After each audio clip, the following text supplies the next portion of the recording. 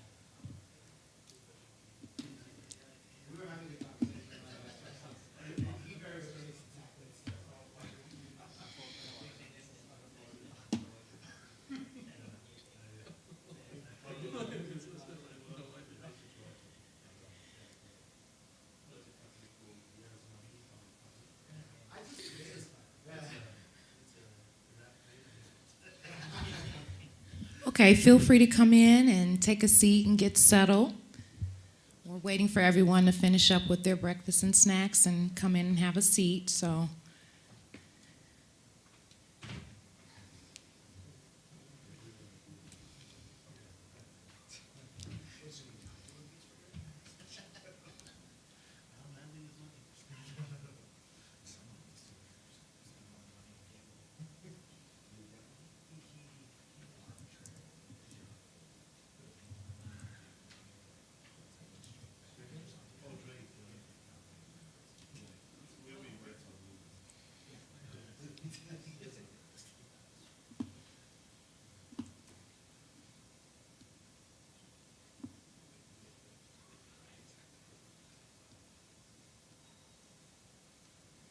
How's everybody feeling this morning?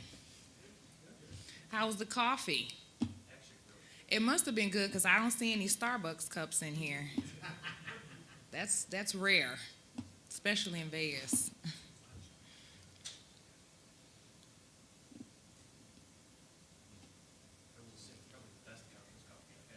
Oh, I'll be sure to report back so we can get more of that coffee. We're just going to wait a few more minutes for some more attendees to maybe trickle in before we get started.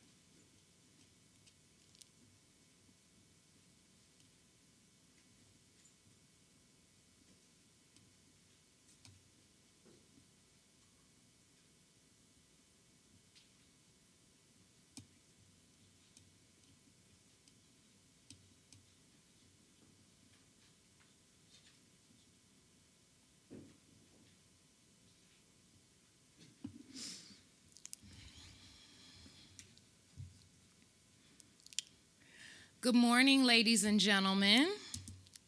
Is everyone excited for this year's Tech Conference? I can feel the energy, right? Where's everyone from? Anybody here from the Midwest? No? Out of the country? All right, yep, I'm from Detroit, so there we go. Don't sound like it at all. I've been in Vegas for 2 years, so it may be a little watered down, but. I'm International. Ah, and how long? That's right next door to me. We used to go across the border to Canada, so yeah. Well, it's wonderful to have you all here. I'm Bree Jouin, and I'm welcoming you to the most awaited tech event in the TechNet Conferences. This is the first time ever hosted in Vegas, but before I move on, I hope you guys have had your morning coffee, snacks, stretches, got a little cooled off from the Vegas heat, because I know that's different for a lot of people. Well, I hope you have what you need to keep you energized for this session. The TechNet Conferences, we unite with the aim of reshaping the future of technology by addressing the gaps and the challenges within the industry. This global initiative is a call to make tech space more advanced and it serves humanity and fosters the betterment of the world. On this dynamic platform, we welcome the industry's brilliant minds who have walked through the path of conquering industry disruptions. This year, we will unfold the secret of making the tech industry more refined with groundbreaking solutions, invaluable insights, result-driven discussion, and much more. The best part of this conference is the real-life struggles of visionaries who have outranked the business challenges and set the benchmark of progress. Whether you're an entrepreneur, a tech enthusiast, a startup, or a future visionary, TechNet Conferences provide a common ground for collaboration in this industry. This global tech event is designed to challenge your assumptions, empower your vision, and drive a revolutionary change within your business. TechNet Conferences is more than just an event. It's an epicenter for discovering revolutionary solutions. Today, we have renowned industry tech professionals from SaaS, IoT, to AI, ML, and much more. We also have the change makers who will be leading today's discussions to address the audience and discussion pressing issues within the industry. Over the next 3 days, prepare to be inspired, to have your perspectives challenged, and to witness transformative examples that will reshape your approach to business challenges. Feel free to come in and have a seat, gentlemen. Or not. The TechNet Conferences are not about just about discussing the future of technology. They're about reshaping it. On day one, we have a lineup of sessions that are designed to provide you with a blend of information, inspiration, and connection. From panel discussions that address essential agendas to fireside chats that offer engaging and personal insights from experts, each session is crucial for your TechNet Conferences experience. So, it's time to roll up your sleeves and be ready. Our experts will lead our first panel discussion session.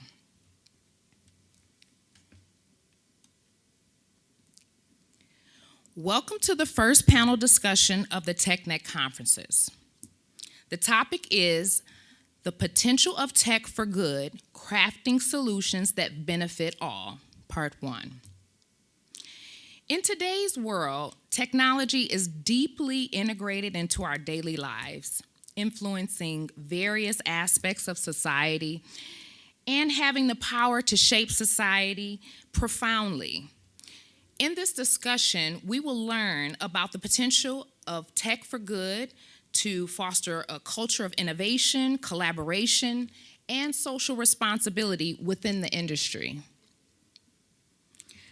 Let's warmly welcome the session moderator, Vincent W. Allen, and the rest of the experts, and proceed with the discussion.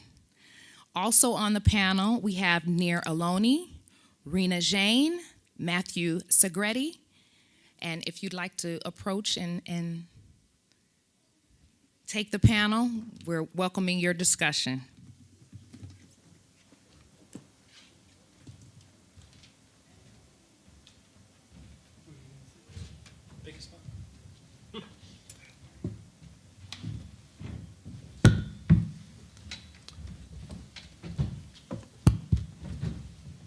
Mine works.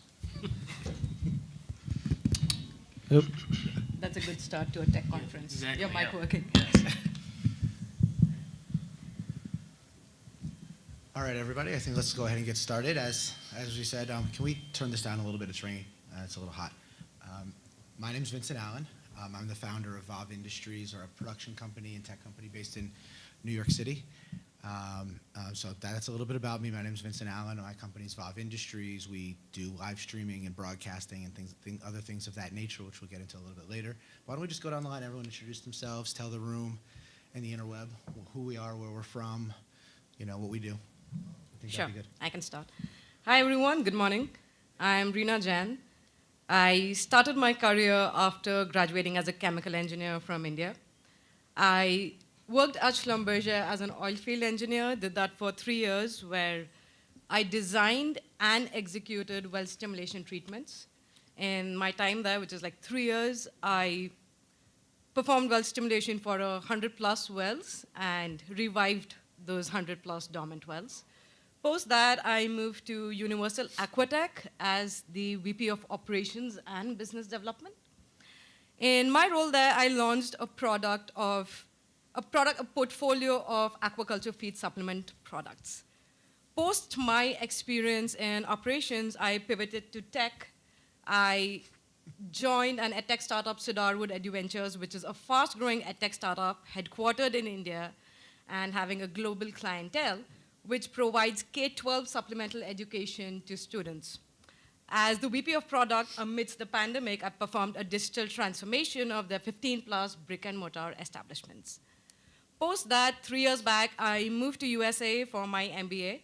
And during the same time, I worked as a product manager at Amazon. And post that, I joined McKinsey & Company as an operations and tech consultant. Happy to be here, and thanks for being a part of the conference. Over to you, Matthew. Excellent. My background isn't nearly as colorful. So my name is Matthew Screddy. I'm the CTO and SVP of Product Development at LIDP. We provide software and solutions to the life insurance industry. As an organization, we've been around for about 45 years now. And I've been with the organization about 11 years now. And so came right out of college, started as a software engineer, worked my way through enterprise architecture, and now lead most of the business. And it's been a lot of fun.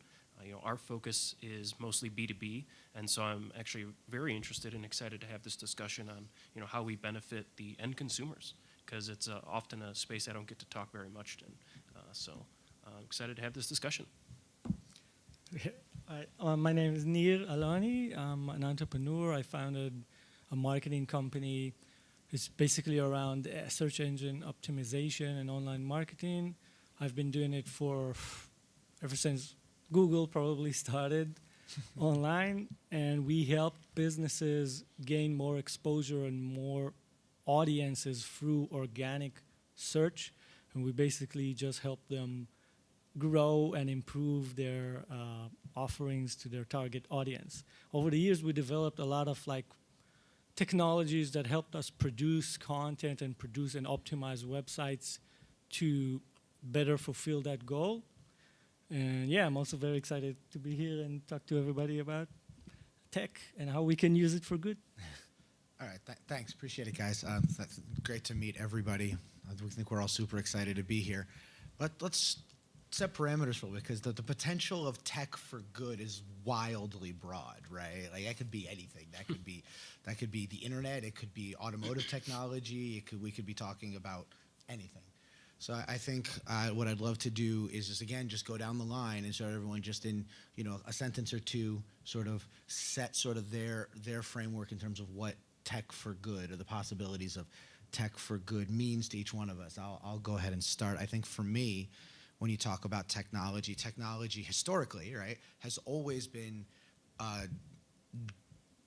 a thing for good, driving the human species forward, whether we're talking about agriculture and cultivating grain so we can stop looking in the forest for berries all the time, or whether we're talking about developments of writing, or harnessing electricity, or the atom, or the internet.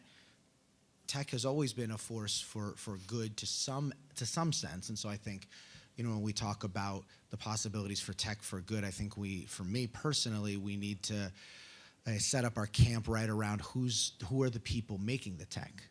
Right, I was having a conversation over breakfast about AI and some of the good and the maybe not so good things with it. But and one of the big conversations right now that I see both in my industry and outside of my industry is who are the people doing the coding, and are we controlling for their personal biases, right? Because there's a lot of stuff you see in my industry in media where you don't necessarily think about it. As a Caucasian person, you don't necessarily think about, oh, that might feel aggressive to a woman or a person of color or an immigrant or a, fill in whatever you feel appropriate to fill in there. I think for me, when we talk about the potential of tech for good, we can leverage tech to solve some of these age-old isms and schisms, but we have to get to the man behind the curtain first. Vincent, that's very well said. That's very well said, and I agree with all of it. I would say that when we talk about any piece of tech, any software, any app, we think about, is it good for majority of the people? There would always be a subset of people who have a problem with it, who think, they're losing their jobs. But if it's good for majority of the people, if it's creating an impact and helping them in any possible way to make their life easier, efficient, I would brand it as a tech which has a potential for good. Now, coming to your point of when it comes to AI ML models, we do know that biases seep in, right? Sure, of course. And definitely, I believe that a tech has more potential to be good if these biases are taken care of, if these bad actors are taken care of. We will talk more about this during the rest of the panel, but these are my thoughts on, potential of tech It's very for the interesting. good. Yeah, it's very interesting. Interesting. Yeah, so, when I started on thinking about what to talk about with this panel, I guess what I came to a conclusion of was, how do we as a software vendor provide value to the end consumer? And kind of the end result I came to was education. And, we talked a little bit about that during breakfast this morning, but ensuring that the end consumer knows what they're getting, right? Knows how to interact with our clients, because we're mostly B2B, but also making sure that they're educated on products within the marketplace, that they know that they're making an informed and logical decision for whatever they're doing, whether it's insurance or marketing or whatever it may be. If you're not able to make those types of informed decisions, if you don't have the information available to you as an end consumer, then how can you ensure you're making the right decision with some of these things, right? So, sharing information and ensuring that all that is readily available is I think where we strive for as an organization as well, right? Knowledge sharing and all that kind of good stuff. So, I think in my couple sentences, that's where I'm at. Yeah, it's just to balance on what you said, and we also discussed this earlier. Part of our strategy as well is very focused on educating the end user, like you said. When we help businesses try to gain more exposure, we do it mostly by providing the best value we can for specific problems that the end user might have, and educating them about how they can be solved and how they can use this businesses that we promote to that end. So over the years now, everybody's talking about AI, right? So we started using AI in our products, in our models, to kind of create better products and content solutions within the marketing field to help these businesses and just spread more. You could call it educational content. I don't know exactly. Sure. And so, yeah, I think it's a very important thing that a lot of the end user, at the end of the day, everybody's online now. He's very informed about what he's getting. Absolutely. No, fair enough. And I mean, both of you, two gentlemen, brought up the specter of education. And I think that that's a huge thing when you're talking about for good in any context, right? I think that in today's world, you have both a highly educated user base in most environments, but that also, I think, has pivoted on the fulcrum of people knowing a lot of facts, but not really knowing what they mean. Right. And so you have people who have a lot of access to the internet and are perfectly capable of using Google, but don't necessarily know how to quantify that information. Exactly. And we see that in everything from medicine, where someone, self-diagnoses on WebMD, yeah. Right? And then all of a sudden everyone's dying of cancer, right? and then you had to our political discourse to, as a former journalist and someone who's held a press card, it's how people perceive us, right? And what we're doing as media creators or whatever. And so I think that I'd love if everyone would just talk a little bit about like how you, in your specific silos, how you both educate your users, but then also quantify that data in some type of a way so that they're not just, so that it doesn't just become wild theories after another based on a data set that can be manipulated in one direction or another.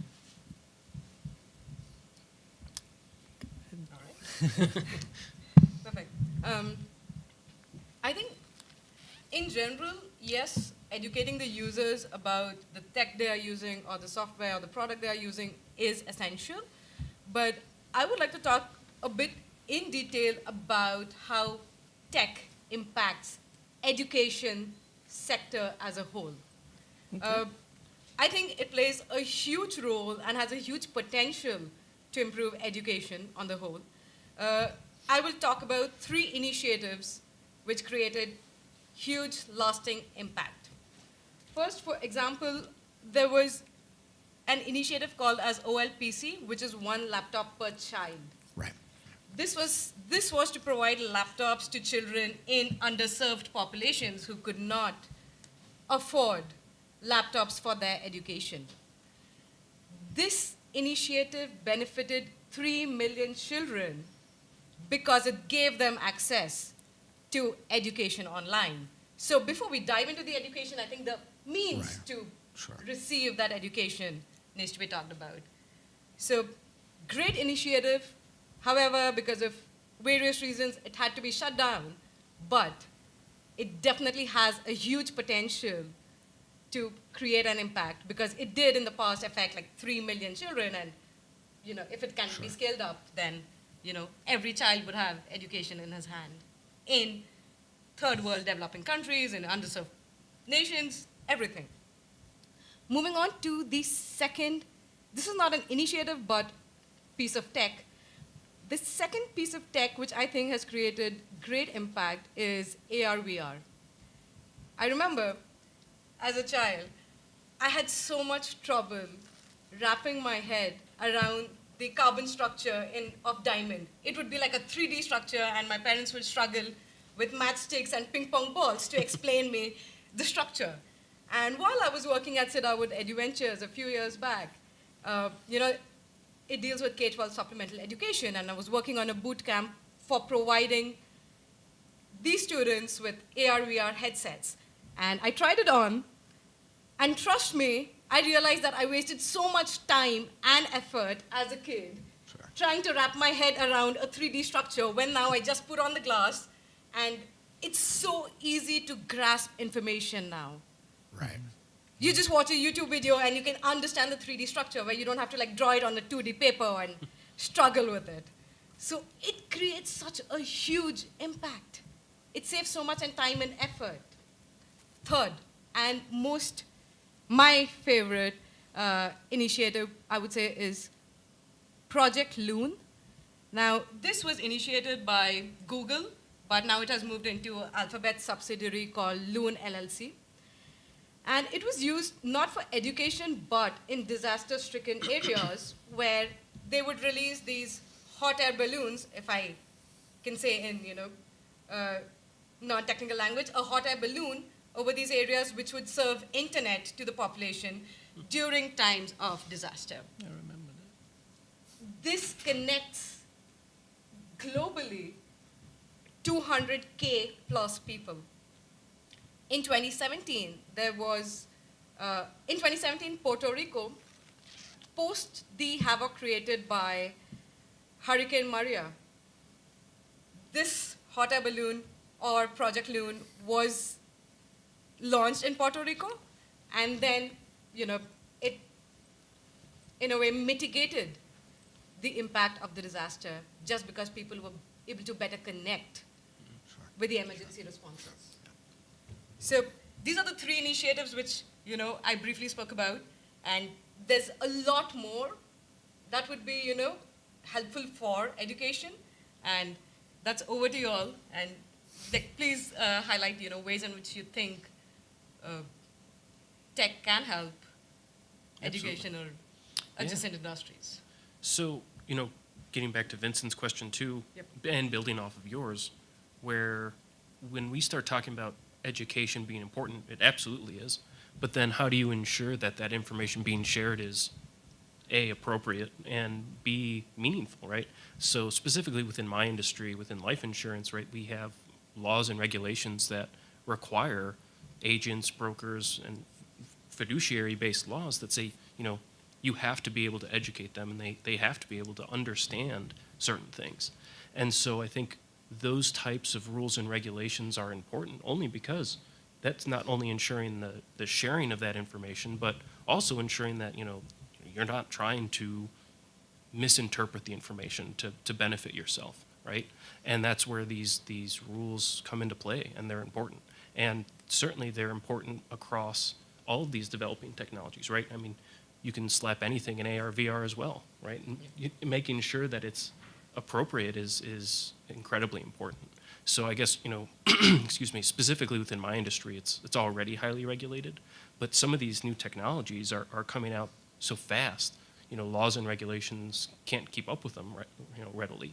And so I don't have a solution for that right away, but it is something that, you know, we need to take into consideration to ensure that, you know, as technology grows and evolves, we as an economy and as a country and as a global society are able to keep up with those types of things.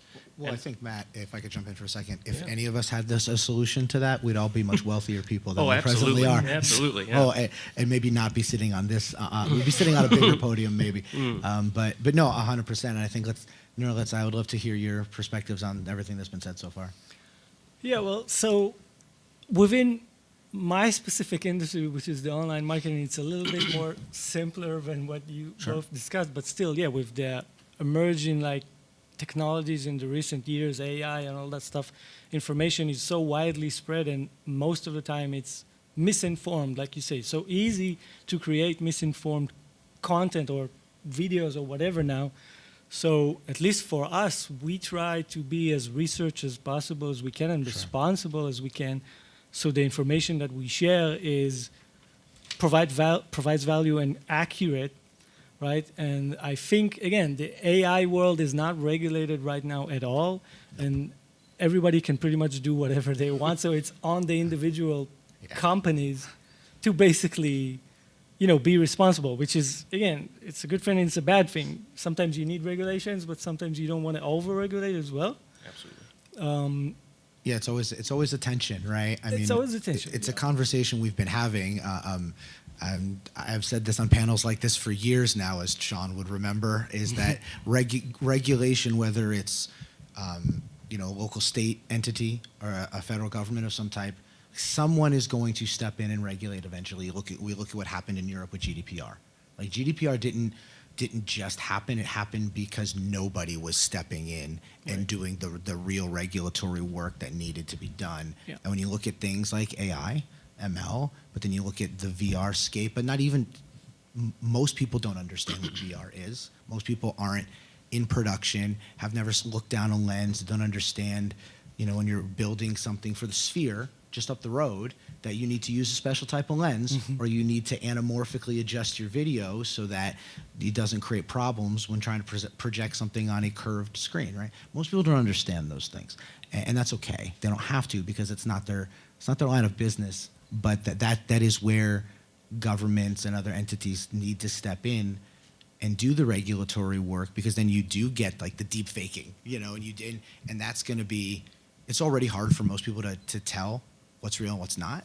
It's going to be so much harder in VR, right? When you, in another year or two, when the render tech is so much better so that things do look photorealistic, right? Which that's happening already, and it's coming. already happening. Yeah, right. And it's just going to continue to get better. What I'd like to pivot us there and talk a little bit about the AR VR space for a minute or two. I mean, you brought it up, and I think and I've said this before, and I'll continue to say it. I think that the potential goods of VR and AR significantly outweigh the potential bads. You know, when you think about, like I remember when I was a child, you know, you used to give kids these little slips of colored plastic if they were having trouble reading or having trouble focusing on the words on the page, right, to help their eyes, right? The potential for the AI underpinning a VR space, a classroom, let's say, to transform in an instant text on a page to help a child who's dyslexic or dyscalculic, it's like that's already being worked on, that's already being done. That's a huge, for good, right? The potential negatives, I think obviously there's always going to be bad actors. There's always going to be someone who tries to exploit things. So I'd love to hear your guys' perspective on your individual fields, and then just in a more general sense of what do you think is happening now, what's working, what's not working, and where we go from here. For sure. I completely agree with your point that, with GDPR, we know that Europe has a much more stringent data privacy as compared to US, because in US, there's no federal rule. It's by the states, and it's different for different industries. Finance has much more stronger as compared to marketing, probably not as much. So definitely we do need regulations for data privacy, although when it comes to bad actors or biases which creep in, I don't think there's a way as of now to detect that and to regulate that. We will get there, no doubt. But If I could interject Yeah. just for a second in terms of the bad actors, I think that, and I guess what I'd love an answer to from you is it? I personally think that it is more important to solve the issue while the code's being written, as opposed to now we're in Ready Player One, and there's bias in the code because the code was written potentially by a middle-aged or older Caucasian male who went to Yale on a legacy scholarship, right?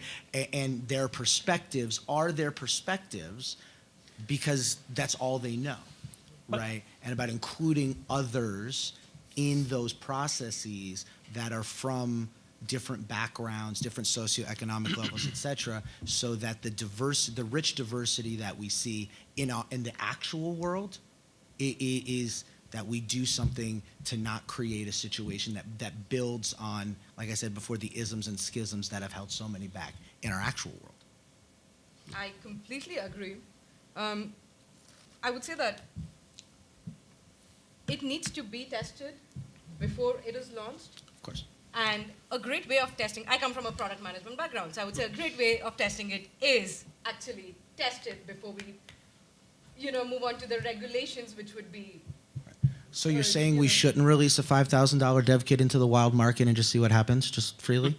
No, you can test it at a small scale, use the testing as a product manager, or, you don't have to I get it. launch it, get it out in the market before that. Understood. And secondly, you spoke about the way AR, VR can help dyslexic kids. Definitely, today, tech can help accessibility point of view and inclusion point of view. For example, there's an app called as Be My Eyes app. This is for visually impaired people who get paired with sighted volunteers. They help them do their daily task and help them facilitate the daily task by live video calls. Think of this in an AR/VR situation. It doesn't have to be for the visually impaired, but something like navigation through the streets of an urban center, ensuring safety of the disabled person in whichever way possible. So definitely, I think that this has, in a general way, this plays a huge role for people with special needs, Right. people who need more care, attention. Sure. So definitely. Gentlemen? Over to you. Yeah, I guess it's a little hard in my specific field, only because VR and AR isn't really a thing in our industry quite yet. I was actually just telling them this morning, there's a lot of prospects in the financial industry that are still on mainframe with COBOL. So talking about VR is a little like they don't The care year about 3000? Yeah. yeah, exactly, right. So, I don't see it in use in my specific industry very much, but personally, I see AR being a real game changer, and I've personally already started using it. I know I've always liked having multiple screens. In my office, I've got 4 monitors. At home, I've got 6. So the more real estate has always been better for me. And I've got the MetaQuest 3, and I tried doing the multiple screens and stuff, and I loved it. Obviously, I need glasses. I've got astigmatism, and it's helped me squint less. So actually, my astigmatism's lessened, which has been what's forced me to wear glasses. Now, it hasn't helped my screen fatigue because I'm staring at screens now longer than usual, but it's helped me not, I still get to multitask, but I don't have, it's helping me, which has been really great. So I see AR, augmented reality, where you're still part of your surrounding, you're not completely taken away, but you still have those kind of productivity tools being incredibly important. So you just don't want to beam inside the actuarial table like Wonka Vision? That's not what you. I would do it. I'm not going to lie. I would do it, but I don't know if I do it yet. Right. So you don't. I mean, obviously, things like finance and insurance, law. Right. These things are usually the last bastions of whatever the old guard of technology Absolutely, was. yeah. You don't see that. You don't see that that's going to change anytime soon for your industry. Soon, no, I really don't. Like I said, we struggle so much within the financial industry to just adopt 10-year-old tech that Right. I don't see it being adopted anytime in the near future for sure. But how getting into the sales and marketing side of it, how an end consumer might be able to interact with their agent or their broker or get the information they need to make an informed decision is probably closer than the corporations using it in any kind of Right. So you're realistic suggesting fashion. that you think more from like a B2C kind of Exactly, standpoint, where exactly, if yeah. you are the salesperson, you're interacting with your potential client or a long-term client in a headset. Yeah, right, yeah. Potentially. Okay. Absolutely, yeah. There are a lot of folks within the life insurance industry where our clients today, even, they'll walk out to John Doe or Jane Doe's house and try and sit with them and sell them a policy. That's the norm within the industry today. Well, if you could virtually interact with that same person so they get the same feel of human interaction, that would be huge, right? Now you're able to sell not just locally, wherever you're able to drive. Right now you're able to get that same level of interaction, wherever you may be. I could see that being in use, assuming the technology gets there, right? And the more photorealistic, 'cause Right. you still don't want to see an avatar, you Right. want to see the person, right? 100%. And so I guess that's where I see it in our industry today, but I'd also like to piggyback on one of your assertions here too, which is introducing that personal bias into coding. How do you see that being a problem? How do I see it being a problem? Yeah. Well, I think that it's a problem in a couple ways, right? We see this in aside from coding, just in our media sphere today, right? Where you don't see the representation you need, if you are a part of a group that's othered in one way or another. Just Sure. pick one; it doesn't matter.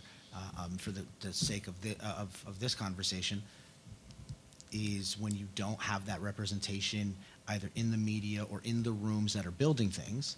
That's how you get news desks that with the news anchors on for every station that all look the same, right? That don't represent the community that they're broadcasting into. In the same way, you get video game characters that maybe don't, a young child doesn't see themselves in that character, and so they can't dream as much, right? Not that they can't suspend disbelief and all of that sort of thing, but if you're a young person who is anything other than white, historically you haven't had those opportunities to see a person on television or in the movies or in a video game that you identify with from a racial ethnographic standpoint. So I think that's part of it. But then I also think we see this with AI. Wasn't it a few years ago where there was a bot out there and it got onto Twitter and it was Yeah. wildly racist within 5 minutes, right? I mean, so on that level, I think that there are certain turns of phrases that most of us would agree today are not okay, right? But there are also people out there and in internet land that would maybe not agree, right? And so then when you have that introduced into the code base, now that if I'm a person who that slur, let's say, is meant to target, Mm-hmm. how if I'm in a game that or in environment that I'm paying money to be involved in, and now I'm getting attacked with a slur that's historically marginalized the people group from which I'm from. How am I supposed to feel about that? Right? And so I think that's why it's important to make sure you have the diversity in the room of every type. Not just color or gender or whatever, all groups, so that you have the representation you need. Because I'm not going to be able to speak authoritatively about about the things that impact you, right? Whether that's a racial thing or a gender thing or a whatever thing. And so I think that's why it needs to be in the code base. Yeah, go I have for a it. question about Sure. what you said just now and at the beginning. Don't you think, though, it will hurt the growth of development if you're putting restrictions while you try to advance technology? I think you should do whatever you want at first and then regulate it, not put the people in the room while you build it. Well, I don't think we're talking about regulations. I think we're talking about common sense. Okay. I think that I think that me, as a white man, I understand how much privilege I have Yeah. just by being who I am. Yeah. But not everybody does, right? And so there are brilliant people from every group on Earth, like true brilliance, Yeah. right? There's also idiots in every group on Earth, right? And so the hard part is knowing how to pick a brilliant person versus an idiot, Yeah. right? Who's just gonna just parrot whatever they heard on television or what have you. That's challenging. Hiring is challenging in every market, right? Yeah. But it's if you put true brilliance in the room, you're not going to hinder the development. But what you will do is be able to have a conversation about, hey, no, let's not make that character say that, or putting this character in that outfit is going to cause people of one group or another to lose their mind, so maybe we should not do it, Yeah. right? There are certain things that most of us in society know we shouldn't say. Yeah. Right? There are certain things, like as men, right? We know you're not supposed to call women, right? There are certain things you're not supposed to say, right? And so you don't.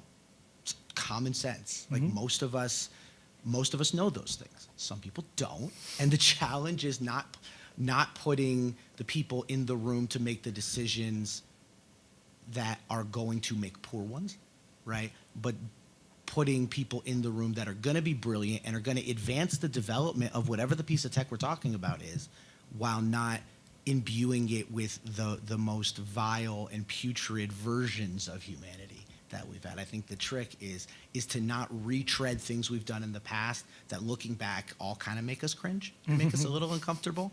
A great historian once said, if you read any point in history and you're not a little bit uncomfortable, it might be time to check on your humanity.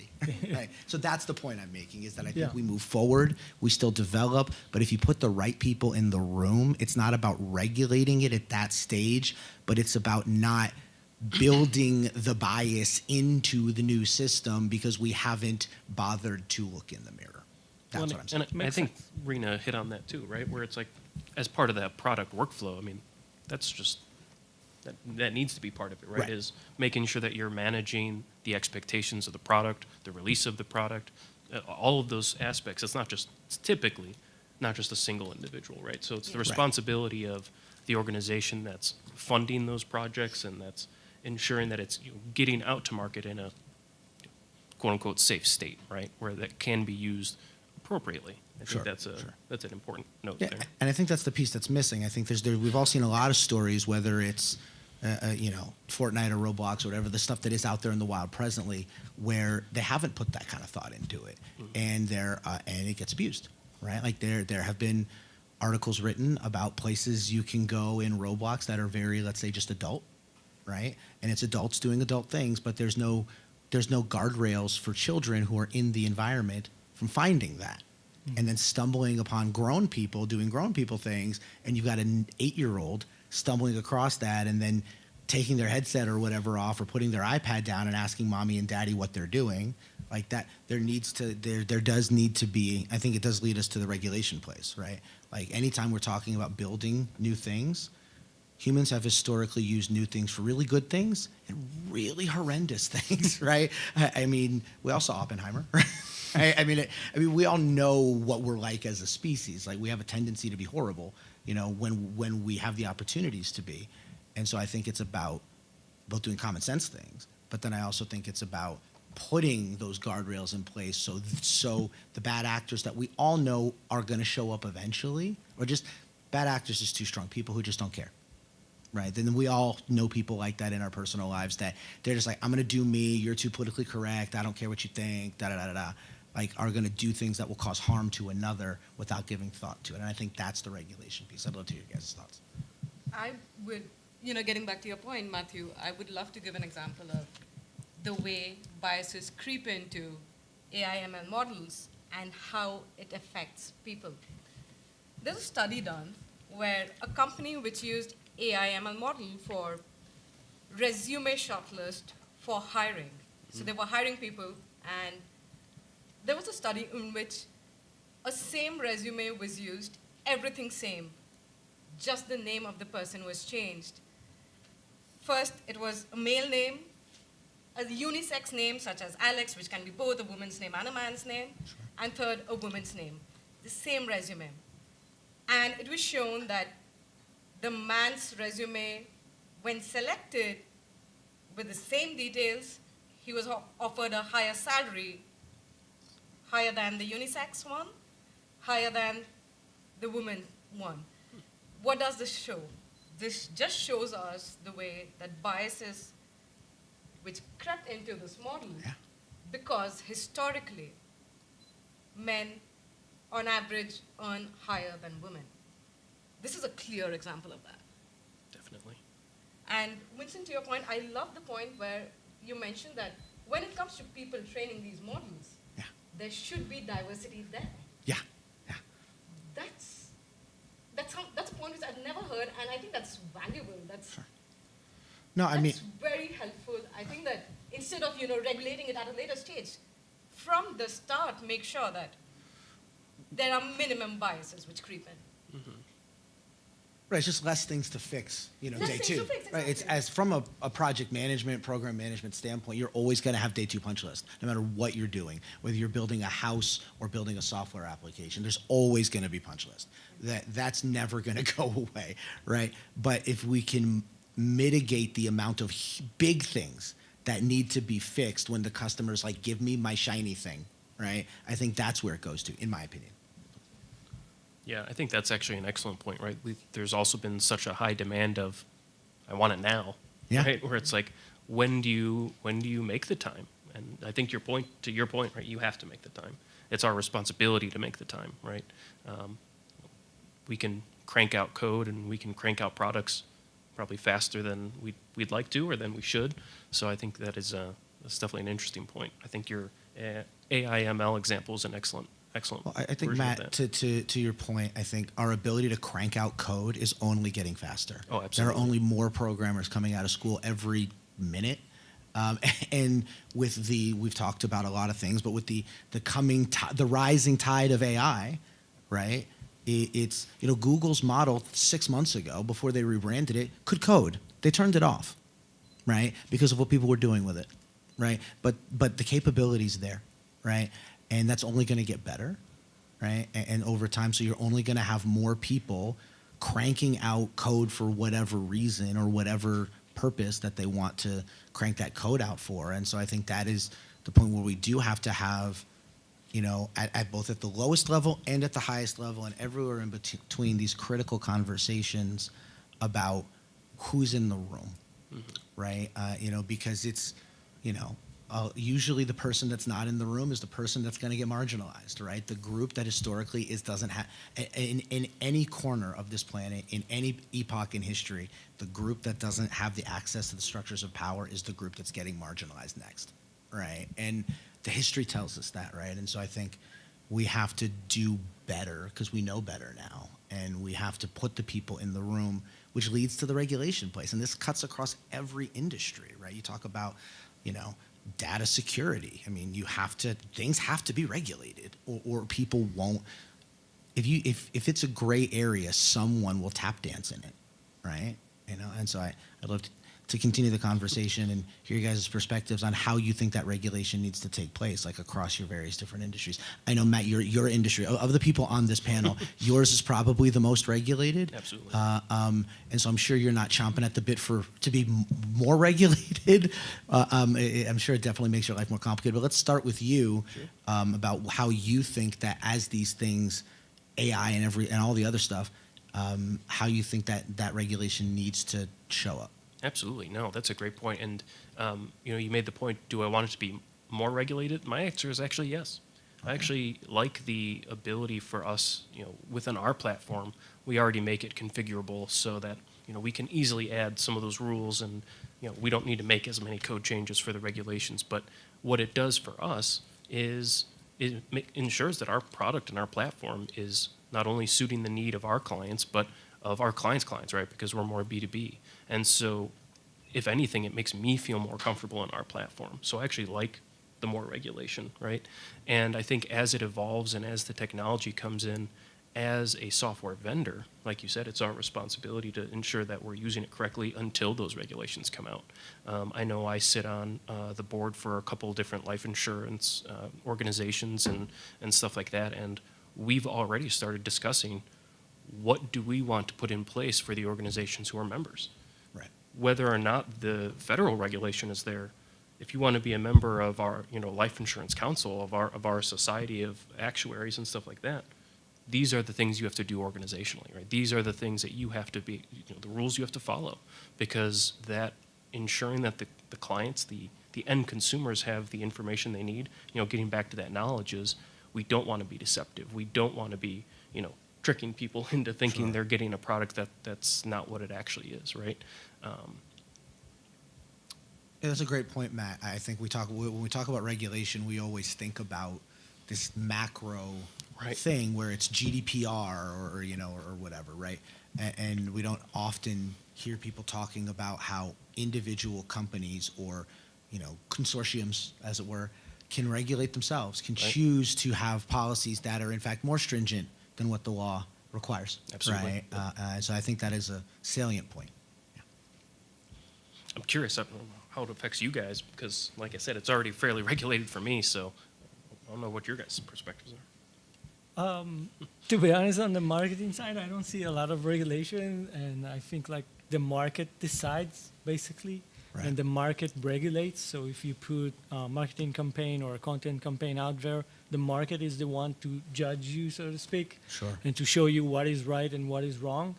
And again, I'm coming back to that point because I feel it's important to have balance and Right. not kill creativity Sure.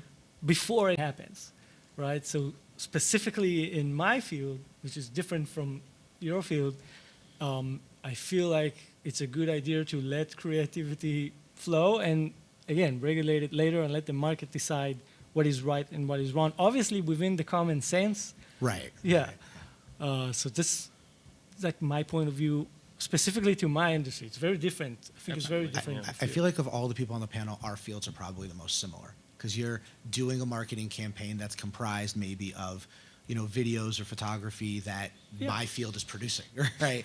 And so I just wonder what your thoughts are, because we've seen this happen where people put a campaign out, it's a large company, and it gets taken down very quickly because something in the campaign the market decided was horrendous, right? And we've seen like Gap ads or Old Navy ads where they have somebody in a hoodie that says a particular word across it or has or Target where they're selling a particular thing during a certain time of year, and very quickly they pull all that stuff out, right? But I think it's a good thing. I think the outcome is a good thing because, again, the market decides if you should do it or not, and not a few people in a room that maybe, again, they could be very representative, but they can't represent everyone. And I think, again, this is specifically for the marketing field. I think you need to let the creativity flow and be wrong sometimes. It's okay to also be wrong within the realms of, laws and common sense. Sure. So that's my idea of it. Okay. All right. I will talk in general because I'm a consultant. I work for various industries, so I don't have a particular industry. But I will talk about tech throughout these industries and why, regulations play a huge role in this. Also reiterating a bit of what we spoke, I think that there should be guardrails at every stage and not just at a higher regulation level, as Vincent shed light on, that while coding your AI/ML models or while coding a software, diversity would help reduce the biases, not just at that level, even at the testing level. Next, moving on to the higher overarching judiciary level, where they are like similar to GDPR, there are data privacy laws which Sure. are federal.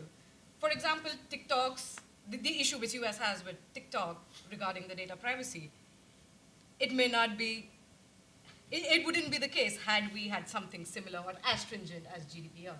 Sure.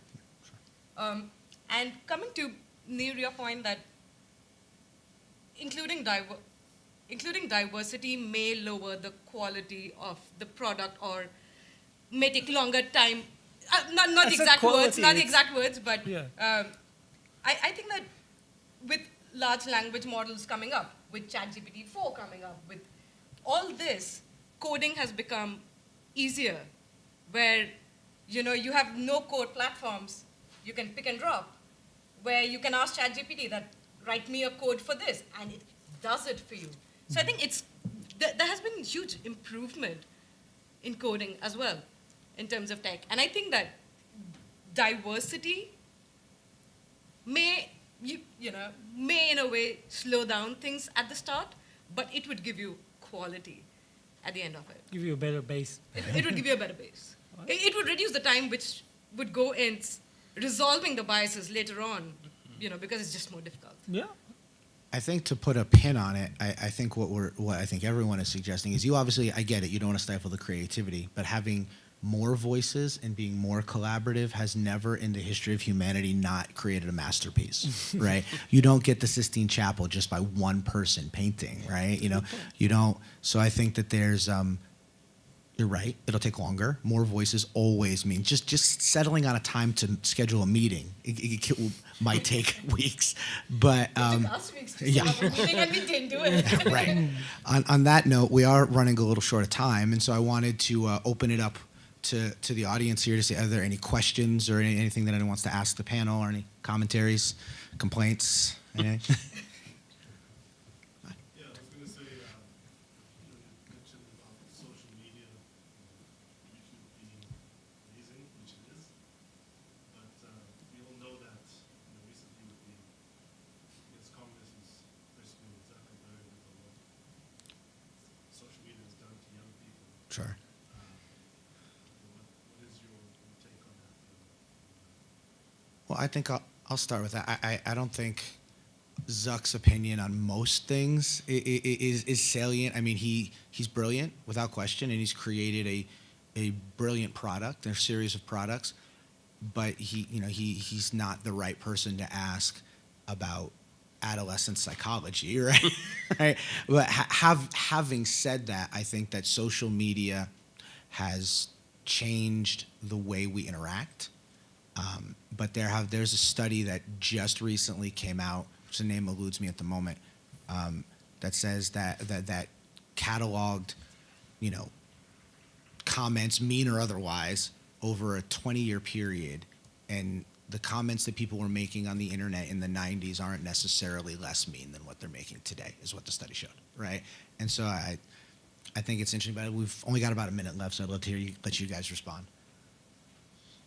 Yeah, sure. So I guess it's hard to say, right? I mean, this level of interaction and social media is still relatively new within human history.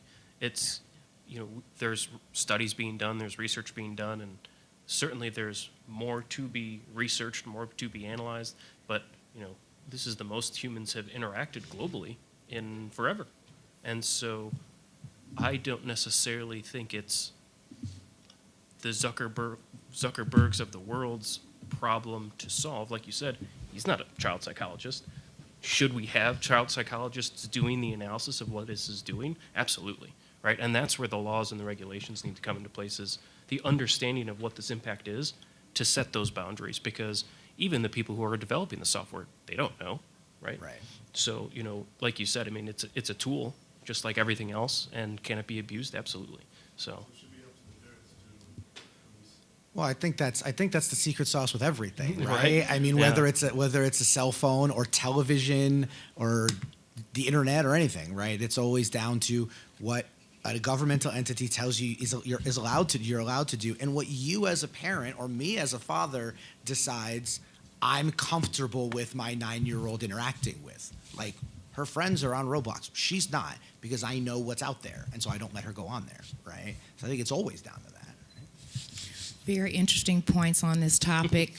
We'll have to discuss this in your downtime together and keep the energy going, but we're going to move on to our next speaker. Thank you, experts, for empowering our vision with invaluable insights.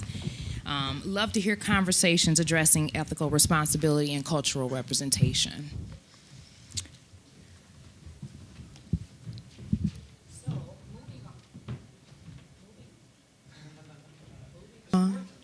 Oh, now it's working.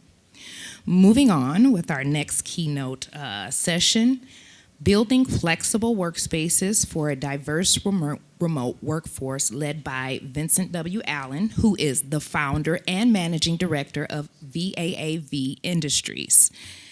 With the rise of remote work fueled bipartisan technology advancements and the recent global shifts in work dynamics, organizations need to reassess their approach to workspace design. This session is helpful for organizations striving to adapt and remain competitive in today's dynamic work environment. I would like to welcome our expert on the stage to guide us on the path to creating an adaptable and inclusive work environment for remote teams, Vincent W. Allen.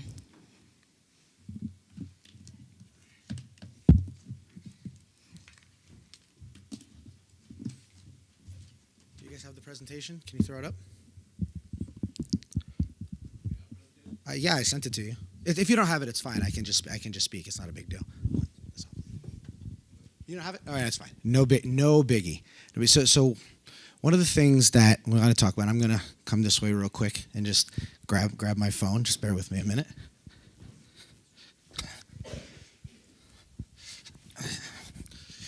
So we saw during the pandemic, everybody did a lot of work, right? All of us. So, when during the pandemic, we were building out, especially people in the media and broadcast industry worked round the clock. People in the health industry worked around the clock. People in data worked around the clock to keep everything that we like to do running, right?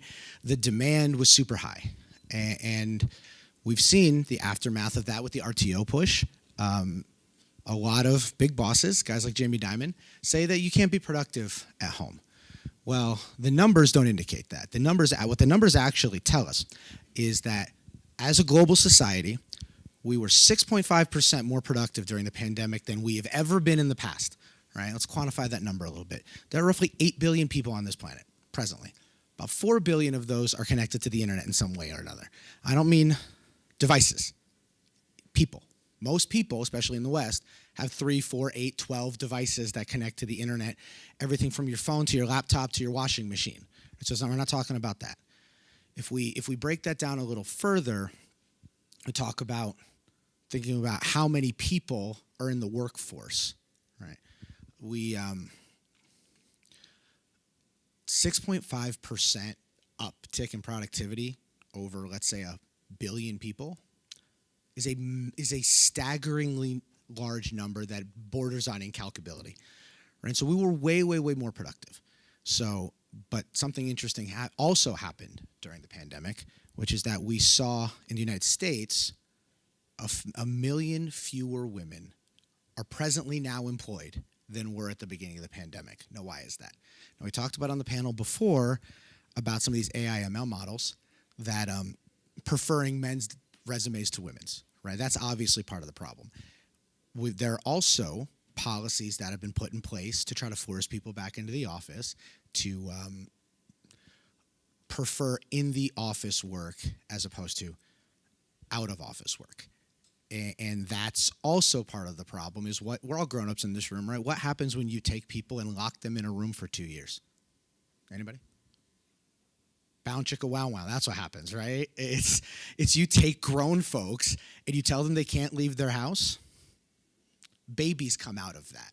So we're seeing, even though some of the numbers that have come out recently suggest that the human population has in the United States has declined some, you're seeing larger seats in schools, classroom sizes every year on year on year on year. Those kids are coming from somewhere, right? So that's a big part of the problem in terms of like what we have to do. So let's talk about how we build those things out and how we change things. If I want to go work with Sean, right? Sean doesn't actually live that far down the road from me. I'm in New York. He's in the DC area, but it's far enough away to make it difficult, right? For us to be in the office together. But if I want to get a hold of his expertise in the data security sector, then I'm going to want to go work with him. But I don't necessarily want to get in my car and drive the 5 hours down it's going to take for me to get down to him, and he's not going to want to do that to come to me either. So how do we do that? Well, today we do it on Zoom and Teams and whatever, and I don't think anybody who's ever been on a Teams call actually thinks that Teams is a good product, right? Right? No, that's not a good experience, right? And the reason for that is because of how Teams was built. Microsoft acquired Skype at some point. It became Skype for Business, then it became Link, then it became Teams, and if you look under the hood of what's going on in there, it's just a big box of crazy, and they haven't actually ever done the hard work of integrating the code for Outlook and chat and Skype and all of those things. And so it's not a fun thing. As an audiovisual engineer, someone wants to deploy a Teams room, the first thing I do is close my eyes and just, that meme where it's Ben Affleck is just smoking a cigarette. It's like, it's the first thing I think, right? So that being said, we have to build better systems so that people feel more connected. The biggest complaint people have about Zoom, Teams, any of it is what's been the term has been coined Zoom fatigue. Who knows why people get tired on Zoom meetings? Anybody? There's two reasons. The first reason is that our brains were not evolved to stare at screens all day, at all, no matter what you're doing. Matt on the panel before talked about screen fatigue, same thing. So you're staring at this image on the screen, and your brain doesn't know how to process all of that input. Like for an hour, 2 hours, 10 hours a day, and eventually your brain just shuts off. Like it just goes too much information and just turns off. It's like Data from Star Trek with the emotion chip. It's just too much input, and your brain overloads. That's the first part. The second part is the muscles in your eyes, right? Who's seen this? Where you're sitting at your laptop and you're having a meeting and you're looking at the screen because your brain has learned I'm supposed to look at people when I talk to them. I'm not supposed to be that self-absorbed. But on their end, they don't see me looking at them. They see me looking down, right? So I look like I'm looking at checks notes. So then I look at the camera. And then both of you do this dance the whole meeting until eventually you just end up staring at your self-view anyway. That's what everybody does. You can see it over and over and over again.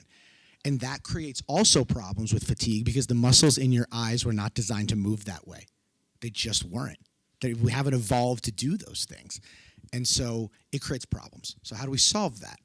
Right. Well, there's a lot of people trying to solve it. You've probably seen these companies, these ads on Facebook or the like, where it's like drop cam or some of these things where it's like a plexiglass shelf in the middle of your monitor or some big plastic thing and puts a camera in the middle of your monitor, because that's what I want. I want to now be trying to look around the camera to see my PowerPoint slides, right? That's also a fantastic experience, right? So that's also a problem. Lots of smart people are working on it. We're working on it. We have a product called Skytron that does that we've used at a lot of places, but that basically leverages the technology behind teleprompting to solve that. So you're looking at the camera and the person at the same time. But that's one of the things that causes fatigue.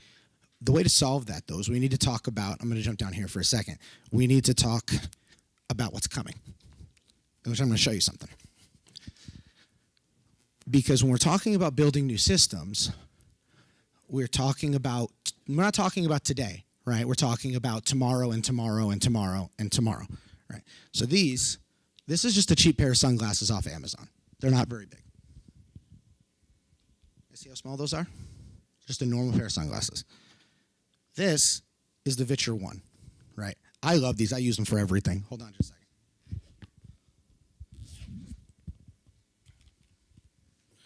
And the purpose of this demonstration is not for me to advertise for Vitcher, but do you see how small these are? These have no screen fatigue, and the reason why is they're not screens. They're ultra short throw projection.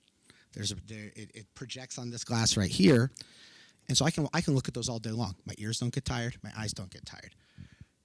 We have to talk about what we're doing tomorrow, right? One of the biggest complaints that people have when they're on Zoom meetings or Teams meetings or whatever is, I don't feel like I'm in the meeting. I don't feel like Steve is in the meeting. He's just a tile in the Brady Bunch, right? Well, what a lot of companies have started to develop, Neat is a really big video conference company. They have something called their Center Cam, which you can hang from the ceiling or you can put on the table, which has 3 different 360-degree cameras in it, and it'll cut around to you. There's another company called Hudley. All right, backing up for a second. If you don't know who Neat is, they're the ones who built the algorithm that is behind Zoom's cutting. So when it's changing to who's talking, Neat built that code, right? They were originally, the engineers from Neat were originally part of Tamberg, which was bought by Cisco, who basically invented video conferencing back in the 90s, right? So that's who Neat is, right, if you don't know who they are. But now there's another company called Hudley, which developed a system that I helped them out a little bit with. And what they did was they also have these cameras that you can put everywhere, connect on USB, and will auto-track and cut to whomever is talking, right? They developed a system called the Hudley Director is the name of the algorithm, and the name of the cameras is Hudley Crew. They worked with guys like me, television broadcast technical directors, to figure out what would you do if you were cutting this meeting, and how can we do that automatically. And so where they built it in where you might cut to me, and then I make a joke, and then so like a broadcast person would pan the room so you could see, did the joke land or is he just a bad comedian, right? And to make the meetings feel more organic. At Infocom, up the street, just here in Vegas right now, at the convention center, Hudley is debuting a new piece of that technology where you can bring in pretty much as many cameras as you want. Obviously, that you're going to buy their cameras. That's the point, right? But so that you can do that. And so what that helps us do is make people at home or away feel more part of the meeting, right? So that you don't feel penalized for being at home from a psychological standpoint, because that is a thing that's been happening, right? So when you start building these systems, it allows me to work however I want to work, however I'm more comfortable. I was looking this number up earlier today. The number of people working in a freelance or sometimes independent contractor-y state is expected to be close to half of the United States population by 2029. That's where it's trending, right? So as we had someone on the panel earlier, she's a consultant for McCann, right? She said, I work with a lot of people, right? Those are frequently 1099 based roles, right? As a person who's done a lot of that work, the systems I buy for me are much better than the systems you're going to buy for me, right? Like the systems I've built up are better because I'm using them and I know what I want and what I need to be productive. So to that end, how does building these spaces make us more diverse? Right. We talked about it on this panel about when you get more diversity in the room, you get more collaborative, you have sometimes better ideas. You know, not always. Some people are dumb. Like some people just want to yak in a meeting for 45 minutes to an hour, and that's where the whole, oh great, another meeting that could have been an email came from, right? Because how many meetings have we all been in that are just not necessary? Thank you, right, absolutely. And then how many meetings have you been in where they get on the meeting and the first 90 seconds is 10 different people trying to figure out where the mute button is? Too many, right? And so we got to build better systems, right? But the way we're working has changed. We don't work the same way our parents did at all, no matter how old we are, right? Whether you're 20 or 50, none of us work the way our mothers or fathers did, right? We've got to adapt to that because the working culture is changing. There is a picture I have of my daughter who's not quite 10. She normally is here with me. Sean's seen her. She's normally here with me. She wasn't able to come today. She's watching from home. But one of the things that I talk about with her is there are pictures I have of her sitting in front of a conference room grade touchscreen doing her math homework, just sitting on a stool, virtual whiteboard, math problem on one side, working it out on the other. All of these, all of the documentation calls them Gen Alpha. I call them the COVID kids, right? All of these COVID kids sat at home for whatever period of time. For some people, it was 6 months. Some it was a year, 2 years, some more, on an iPad or whatever, right? Working out the tech, working out their homework, figuring out all of that stuff. And a lot of them, she was lucky. She's got a dad who's a broadcast engineer. Most kids don't have that. Right? So most kids' parents weren't any more technically capable of figuring it out than they were. And the teachers certainly weren't, right? So when they get in the workforce in 10 years or under, they're going to want to work a certain way. We're already seeing this with Gen Z, right? All the Gen Z doesn't want to work. I don't know. I'm old enough to remember when all of that rhetoric was directed at millennials, and also when that was directed at Gen X before that. Like it happens, right? We're changing the way we work. We have to be willing to do new things and build new systems. And so when we start building these systems, and where I'm not penalized psychologically for sitting at home and looking at a screen all day, when I can solve the Zoom fatigue, when I can then all of a sudden that I can have 2 guys in Vegas and 2 people in New York and a couple of people spread out throughout the Caribbean and Australia and Africa and Asia and everywhere. And then what happens, right? So I'm based in New York. My company's based in New York. If I sign on 8, 9 a.m. EST, I get to work. By the time I hit lunch in Pacific time, they're coming online. So you don't sacrifice that hour, right? Productivity gain, just like that. Now, all of a sudden, I come back from lunch. I go back at it. They go to lunch. Another hour, not lost. By the time I'm ready to go do other things that aren't work-related, Pacific time has got 2-3 more hours, right? Then Alaska comes online. Then Hawaii comes online. Then the whole Trans-Pacific region comes online. And IT has done this for years. Anyone in the room in IT? How long have we been sending stuff to a knock in India in IT? Forever, right? That's been a thing. Offshoring and follow the sun has been a thing forever. What I'm advocating for is that we just do that, right? Is that we just do that and we build these conference rooms that you're capable of being in the room without being in the room. Who here has ever seen the movie The Kingsman? You? Anybody else? So there's a scene. Thanks, boss. There's a scene at the very beginning. I'll finish this anecdote and then I'll start paging through this. There is a scene at the very beginning, or close to the beginning of the movie, where one of the Kingsmen dies, right? And they're going to have a drink, and they put the glasses on, or more appropriately, they put the glasses on, and they see a holographic projection of the other Kingsman that's meant to be sitting in this seat. We can do that right now. Who's seen any of the videos? I was making jokes about Apple on the panel before, but in all reality, their tech is pretty damn impressive, right? Who has seen the videos of the people in the Vision Pro playing chess with each other? Who's seen that, right? And what's happening is you've got a virtual representation. It's not an avatar. It looks like them. And they're grabbing, you can actually see them put their hand around the piece and pick it up and move it.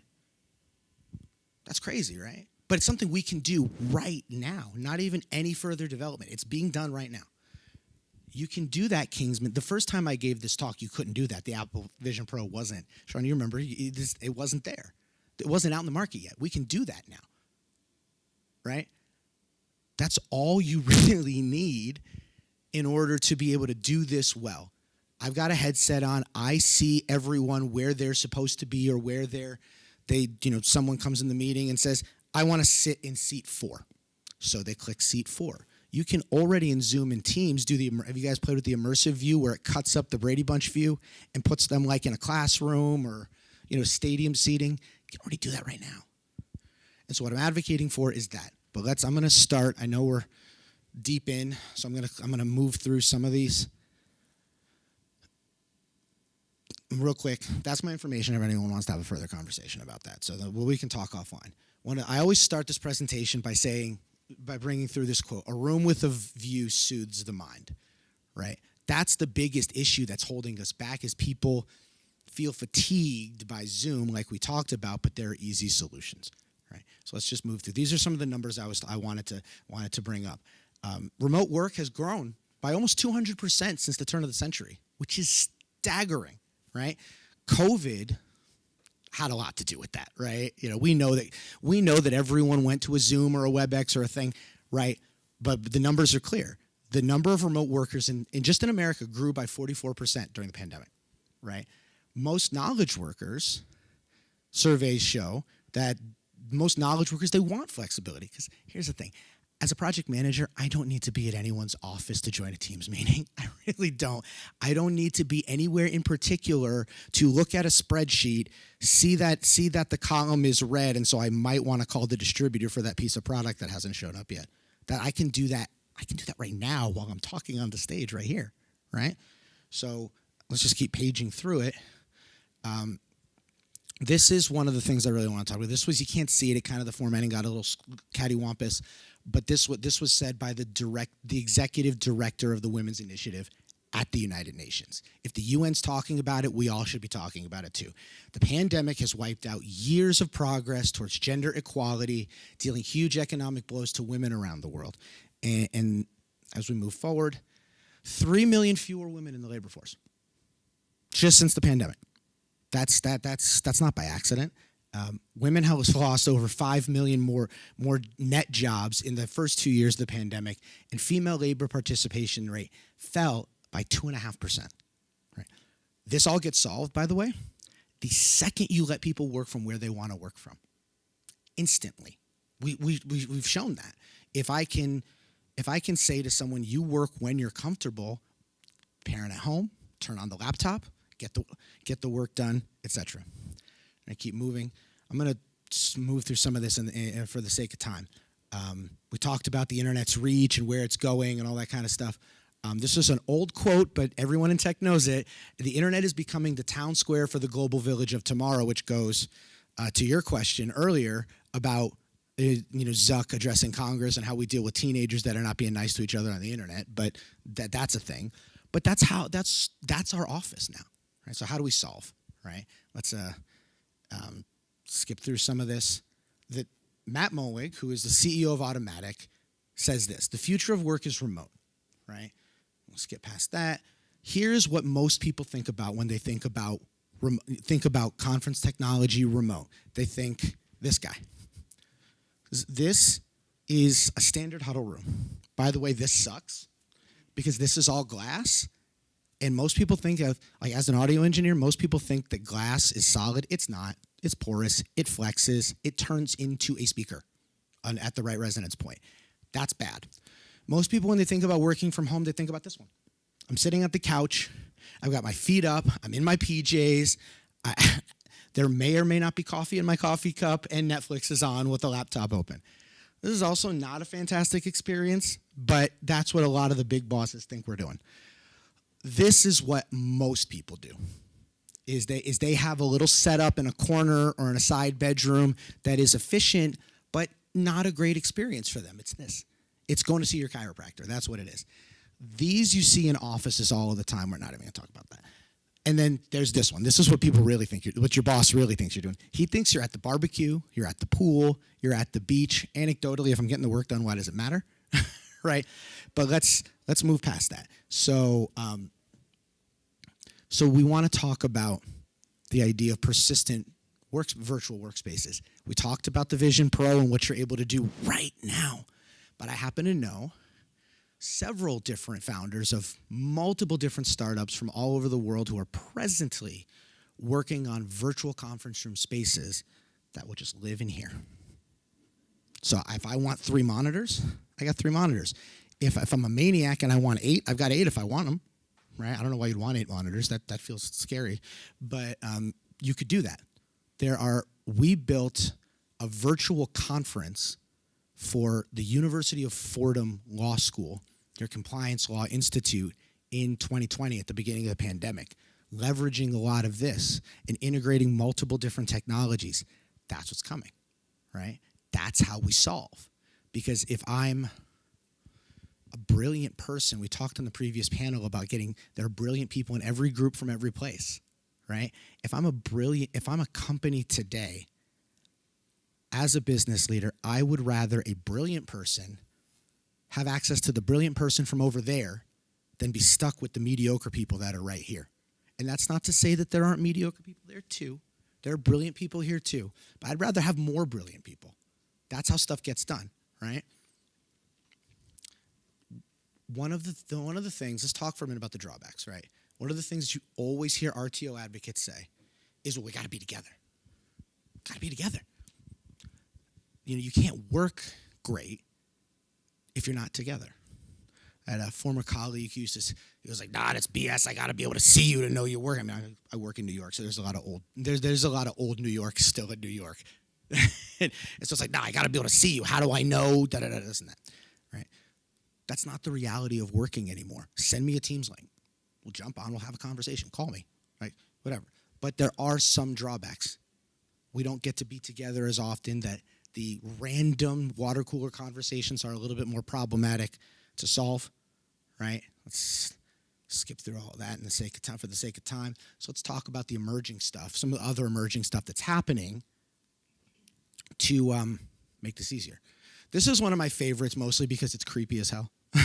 Right? You see these at big conferences like CES and stuff like this, where you've got someone on an iPad and the thing is like following you around, like Short Circuit. Who remembers Short Circuit? I'm dating myself a little bit, but it follows you around. But that's possible right now. Those exist. You see them at big conferences all of the time. There are other things. The thing we've built called Skytron, which send me an email. Talk to me afterwards about that. I'll give you more details about that. That it's a device. It's a teleprompter that sits on your desk that integrates with Teams, Zoom, all of that. So I don't have to be all the time in every monitor to help you with that. There's lots of really cool tech coming. Lots of really cool tech coming, and that solves it, right? That helps us be more diverse by building these tech things, and then it's amazing what happens when you let people work during their best window, right? Like, I am wildly ADD. There are some days I get a month worth of things done, and there are other days not so much. When you allow for neurodivergence, when you allow for divergence of thought, divergence of racial background, the whole list, like we were talking about before, you get the best ideas and you get the best work, and that's why we should do this, why we should take our conference room spaces and retrofit them to be more comfortable for everybody. If you want to be in the office, great, be there. If you want to be at home, great, be there too. P.S. The Neat Center Cam is like $3,000. It's not wildly expensive. It's not a huge spend for anybody that wants to do this. It doesn't have to be. You can spend as much or as little on it as you want. And in the interest of time, I think that's pretty much it. So any questions before I finish up? I'll just go back and throw my email up there, but any questions from anyone? Anywhere? No? Going once? Twice? There. All right. Thank you.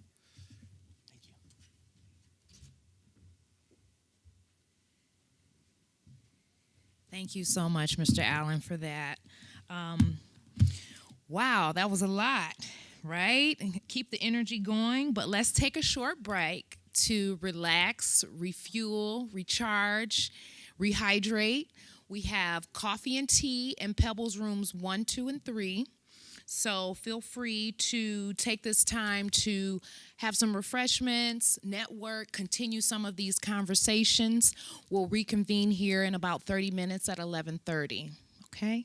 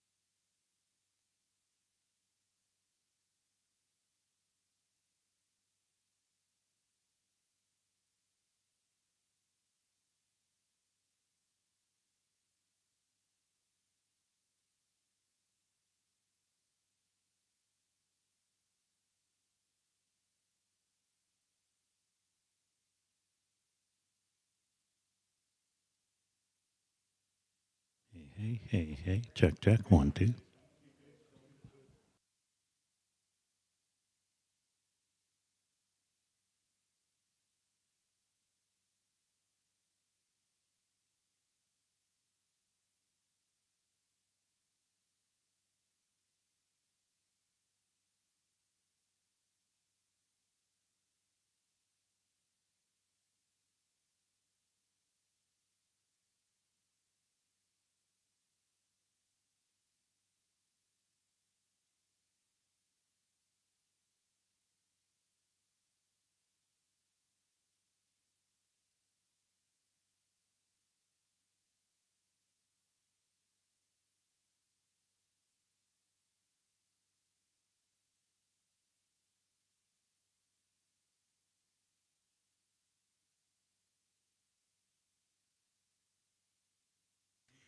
Hey, hey. Check 1, 2. Yeah.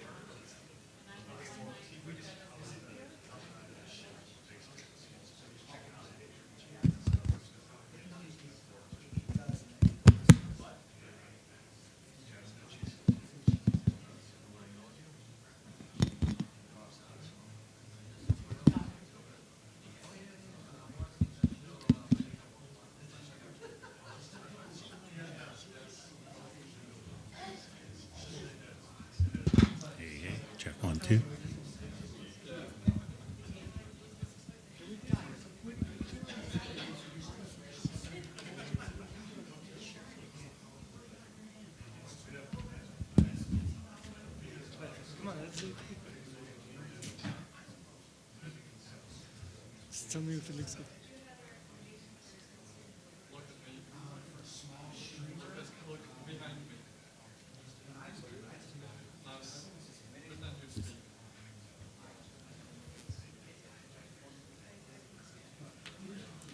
Yeah, it's good. Maybe I'll do it like this.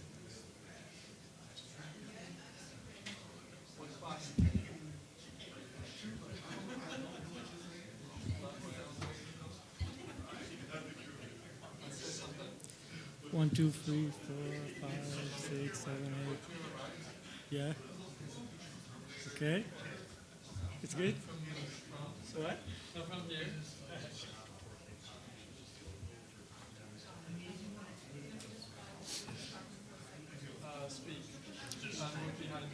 Okay. How's the weather going today? Is it fine? I think it looks great. I really love it.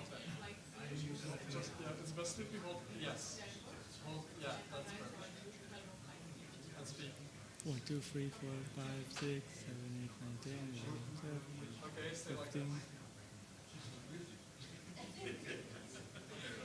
You got it?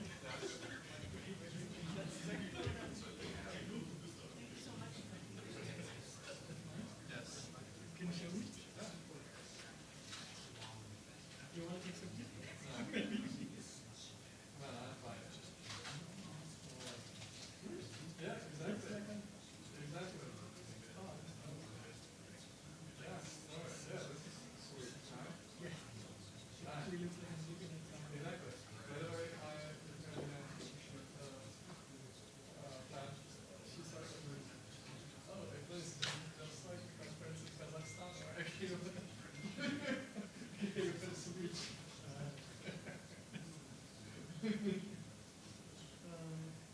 Wait, did you get one that shows this? What?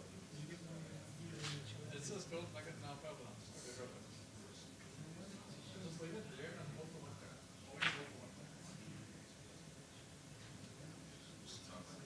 Make sure you see this. Yeah, no worries. I got it. Look past me. I know, but we need to show where I am. Speak. 1, 2, 3, 4, 5. Hello. Got it?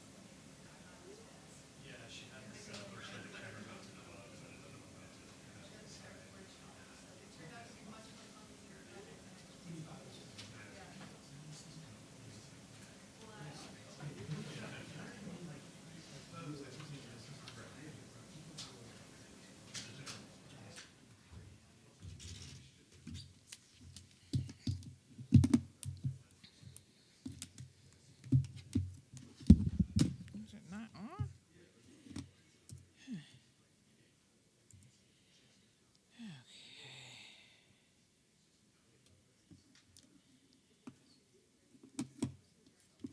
It's not here.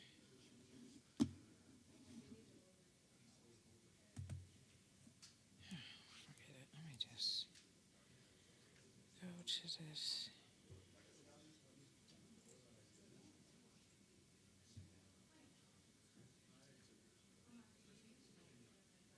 Okay, that's the next one. And I need this. And I need this.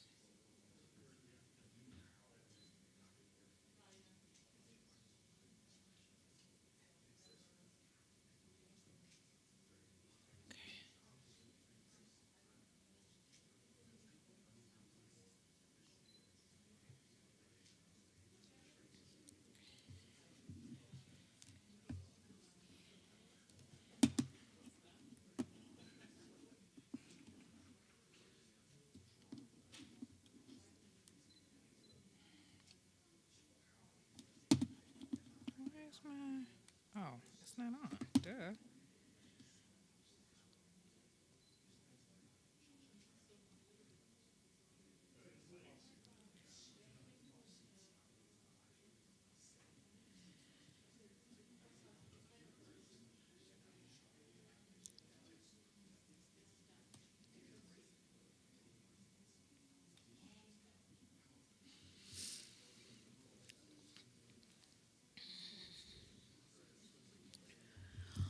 Welcome back, everyone. If we could begin to kind of take our seats so that we can proceed to the next panel. Hope you guys had a refreshing break. Got some of that good coffee.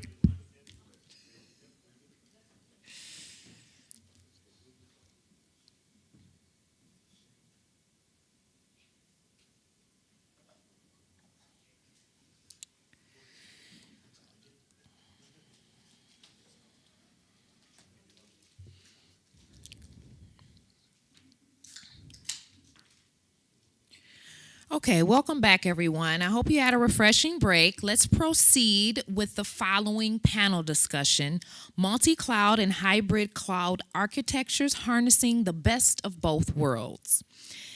As cloud computing services continue to expand, organizations are progressively embracing multi-cloud and hybrid cloud architectures to refine their cloud strategy. This conversation talks about how multi-cloud and hybrid cloud architectures empowers organizations to craft resilient strategies for redundancy and disaster recovery, thereby bolstering overall resilience.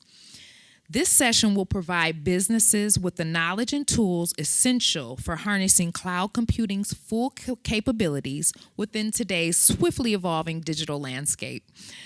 Let's warmly welcome the session's moderator, Tyrone Moodley, and the rest of the speakers with a round of applause.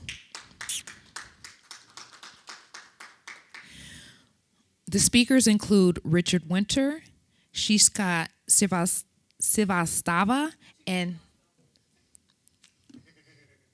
what she said. I'm sorry.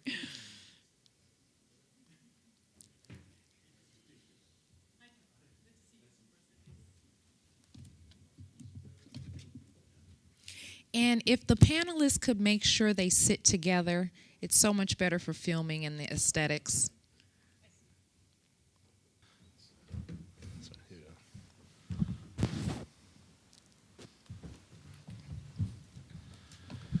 Good morning, everyone. Nice to be here.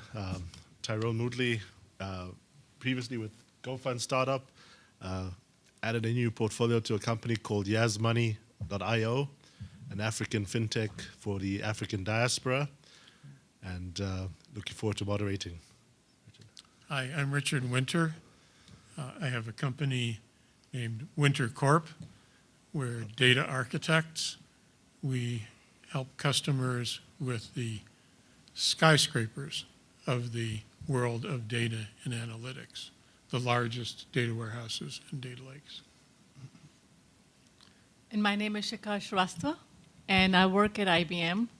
I work in this exact field where we are working, driving the initiative in IBM to get our SaaS, our products in IBM, run as SaaS in multiple clouds for several reasons, but that's what we are working on to do. And I'm driving that initiative. So I guess we'll get into it. And Richard, I will ask you this question. Why do customers end up with a multi-cloud environment? In my experience, they do it by accident. And I think back to the early part of my career when databases were new, and I'd go to when I meet an executive, I'd say, "What database does your company use?" And the answer gradually got to be, in a big company, we use everything. We have every database. And I think in most big companies now, they have every cloud. It may not be because they wanted to, but throughout their business, people are signing up for cloud-based services. They often don't even know what cloud they're in. And they end up with systems and data in every major cloud. This is my opinion. I can add to it. You're absolutely right, Richard. It's by accident. But if you think about how customers starts, they start with cloud because of elasticity. And then they want to do innovation because it's easier. You don't have to set up hardware. You don't have to set up any resources, so you can innovate faster. And then they get into where I can innovate faster. You can innovate faster wherever you get discounts better. So once you start looking at the discounts and figuring out which cloud is easier to innovate on, clouds are competing with each other. They'll give you different discounts. And it's always pursuing that path to innovate faster leads them to multiple accounts. And within IBM, I can tell you, we end up with multiple clouds because of acquisitions. Every company is acquiring other company, and they are in different clouds. That's another reason people, which is to your point, it's accident. Both are leading to accidents. Then there are some intentional as well. Yeah. Some people do intentionally go multi-cloud. There's a lot of thinking behind, especially on the European side, where you should not tie up to one cloud. So no vendor lock-in. You don't want to be held by one cloud. So you should have a failover strategy to another cloud. So those are some of the reasons, in my mind, companies get into multi-cloud. And what challenges do you see customers facing with multi-cloud environments? Well, for me, it's that the data becomes distributed over multiple clouds and becomes fragmented. And often insight and opportunity comes from bringing data, different types of data together and integrating it for business insight. So when your data is in multiple clouds and also on-prem, then you have the challenge of how do you do that? How do you access it? How do you know what you have? How do you bring it together when you need to? How do you analyze it? How do you keep it up to date? You have all those challenges. I work in multi-cloud environment. There's several challenges. One is definitely what Richard mentioned. If you remember, earlier it used to be solution engineering. Now it's data engineering to figure out how to best have data at the right place, closer to where it should be and such. The challenges there are several challenges. First of all, every cloud is unique. To think about, I can run in every cloud in an economical way, in a standardized way, is challenging. So no two clouds have same set of APIs to provision storage, to provision networking, to provision VPCs. The APIs all are different. So you can get expert in one cloud, and then you'll be catching up with the next cloud. Then containers are a way where portability comes into play, and that's one can rely on getting some portability across. But APIs are different. Once the APIs are different, the way to manage the elasticity, performance, scale, that's different across. Then making sure your data is handled correctly across is challenging. Once you've figured out functional stuff, the one that gets very important is your privacy, GDPR, if you've heard of that, privacy, compliance, security. Your system is not getting hacked. Your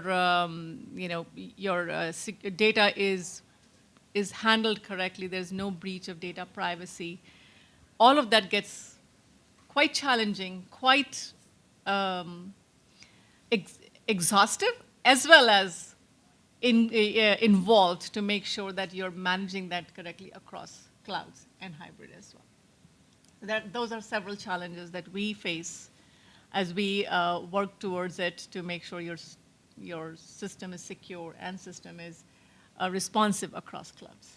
So you mentioned containers, and automatically made me think of Docker. Yeah. So with IBM and you mentioned APIs are different and networking is different. If I had a Docker container on Azure, would I be able to utilize that on an IBM network without having to change much? So in IBM, we have a multi-cloud story. We are running our SaaS closer to the clients where the clients are. So today, when customers, so having researched all of this stuff, a client decides that, oh, I'm going to make my cloud strategic as AWS, IBM Cloud, or Azure, one of those three. So they look for the SaaS or the products, IBM products there. So we're right in this challenge where as to we need to get our SaaS and products running in multiple clouds. Our standard platform for running containers is OpenShift. So OpenShift is available today in AWS as ROSA, Red Hat OpenShift container platform.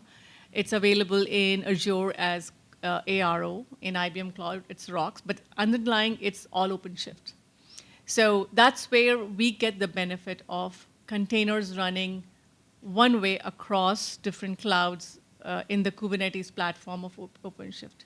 So once you have the OpenShift and the containers can be portable across, then it comes down to, can I set my routes well? Can I set my load balancer well? All of that comes into play as well. So that's how we standardize our products running across clouds with the containers to run in a consistent way. So what you say is that there's multiple containers. It's not just Docker. Docker and OpenShift are competitors? Docker goes with the containers, and containers runs inside the Kubernetes. Kubernetes is a way to orchestrate the containers. You can have multiple containers running in a Kubernetes environment, which is OpenShift for us. Okay, so OpenShift is the orchestration tool? Orchestration engine for Okay. containers, yes. Okay. So if you write your applications as containers and you run with OpenShift, then you have quite a good level of portability across clouds. There's more to it because then you're using underlying storage and VPCs that you have to manage. But your application is at least inside the Kubernetes. So I'm going to ask one more question. And how does Terraform fit into this whole picture with OpenShift and Docker and the orchestration tools? Yeah. I'll be happy to answer that because that's my day-to-day job. So where Terraform fits into is Terraform is a way it's a scripting way. Terraform is a scripting technology. You use Terraform for provisioning the artifacts. So you can definitely use Terraform for provisioning the environment, which is provisioning your OpenShift, provisioning whichever Kubernetes environment you're using. You can use Terraforms to provision your environment where you can run your applications. So that is a way to provision the environment where you can run containers. So you can use Terraform to provision VPCs, storage, OpenShift, and then you can have a pipeline to run your application in that environment. Okay. So it comes together as a solution rather than competing with each other. So what you're saying is I could use Terraform to work with OpenShift to provision onto all three clouds, onto Azure, AWS, or IBM's? Yes, you can use Terraform, and there are Terraform providers available that you can use. And I wouldn't have to change any of the APIs? So under the line, so I mentioned earlier, every cloud is different. Yeah. So the way the APIs to provision the storage, the APIs to provision VPCs are different across. But when it comes to in your Terraform, you'll have to use different APIs to provision. But when it comes to the Kubernetes platform, which is OCP, then you can get us consistent APIs. Okay. But you need more than just the Kubernetes environment to run your applications. There's storage, networking, and others. Yep. This discussion just highlights how complicated these considerations are. So I guess this goes into the next question, which is what about the cost and what strategies can be employed to optimize the spending?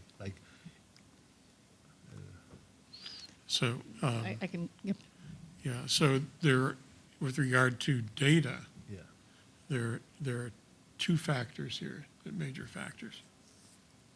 So all the major data platforms now have some capability to interact with data across clouds. And some of them can also interact with data on-prem. And they all use some form of data virtualization, where someone behind the scenes has done the setup to say that, well, this table of customers is in AWS, and this table of products is in Google Cloud, and this table of prices is in the IBM Cloud. And if you set it up right, you can bring them all together or have portions of them come together when queries are run, wherever the query is run. So you can have all the magic happen. The cost considerations, though, are first, in general, cloud providers don't charge you when you move data into their cloud, but they do charge you when you move data out of their cloud. Those are Egress called cost. egress charges. Egress charges. Egress charges can get to be sizable if the interactions across clouds are frequent, and particularly if the data volumes involved are large. So egress charges are a consideration. Yeah. Another consideration is all queries and all databases are not the same. There are little queries and big queries. There are little databases and big databases, and there are simple queries and complicated queries. And if you run many queries, then the efficiency with which these queries run becomes a cost consideration. If the queries are complex, then the amount of processing and data movement turns into a major cost consideration. And the system which plans and carries out the queries can be very smart about these complications or very stupid. And often to the customer, it's not obvious. So, for example, some products are very popular, but they're used mostly in a kind of commodity space where there are lots of people use them happily, but they're not doing a lot of heavy work. And those products can get expensive when used on a large scale. Other products are engineered for large scale use, and they continue to be efficient even at large scales. It's kind of like, I don't know, if you had an enormous amount of freight to move, you could move it by making arrangements with 1 million captains of small boats, or you could make one arrangement with one container ship. And if you have an awful lot of stuff to move, you ought to go to the container ship. So, the thing about data across clouds, it kind of amplifies all the performance and cost issues that exist when there's high complexity or large scale. That's the only other thing I would add is the data egress cost is a big concern always. The second one I would add is the right sizing the environment that you have, be it VMs, be it Kubernetes environment, storage. Right sizing it matters because that's what the elasticity says. You're using it every day. It's you pay for what you're using. Yes. It's a different story when you're in a private data centers and you've bought all the hardwares, and if you've bought it, you've already paid for it, so it's sitting there. But in the cloud, it's elasticity. So when you're not using it and you right size your VMs from large VM to small VM, you save the cost. So keeping that manually is a hard job. So having a good tool to continuously monitor the usage, mapping it to the cost, and mapping it to discounts and other pricing plan is what's required in this multi-cloud environment to ensure you just let go what you're not using and you pay for only what you need, and you scale it up when you need to scale up, scale down when you need to scale down. So that's very interesting because as a startup, one of the challenges that I faced is cost of hosting. Yes. It's something that it really frustrates me because we get offered these free services from AWS and say, oh, you can use our services, build on our platform. Azure comes in and they sell us the same story. They're like, oh, we'll give you all this. And, for the most part, Azure has been fantastic. But I always get surprised with AWS. And sometimes these surprises are so big that it hurts my payroll because all of a sudden my account gets debited for $2,000 because of some surprise fee of some stupid server that was running. And I'm like, WTF. Yeah. So, and that doesn't help. However many times you say it, it doesn't help. And it's actually very painful, and it doesn't help because I am a startup, and I get sold on these services. But when I adopt these services, it makes me very angry. Yeah. And I always want to go back to bare metal, and I'm like, let me just go set up my own server because maybe I'll spend $600 here or $1,000 there, and maybe I might have to maintain it myself. But I'm not going to have these surprise costs.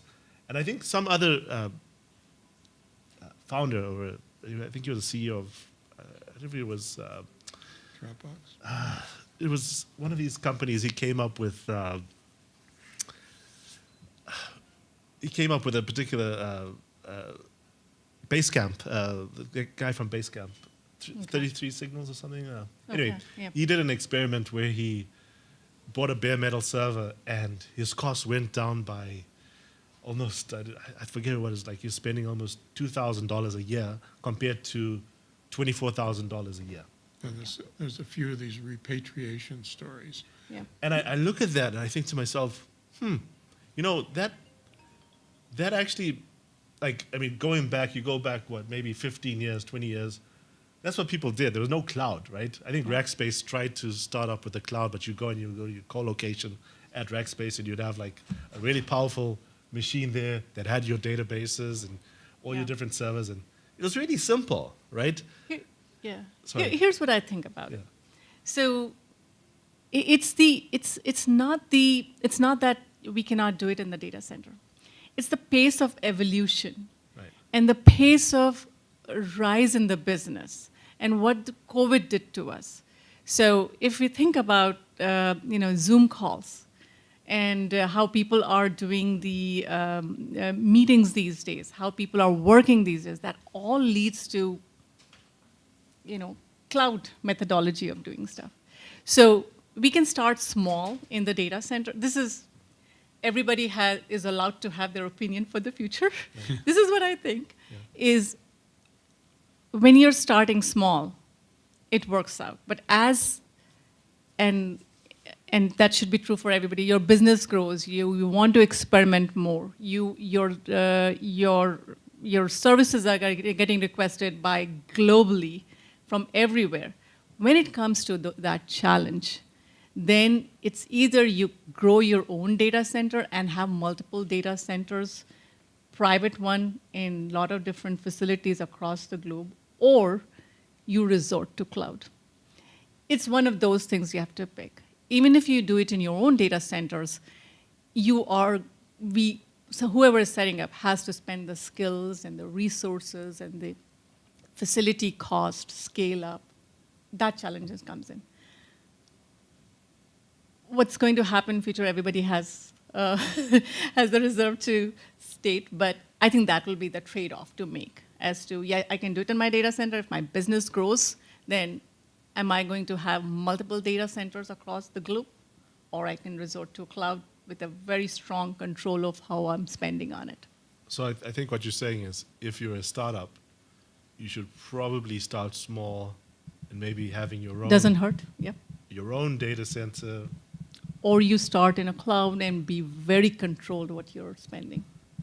Yeah, there's another answer to this. There's a discipline which is Yes. developed called FinOps Yep. for financially managing cloud operations.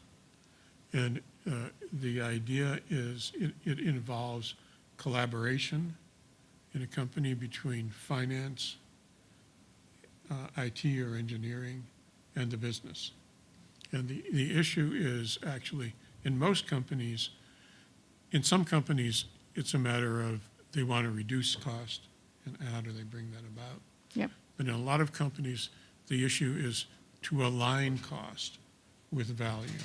So it might be that you're spending more on cloud, but you're making more money. That might be Exactly. okay. Right.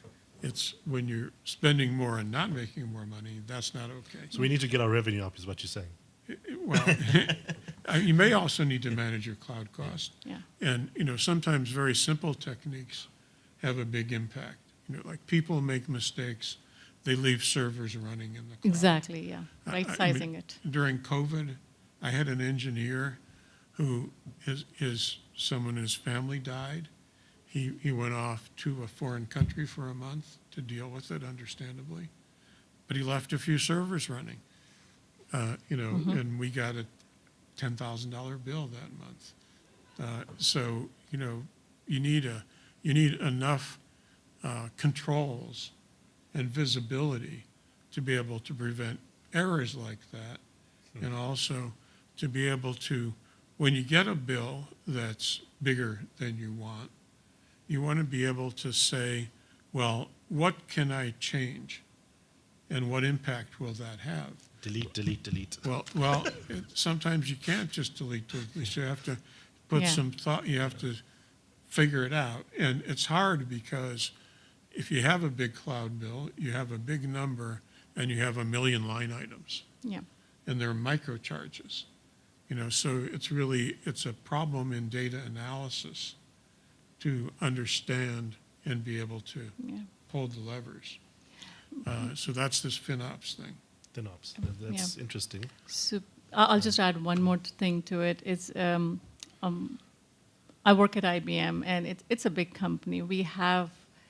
That's one of the focus we have. It's all about getting the visibility, and that should be everybody. It doesn't matter which company we're working on. Visibility, observe what's getting spent, and have the right tool for it. Manually is not going to work just because of the example that you gave, Richard. So having control, full visibility of what you're using and how it's getting used, and then observing it and controlling it with proper ways of resizing, scaling down, scaling up. We use Aptio for Cloudability, for example. Cloudability gives full view of what the cost is, what the discounts are, what you're using, and how you can control the sizings and all. Is that like an extra cost, or is that a product from IBM? It is a product. There are actually two products that we use. It's from IBM. One is called Turbonomic. Turbonomic helps you right size. So it gets all the data and helps you figure out, oh, you're using VM of size extra large. You can do it with a smaller size, and that's the visibility you get. But of course, the SRE and the developer needs to get involved to make sure that any of the transactions are not going to get impacted if I small size the VM. And Cloudability helps you with the get full observability of how much you're spending, and then take actions on it as well. But there are a lot of other FinOps. FinOps is the new term. new term, yeah. So Turbonomic, does that work with Terraform?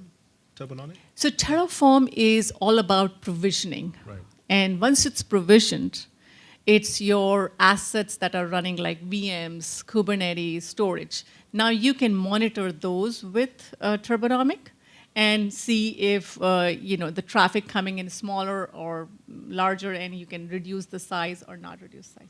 Terraform work is done when it's When it's provisioning, provisioned. part of the Yeah. CI/CD process, right? Yeah, CI/CD, you provisioned it, now Okay. it's running, then you can get all the data of running environment into Turbonomic and do your analysis. Does Turbonomics help to reduce the size during my Terraform deployment? Like,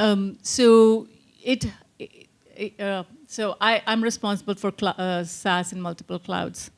There is Turbonomic does help with that, but it's up to the SRE. So sometimes for things like reducing the size, we're not so that's called vertical scaling.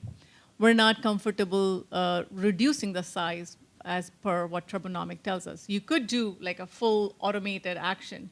We're not comfortable. So we put SRE in place to understand, yes, it makes sense to reduce the size of the VM, and it's not going to impact any of the traffics. Otherwise, if on the reverse, if there is an action that requires you to increase the size, that's okay. So you can do some automation there, but it depends on how comfortable your SRE is with it. so as a startup, what Yeah. you're saying to me is that I should implement FinOps by using Turbonomics. You and- could use Turbonomic. You could use, there are several Yeah. tools out But there. I must be You using must have something like that because that's how I won't get any of these surprise costs, right? I think that's what we both are saying, that Okay. there is egress cost. If anytime you've set up a pipeline between two clouds and start getting the data sent across, you'll be surprised. And if you're provisioning something and you're not even keeping track of it, you'll be surprised. So as a startup, when you start the innovation, FinOps should be part of your strategy. So, Okay. I think that's some wise words there. thank you. I'll take it. I don't know how we're doing for time. This is an interesting topic, so there's a lot to discuss. I think we have 12 more minutes. Well, we have 12 more minutes. Okay. So maybe we can take some questions from the audience if anybody has any questions. Actually, I want to bring Oh, up yeah, something yeah, that I yeah, thought sure. was interesting. It just announced a couple of days ago, and I didn't think I'd ever hear an announcement like this, but Google and Oracle Yeah. have just announced a joint project or service where Google customers operating in the Google Cloud can seamlessly use the Oracle database operating in the Oracle Cloud. So, here's two cloud providers. The clouds were initially just separate universes, right? Yep. And IBM is doing some of this too, I know. Yeah, yep. You But might you're want to right. talk about that, but, so there's now a deal between Google and Oracle. There's a deal between Oracle and Microsoft. And there are deals between IBM and. And AWS, so we announced the partnership with AWS. So our SaaS is available in AWS. To Richard's point, all these clouds were so siloed and independent. Now they've realized what clients are doing, so they are actually starting to shake hands. IBM has a partnership with AWS to get our SaaS running in AWS cloud as part of that partnership. There's also partnership happening with Azure as well. So the clouds are realizing. So you're saying that I would be able to run Azure workloads within IBM's environment? Right now, the partnership that I'm aware of, that I'm working on to get, and it was announced at Think, so I'm now open to say that, our workloads or applications will be available in Azure cloud, IBM. IBM will be available Yes, in Azure. Okay. Azure. Reverse, I don't know the answer to that, so I wouldn't claim anything yet. But there are handshakes happening like this. So that should reduce the egress costs? Well, in the Oracle case, it does actually, because they've set it up so there are not egress costs. Okay. But I don't know. I cannot comment on the other, Yeah. on the IBM side for that. Well, that's, those are huge steps, I guess. It's, You were asking for questions from the. Yes. Yeah, the audience have any questions? Yeah?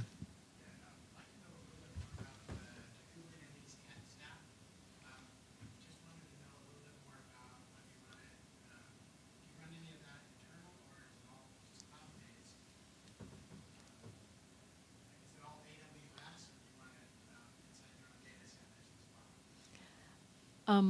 I can tell you what we're doing. We run our SaaS and software on OpenShift. Red Hat and IBM is one company. IBM had acquired Red Hat a few years back. So OpenShift is the Kubernetes platform that we use. So as I was mentioning with the partnership with AWS or even Azure, we are running our SaaS on OpenShift, which is called Managed OpenShift in AWS, which is ROSA. In Azure, it's called ARO. That gives us that portability. We know what to expect inside the OpenShift environment. So that takes us that, whatever percentage of headache away of multi-cloud. So we use open, and when our software is running on-prem in private data centers, it is running on OpenShift, which is client managed. So that's how we do it. Now, there are, like for example, if you look at AWS, they have their own Kubernetes called AKS, and Azure has EKS, so there's different flavors available, but those two flavors do not have same level of APIs or same level, so you'll have to worry about the portability if you're taking your containers to run in one AKS versus EKS. So that's what we do. Yep. You can connect offline too.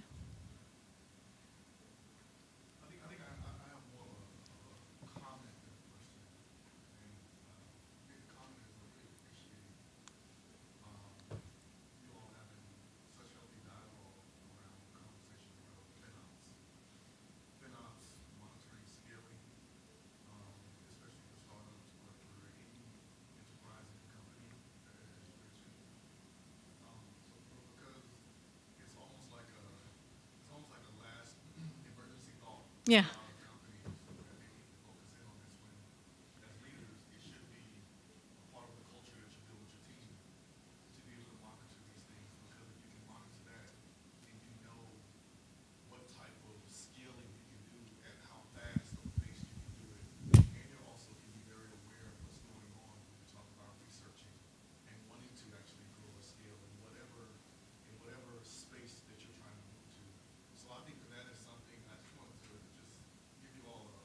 Amazing shout out for people normally don't have a problem hearing me. You can hear me? You wouldn't have brought it? Okay, thank you, Donald. I'm sorry. But I think that you all bringing attention to that, I just don't want that to fall on deaf ears, because I think it saves a lot of companies. You mentioned a lot of your frustrations, Tyrone, and I think that is common for a lot of companies, not just startups, but for large enterprises. I'm with FedEx, so we go through the same exact things. Yeah. Everything that we're saying right here is a priority, as well as my small external customers that I consult with. The micro companies, mom and pop shops, they go through the same exact thing when you start talking about cloud space, when you start talking about scaling in that space. FinOps was not a part of that conversation. Getting finance and business and the engineering or the IT teams together to be sure that you're monitoring the usage, if there's leakage, any of that stuff, I think is so very vital and important for the success of most companies. So kudos to you all for being able to facilitate such a healthy conversation around it. I think that's a great comment. Yeah, I think you need to come and join us. Yeah. I want to add a couple of things. Yeah. I want to add a couple of points. So one thing is, most executives, when they planned their company going to the cloud, what they expected was they would save money, right? And in fact, they may be saving kind of the unit costs are lower typically than what they were spending before. And there are many costs that tend to be lost in the thinking that have been eliminated, so like they're not having to build buildings, they're not having to staff operations, they're not having to pay for air conditioning, electricity. Those things, those savings tend to be forgotten, but they just, what's visible as the operation grows is that growing cloud bill. So it's an almost universal problem, like you say.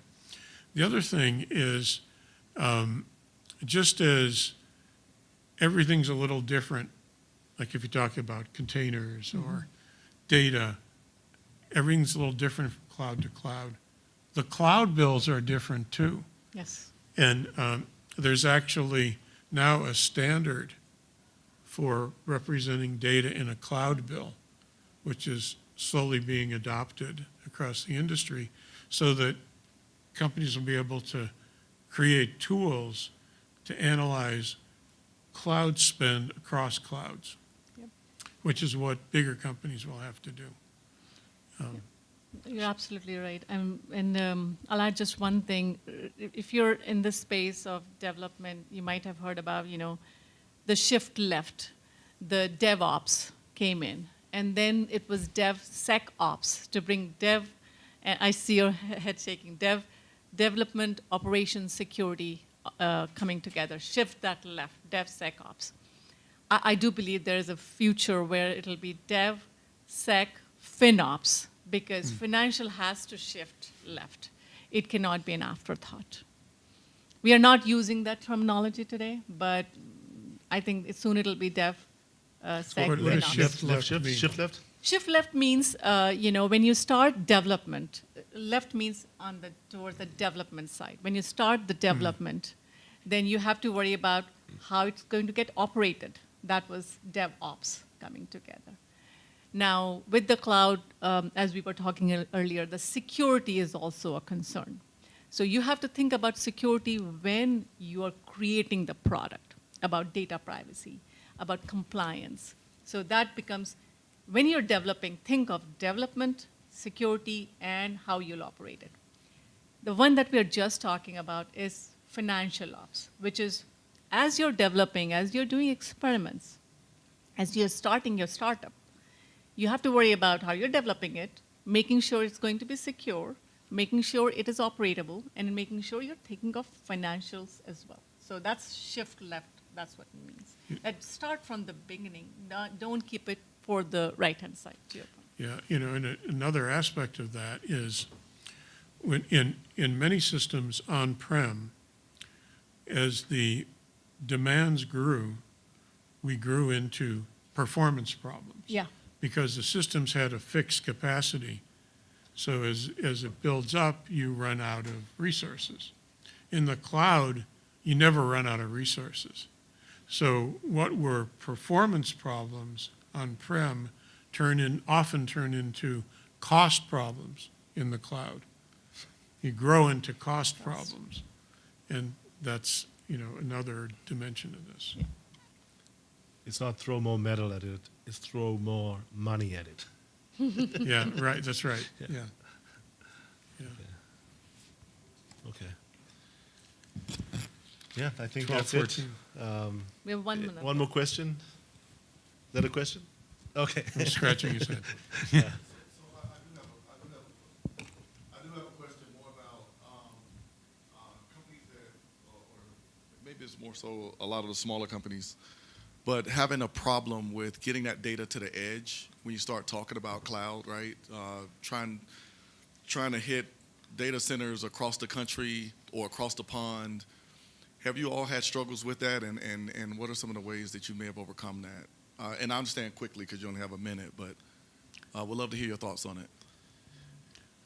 Yeah, I actually personally I was working on a big insurance company 2 years ago where we were moving data from the US into Canada and then into the UK because it was a big insurance company and we needed to bring in data from, I don't think I can tell you exact companies that we were bringing the data in from. So there's, let's say, 2 large insurance companies in the US. We're bringing in the actuarial data into Canada, processing that data on an Azure cloud. We're bringing it in from an AWS cloud in the US, processing it in Azure, and then moving it across to a European Azure environment, doing further analysis and processing there, and then bringing that data back into Canada. Right. But yeah, that's most of the problems that we faced was more on a regulatory standpoint because if you're in the insurance space, you know that Yep. There's laws that exist that says that your data has to be kept within your country, Sovereignty, yeah. and you could be breaking laws if you don't do that, and especially in the U.S. because the U.S. it became a little bit more paranoid because some of the data that some of the companies were doing was related to, I guess, People data? people in certain industries that were Okay. very touchy, and We call it sensitive data. sensitive data, right? And we could only take certain parts of that to Canada and the UK. So, sorry, but I don't know if that answered your question. Kinda. I was just more so talking. Maybe it's more Well, platform. I'm sorry, not to cut you off. You I don't are want though. you 'Cause guys it to was get- good. It was a good question. I'm We kidding. I'm have kidding. so I'm just much kidding. more We just got information started, to I guess. share, right? So hopefully during the break, you guys will be able to engage and talk about that more in detail. But this was a great panelist. You guys did a great job. Thank you so much, panelists. Thank you so much, audience, for your value input.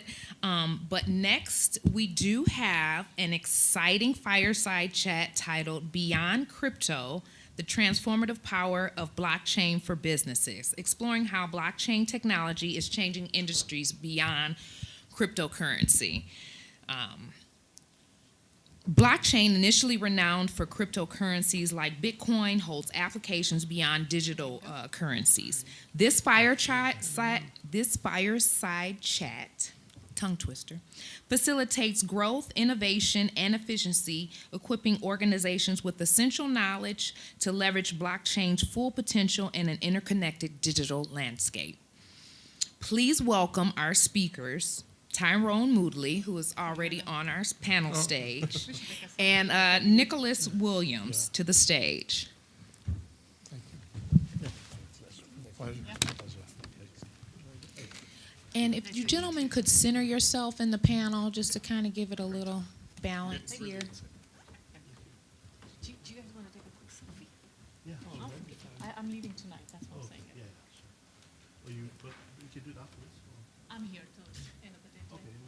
All right. Yeah, sure.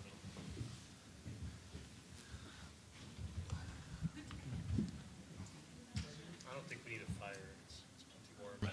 Yeah, it is pretty warm. So, as I mentioned myself, I'm the CEO of YasMoney.io. We're a fintech focusing on crypto and payments within the African diaspora. And Nick. And my name is Nicholas Williams. I'm the VP of software for Devio. We're an innovative new crypto company that has a different approach to blockchain that I'll expand upon in a moment. And we have a lot of touch points. It's kind of hard to understate the amount of changes that blockchain could create in the world. Did you have a question? Or Yeah, just so talk? I guess we can get started just with the basic question. What is it that you do at Devio? Devio, yes. Devio, yeah. So I'm actually one of the lead developers. I've designed most of the system personally. I've written probably at least half the code in our core system. And it's a unique take on blockchain compared to what a lot of other systems that are deployed right now do. And I mean, there's a few ways we could approach it. Do you want me to talk more about Devio or like Yeah, the industry in well, general? what you've done there and Okay. So we took a whole new approach to things that we call proof validation. There's two, I don't want to get too technical, but there's kind of two main approaches to consensus. And that's the process of actually agreeing on one unique chain in a system. The main two are proof of work, which Bitcoin is kind of the standard of that, and then proof of stake, which is how Ethereum approaches things. And we have a completely different take called proof of validation. The key aspect to it that makes it unique is that it's deterministic. And these other approaches are completely non-deterministic. They use things called nonces to basically create entropy in the blocks and uniqueness in a way. So in Ethereum or in Bitcoin, the minter or the the node that creates the block has a lot of flexibility about how they order transactions, how they include or exclude transactions, how what metadata they put on that.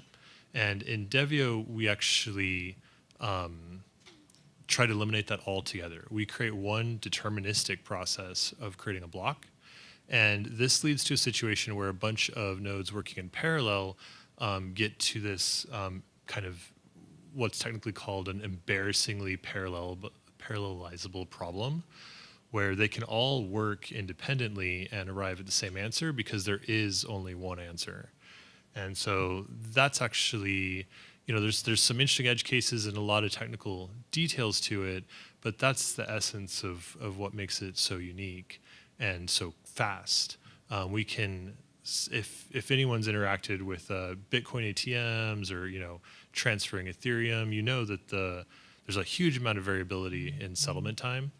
It could be seconds, minutes, hours even. Sometimes if the network's really congested. Our system is designed to settle very rapidly, usually in sub-second times. Basically, network latency is the only thing slowing things down at all. So as long as the network is, and I don't mean like the network in terms of transactions coming into our system, I just mean the network in general, getting something in the pipe from Europe to America. As long as that is clear and fast, then settlement is extremely fast. And it's actually that determinism that makes that possible. And how does that compare to Solana? I don't know a ton of details about Solana personally. In fact, I think, are they proof of stake? No, you don't know either. Yeah. So yeah, no, I can tell you everything about Devio that it's complex, but I'm not super in depth on all the other chains that exist today. So in my opinion, I think people sometimes think that like with proof of work and proof of stake, like consensus is solved or something. I don't think that at all. I think that there is still a lot of potential for innovation kind of at that fundamental layer. And it can make massive differences kind of, especially as you scale things and roll things out. So in our system, for example, because we have that efficiency of speed, we have lower costs. It goes back to that last discussion you're having in terms of data centers. We don't need as many nodes to secure and run a network because a relatively, compared to Bitcoin or Ethereum, a relatively small number of nodes can all produce the same answer, and they all have to get exactly the same answer. If even one bit is flipped, they're not going to agree. So through that process, there's just a lot less overhead required, and so it uses less energy and it's more performant. So we kind of get the best of both worlds in a lot of ways there. So does the transaction happen on the device itself or on the nodes? All of them. So all of them. All the live nodes. And so this is where sharding comes in, because there's kind of another layer of abstraction where, in Bitcoin or Ethereum, you have this one chain. And so it gets to be a very large chain over time. You can think about Devio a little more like if you've ever made rope, you take multiple threads and you weave together the rope. So each individual shard is a blockchain in itself. With all those properties you expect, like immutability, you can't front run it or anything like that. But they're also composable, which means we can put different chains together into a larger, more abstract chain. And so in that way, you don't need every validator or node in the world to participate. You only need a subset of them for that shard. And so, there can be a relatively small number of validators running each shard. Okay, so what type of applications would this be useful for? Many applications. If we step back and look at kind of the big picture, with just the concept of blockchain in general, I guess I want to make a clear distinction. Everyone, I think, likes to focus on consensus because that's kind of an interesting and important process. But just the structure of the blockchain as a piece of data itself is where a lot of the value is, in my opinion.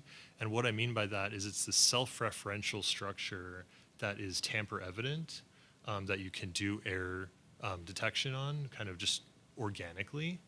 And I think that has major implications for many industries, things like supply chain and accounting in particular.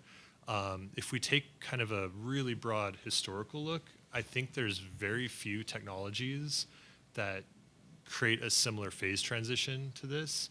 The ancient one would be writing itself, right? Like making a ledger in stone or on papyrus or whatever was a big breakthrough, and I think probably changed the economies of ancient worlds. Then more recently, you have the advent of double entry bookkeeping, which kind of was hand in hand with the advent of corporations and stock markets in kind of the 17th century. I think blockchain and eventually things like DAOs and stuff are a similar phase transition to those things, where it's such a massive wave that I don't think the full implications aren't going to be realized in, a decade or even several decades. Like it is going to be, it's going to touch so many things that it's going to take longer than that, because really what a blockchain is a chain of evidence. So if you have any like series of events or accounting or anything you want to track and you want to know that it was not corrupted, it was not tampered, this data structure gives you that, and that is huge.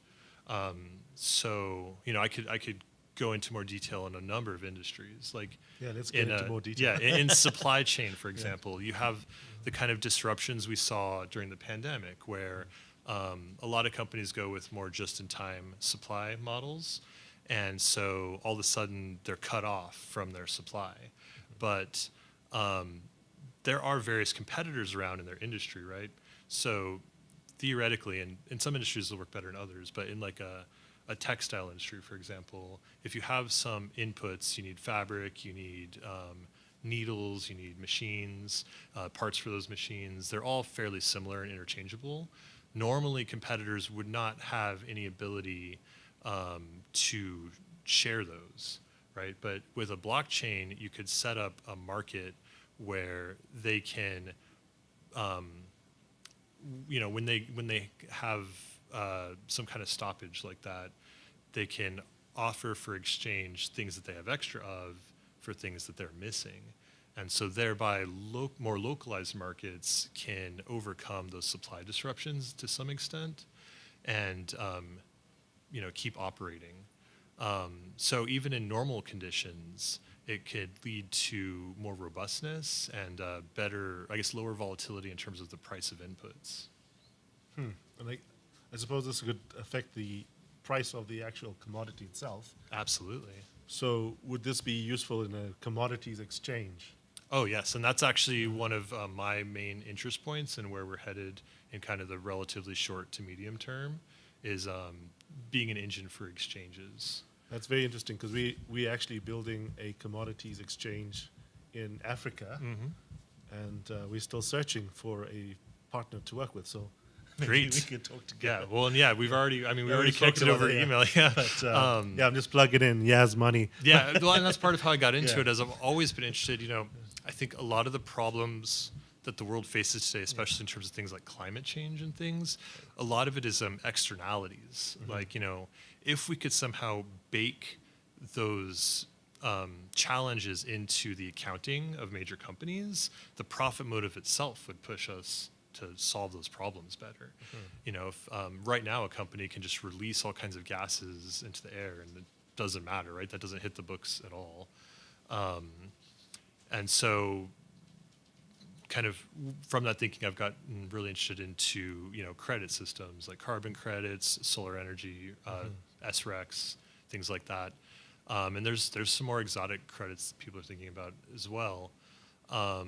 Those could have, I think, a massive effect in terms of just changing the calculus of how businesses decide what to do next. So what is the difference between like a solar credit and a carbon credit? So they're just measuring different things. A solar credit is relative to solar energy produced and used somewhere in the world, and whereas a carbon credit is specifically attached to an amount of carbon kind of avoided from releasing or ideally absorbed, right? Like if you plant a forest, that forest is, and it doesn't die, that forest is going to grow and absorb a bunch of carbon, and so you can generate credits from that. But there's a lot of problems in that space right now. Those credits are massively undervalued currently, partly because it's mostly voluntary, where organizations don't really need to use them. They only do it, kind of for greenwashing, kind of just to make everyone feel good. They're not really seeing kind of the bigger picture of how it actually might benefit them in the long run. And so, there's still a lot of work to be done there, but I think it's a really interesting challenge. You have a question? So I'm actually very familiar with this particular thing, Mm-hmm. particularly in the solar sector. Mm-hmm. One of the concerns that was proposed was really tracking all of these things, solar credits, carbon emission credits, whatever else that's going to be added to it. How are you going to be able to track all this, right? Mm-hmm. Is there a centralized platform that's going to start aggregating all this? No, decentral. That's where the blockchain comes in, and that's exactly what led me to be really excited about developing this. Is it can't be centralized, right? Because that leads to a lot of ways for things to be tampered with or just lost accidentally. It has to be decentralized, and so you need something that's both decentralized and, in my opinion, deterministic. Because that way everyone can be sure that this is the record. Now, that's not to say it has some kind of special intelligence. Like it is very much like chiseling something in stone. You put something down, and as long as there's no chain break, as long as you can calculate all the hashes, nothing has changed. So you have veracity that the record is consistent. You don't necessarily have veracity that the record was initially correct, right? It doesn't avoid analog holes. It doesn't avoid people doing malicious things like you could have some kind of energy monitor where you're getting SRECs based on how much energy you're producing. Sorry, And if instead of so that's just solar energy credit, SREC, Okay, sorry.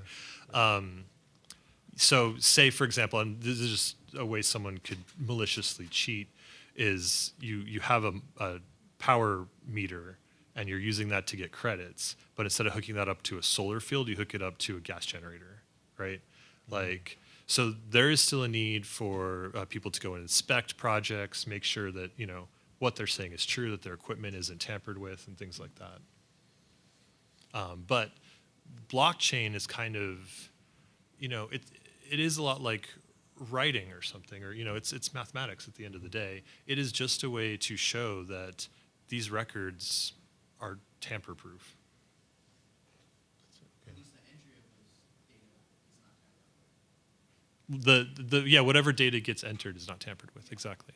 But the data itself could inherently be. Exactly. And that's why, so some systems, one thing I think we do well is you have to be careful about rigidity. And going back to supply chain, say that there's a delivery that's supposed to happen at this warehouse, but the driver gets the wrong address or something, delivered to this warehouse instead. You need a system that can adapt to the reality on the ground.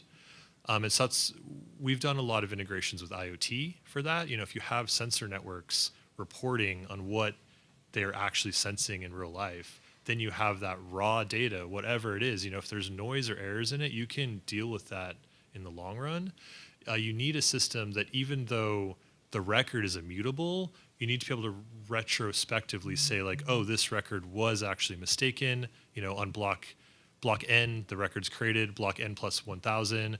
There's a correction to that record, and our system supports that.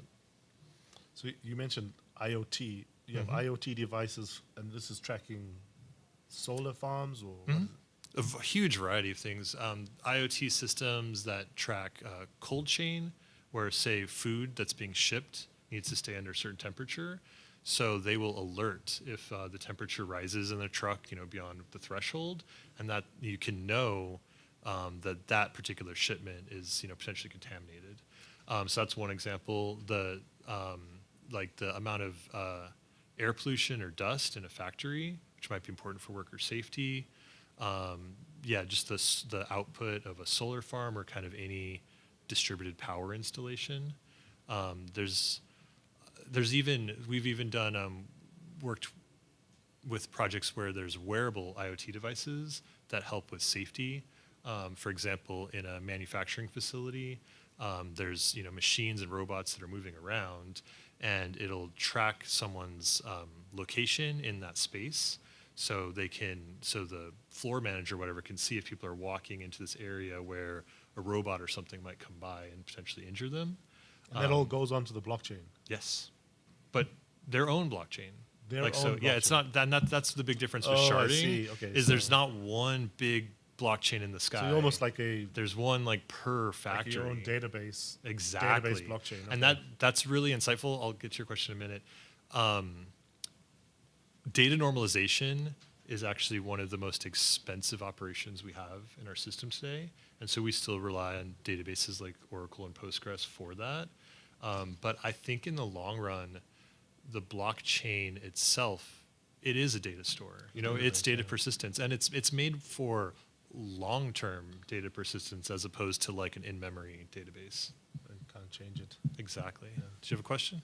Yeah. Actually, it's in the same line of thought. Mhm. What are the benefits of using blockchain to store all this information as opposed to just putting it in a database and preventing any editing of those Mhm. records, just like a blockchain? Mhm.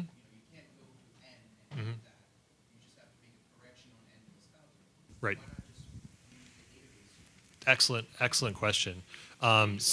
So yeah, the question is, what makes blockchain better or different from a relational database in terms of securing data? Because you could, to kind of expand, and I think where you're going, you could have a record in a database, with backups, read replicas, and all that stuff, and you just sign those records, and so you can check that signature.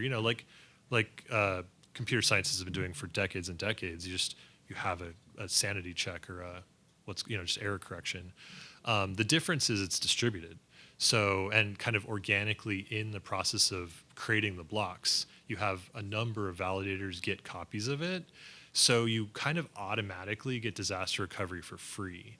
Where, in a big database, you have to do these expensive operations where you're writing the data over, and usually in most setups only one can be a writer at a time. In the blockchain, you can have many writers simultaneously, and you also get a current record that is very timely. So you get into stuff like with commodities trading. You could have a shard that is specifically tuned for high frequency trading, where settlement is very rapid, sub-second, and multiple parties have a view of that and input into it in terms of new orders at the same time. One of the biggest, I think, uses of this from like a corporate standpoint is distributed logging, actually, right? If you have a multinational corporation, you have events happening essentially at the same time at any given time all around the world. So with our system, you can create multiple shards, one for each region, one for each department, however they want to break it down, and have all those threads, all those chains going at the same time. And then for your overall analytics, you merge those chains, you compose them into one, more abstract chain, and then you can actually get this kind of global view of what's happening. So this is pretty disruptive because what you're essentially saying is that this could like kill traditional databases and traditional cloud. I don't know about. I don't think so. I think so? it'll be No? additive. And I mean, in some ways, I think it will. It'll definitely break things off as a specific use case. But for certain like normalized operations, I think a relational database is still really good. And I mean normal. I don't know if you know what normalized means technically. Yeah. Okay. Fourth normal form. Exactly. If it's in the normal form, I can't read that. Can you? If it's in the normal form, relational databases are really good at that. A blockchain is a ledger, right? So it's a slightly different format. And here's actually key to it, especially in our system. It writes faster than it reads. If you think about it, right? Like you can put new records onto it very quickly, But if you want to like do some complex query with joins and stuff, that's hard. Yeah, I mean, So you actually kind of need to analyze it and dump it into a normalized database to do your analytics still. well, I mean, you're thinking about like a object database, Mhm. like a, Mongo or something like that. There, Exactly. you could do something like that there, right? Like. Oh yeah, absolutely. Well, that's the difference. It's not Yeah. object oriented. It's more like vectors. Yeah. Yeah, I mean that's it sounds amazing, and you built this. Yeah. Oh, congratulations! Thank you. That's big. It's huge. I mean, it was I have an excellent team behind me. Yeah. I'll give a shout out to Sean McKinney, Yeah. excellent developer, Quinn Maloney, and Tom Anderson was really there with kind of the high level initial ideas, Yeah. and I just took those and refined them and kind of made them a bit more mathematically rigorous. Yeah, no, I mean that kind of Mm-hmm.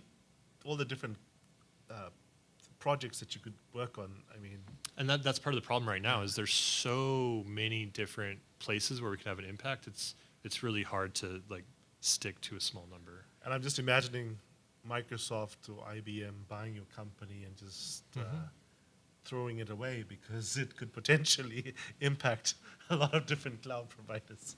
Yeah, I mean, there's Yeah. not really a way to do that. Once Is an it idea open is out. source? No, not currently. Okay. But I mean, the ideas aren't so complex. In fact, I guess as a system designer, I try to focus on simplicity. So, I don't think, like, we do have some very, I guess, valuable. We have IP and we have valuable trade secrets and things like that. But even if somehow that all got trashed, like I think there's fundamental ideas there that are inevitably going to come out. If not by me, then by someone else. So would you say that this is the future of database technology? It's the future of distributed ledger technology, Yeah. and I think databases will still be very important. Yeah. So distributed ledger technology. Mm-hmm. So right now, as it stands, Bitcoin, Solana, Ethereum don't really do what your system does. Like- Not at the cost and scale that we can. Okay. And then So- you combine that with smart contracts too. Yes, our approach to smart contracts is a bit different. We don't support Solidity, the language, Okay. and there's some pretty subtle technical reasons for that. But one of the big ones goes back to I think the panel discussion a few hours ago is that you could do anything with something like that. Like you could make contracts for someone to like do bad things, to someone else, right? Like a smart contract, just as a procedure, is very unbounded, and so our system is much more transparent in a certain way. For example, one of the big differences between those systems and ours is we actually on the base layer we've sacrificed forward secrecy. So that means everyone knows what a transaction or process does by default. We can obfuscate that and encrypt it and make it hidden for privacy reasons if needed, but that's on kind of another abstraction. At the base layer, everything is transparent. It is very clear where everything is going. So it's a pretty different model from compiling things and having the EVM. So I'm just thinking of, I used to work in e-procurement, Mhm. built procurement platforms, one of the largest companies in North America. And I'm thinking about this technology working within government and That's going to be the ultimate. I think it'll have the biggest effect on government ultimately, but I Yeah. think that'll take the longest to because happen. you have full transparency there, and putting everything on the blockchain with a particular database would reduce corruption within Exactly. a lot of, I mean, even within North America. Yep, and you're right that Yeah. there's definitely people and forces out there that see that as dangerous. Yes, that's very dangerous, Hmm but disruptive too, right? And Absolutely. if you open source it, maybe. Yeah, I think in the past the decision was we were open source originally, then we closed because we didn't want anyone to leapfrog ahead of us. We're probably getting into a position where we could reconsider that. Yeah, I think the technology is very powerful. And congratulations again. Thank you. Yeah.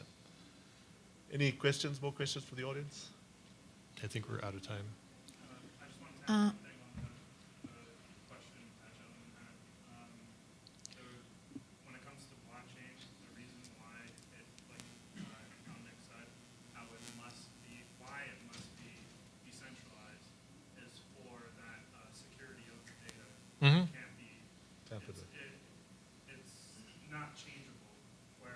Yep. everybody on the blockchain is checking into every transaction being put in and the information incoming. So if anybody malicious tries to attack the system, everything that's checking in would be able to detect that that's I can encapsulate that into a nutshell for us to That finish. is a good point that you made, and I'm sure he'll be able One to sentence. address that in Yeah. person in the break, and you guys can network and talk about that Yep, I after will. the panel wraps up. So- Thank you. Yep. You get disaster recovery organically.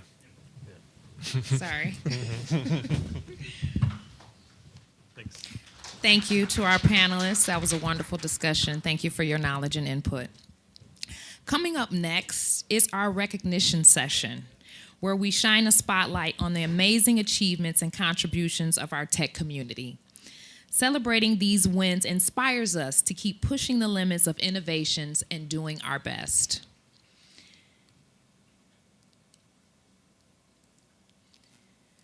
So, these are awards for Influential Leadership Awards in Technology. Our first award recipient, and do we have I'm sorry, I'm looking for the person that's passing out the awards. Give me just one moment. That's what I just said. I'm waiting for the person that's passing out. Oh, you're presenting the awards? Oh, okay, I'm sorry. I thought I was presenting the awards. I'm sorry. But we're looking for the awards. I was waiting for the physical awards, because who's going to give out? Yeah. There you go.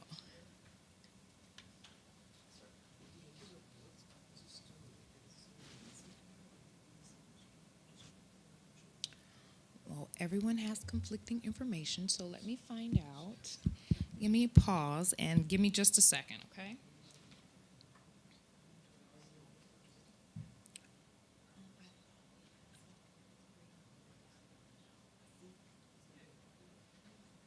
Okay, just one moment.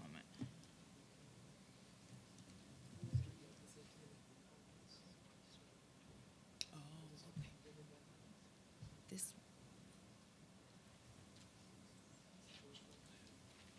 Not on my list, no. That's why.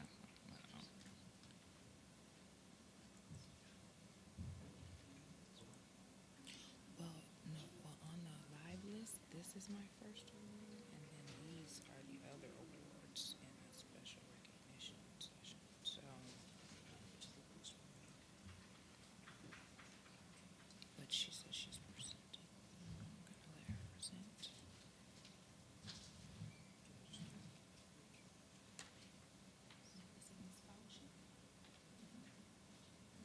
She,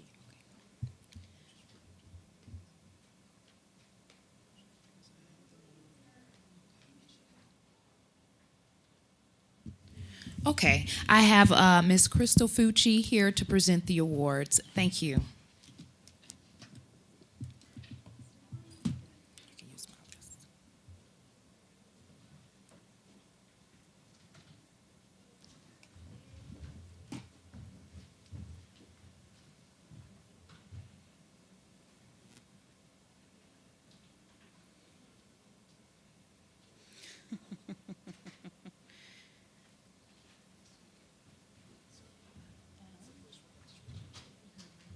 Okay. I see. Well, good afternoon. Y'all awake? Ready for some coffee? Some Coke? Yes? A Coca-Cola, that is. Ha ha ha! Got you there, making sure you're awake. Our first award for Influential Leadership Award in Technology is presented to Richard Winter, who is the CEO of Winter Corp LLC. Richard, are you here? Hi, Richard. Would you like to come up and say a few words?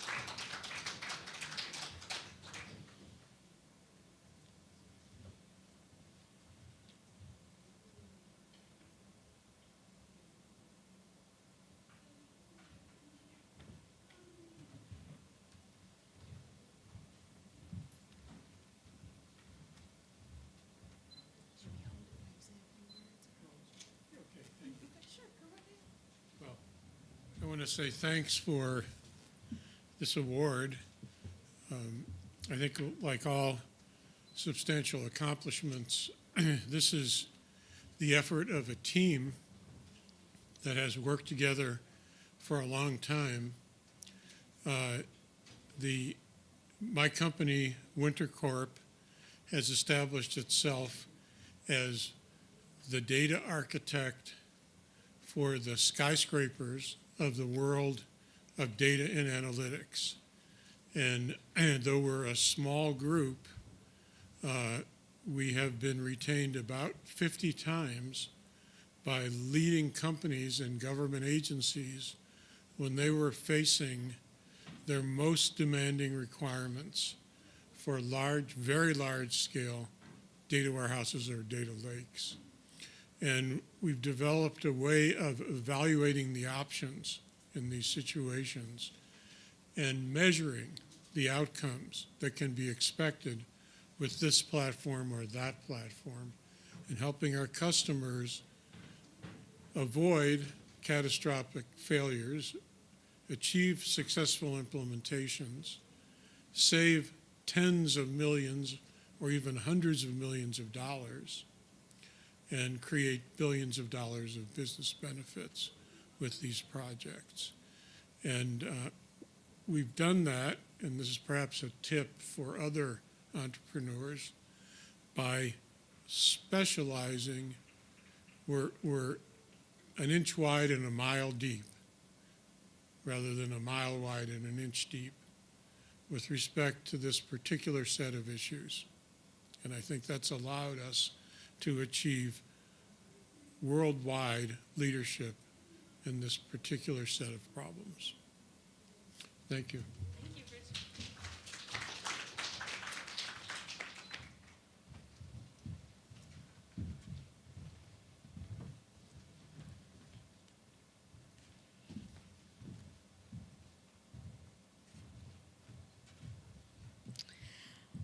Our next award is for Influential Leadership Award in Technology. Is presented to Cynthia Kumar, who is the Chief Technology Officer of Slate Technologies, Inc. Cynthia, are you with us?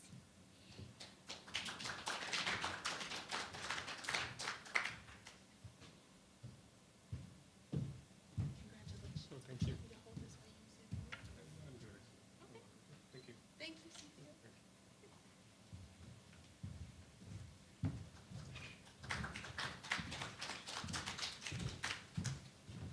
I'm gonna get my steps in today.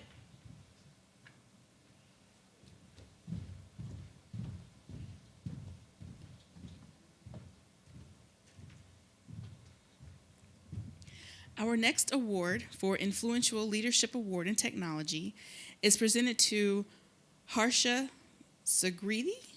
Sigaretti. I was close. I'm kidding. Owner at Red Sun Solutions. Congratulations, Harsha. Would you like to say a few words? Sure. Yeah, I'll hold this for you. Thank you, everyone. When I first started this journey in 2021, I did not expect to be where I am today. We started from a small company of 5 employees. Now we are 50 plus and growing rapidly, and it's all thanks to my team, our dedication, our services that we provide. I think overall, I'm very proud of the company that I've built, and I expect to take it to a much larger place. Thank you.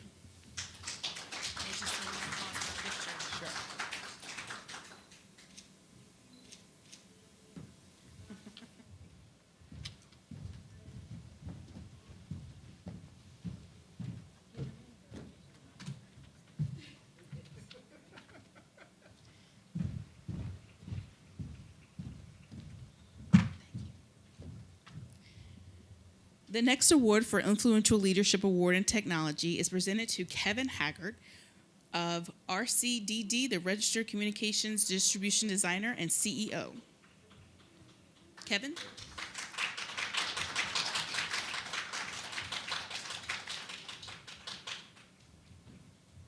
you like to say a few words, Kevin? Sure. So yeah, it's actually it's interesting. It's there we go. It's interesting. It's actually not. I am an RCDDD. I own a company called We Connect Nevada. We do cabling infrastructure design consultation here in the Las Vegas area, and just excited to be here. And we wouldn't have any awards like this or anything without the team that we've built, and it basically owe it all to them. So appreciate it. Thank you.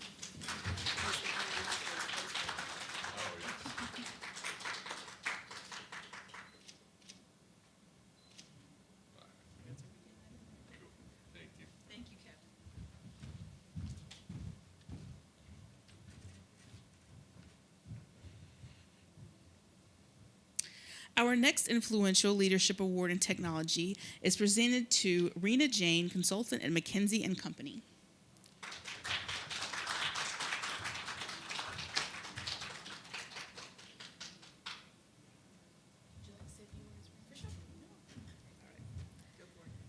Hi, everyone.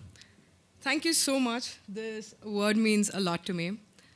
My journey or my pivot from operations to tech wasn't an easy one, especially coming from a non-coding background.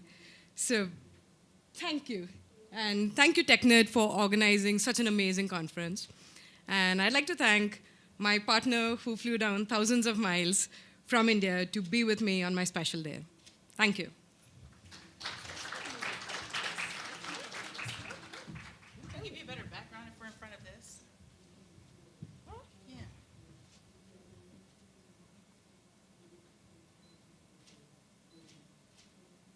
Thank you.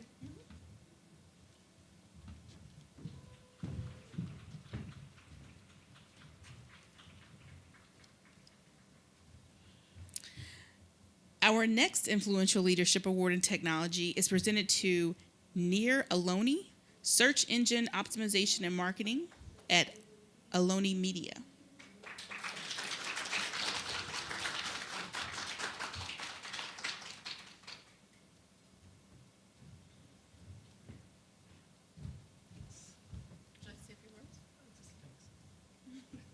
I just want to say thank you very much. It's a very nice event, very well organized, and thanks for everyone for coming. And really honored to receive the award, and hoping we can do a lot of things in the future as well.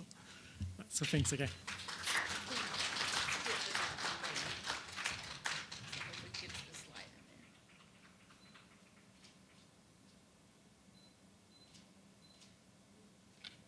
Thank you. Congratulations.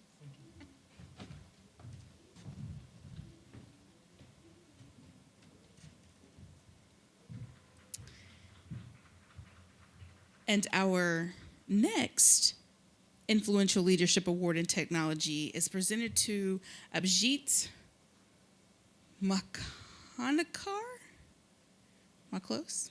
Am I close, Abhijit? He's the Chief Technology Officer at Polychain Capital.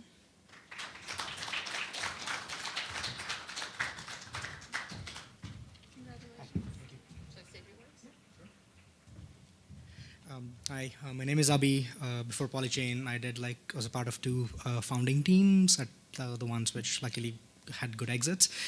So the reason why I mentioned that is being in security, it kind of attracts a special category of people. You have to be paranoid and be willing to do thankless jobs. So I accept this award on behalf of them, and thank you, TechNet, for this role. Thank you.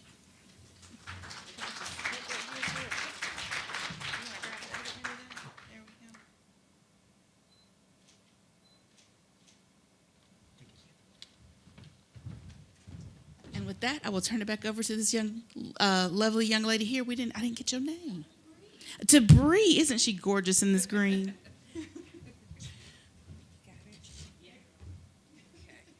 Thank you so much, Crystal. Okay, well, congratulations to all those wonderful recipients. That will bring us to the best part, which is lunchtime, right?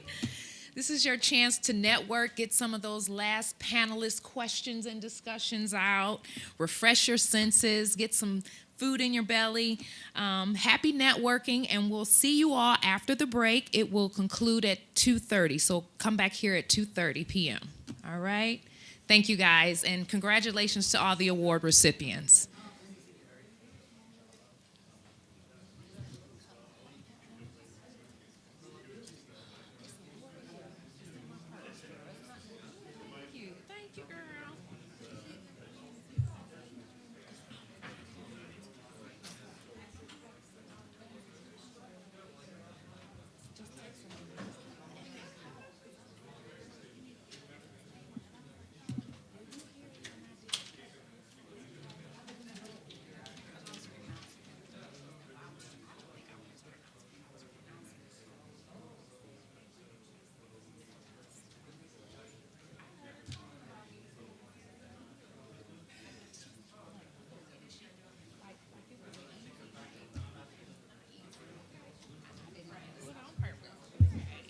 Trying to pronounce.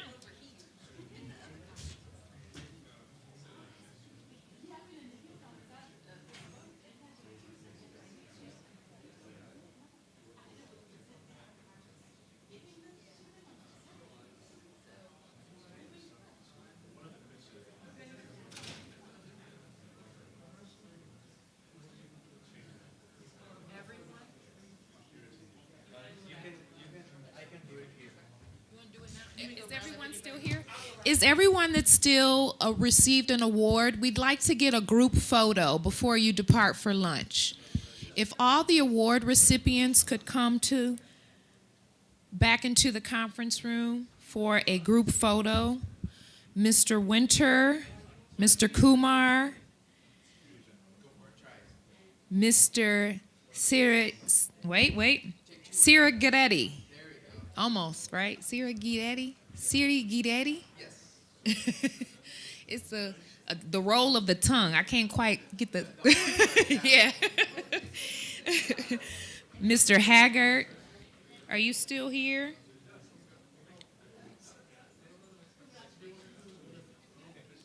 And I don't know what just happened.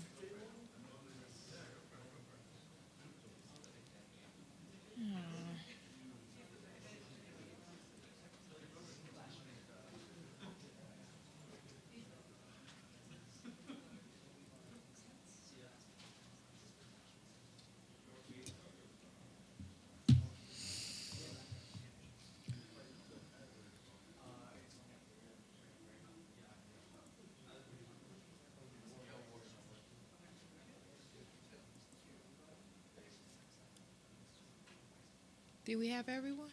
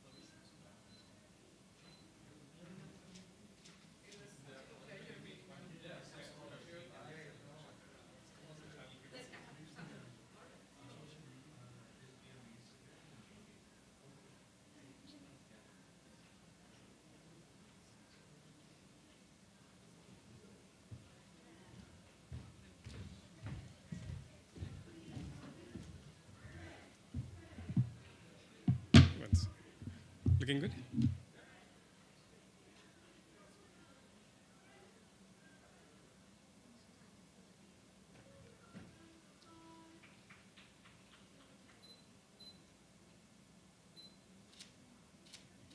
Perfect. Perfect. Thank you.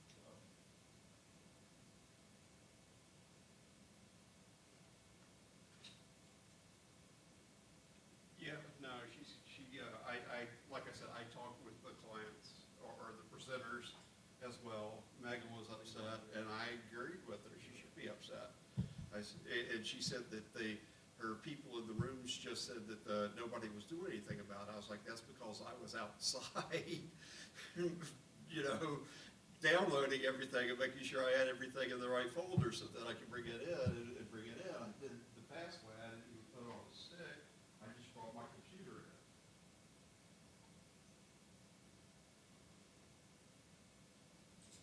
Yeah, it's all good. If that's the only flub we make, you know, the streams are good. If that's the only flub we make, we're doing fine.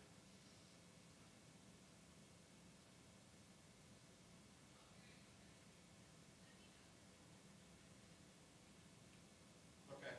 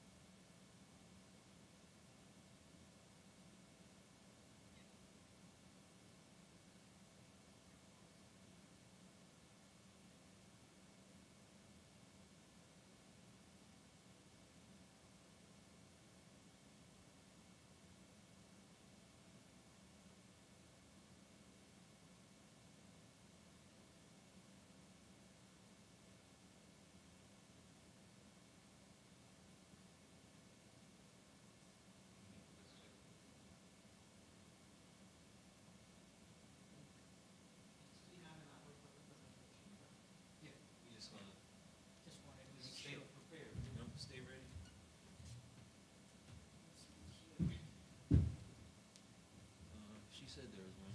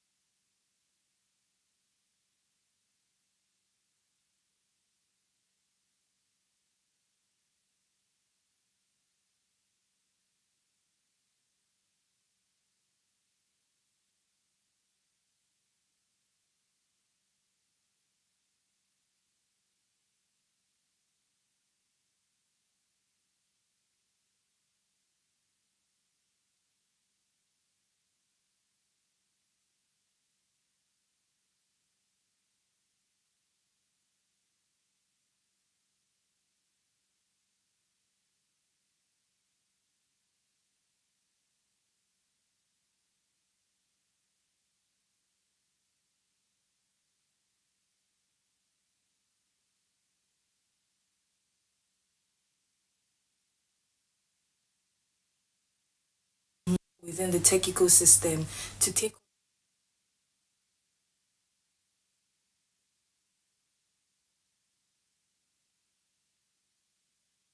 absolutely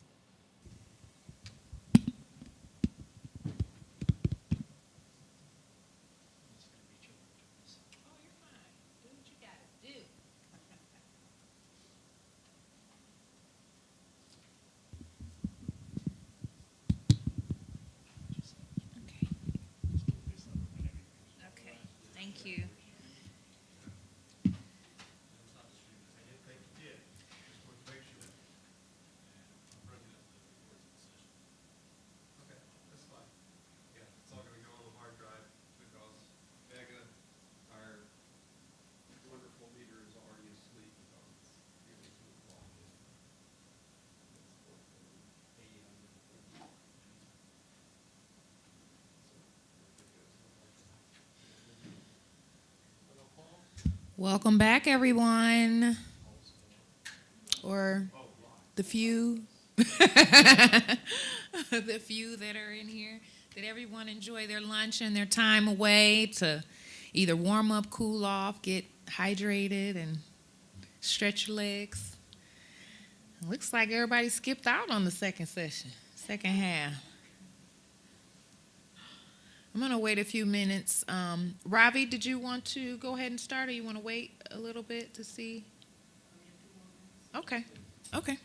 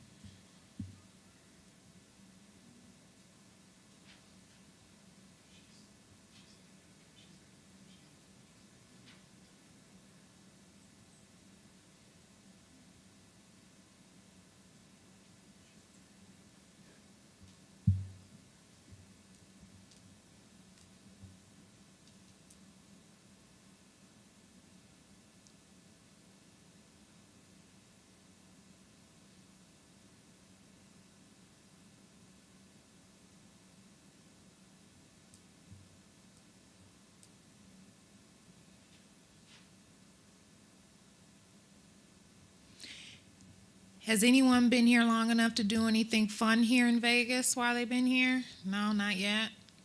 Planning on staying. Okay, we got plans. What you got planned this evening?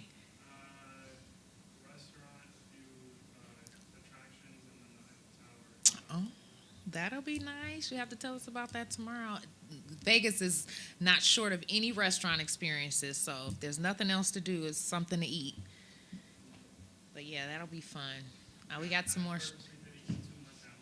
to save your, yeah, that's what you gotta do. You gotta save room for the food and the drinks, right?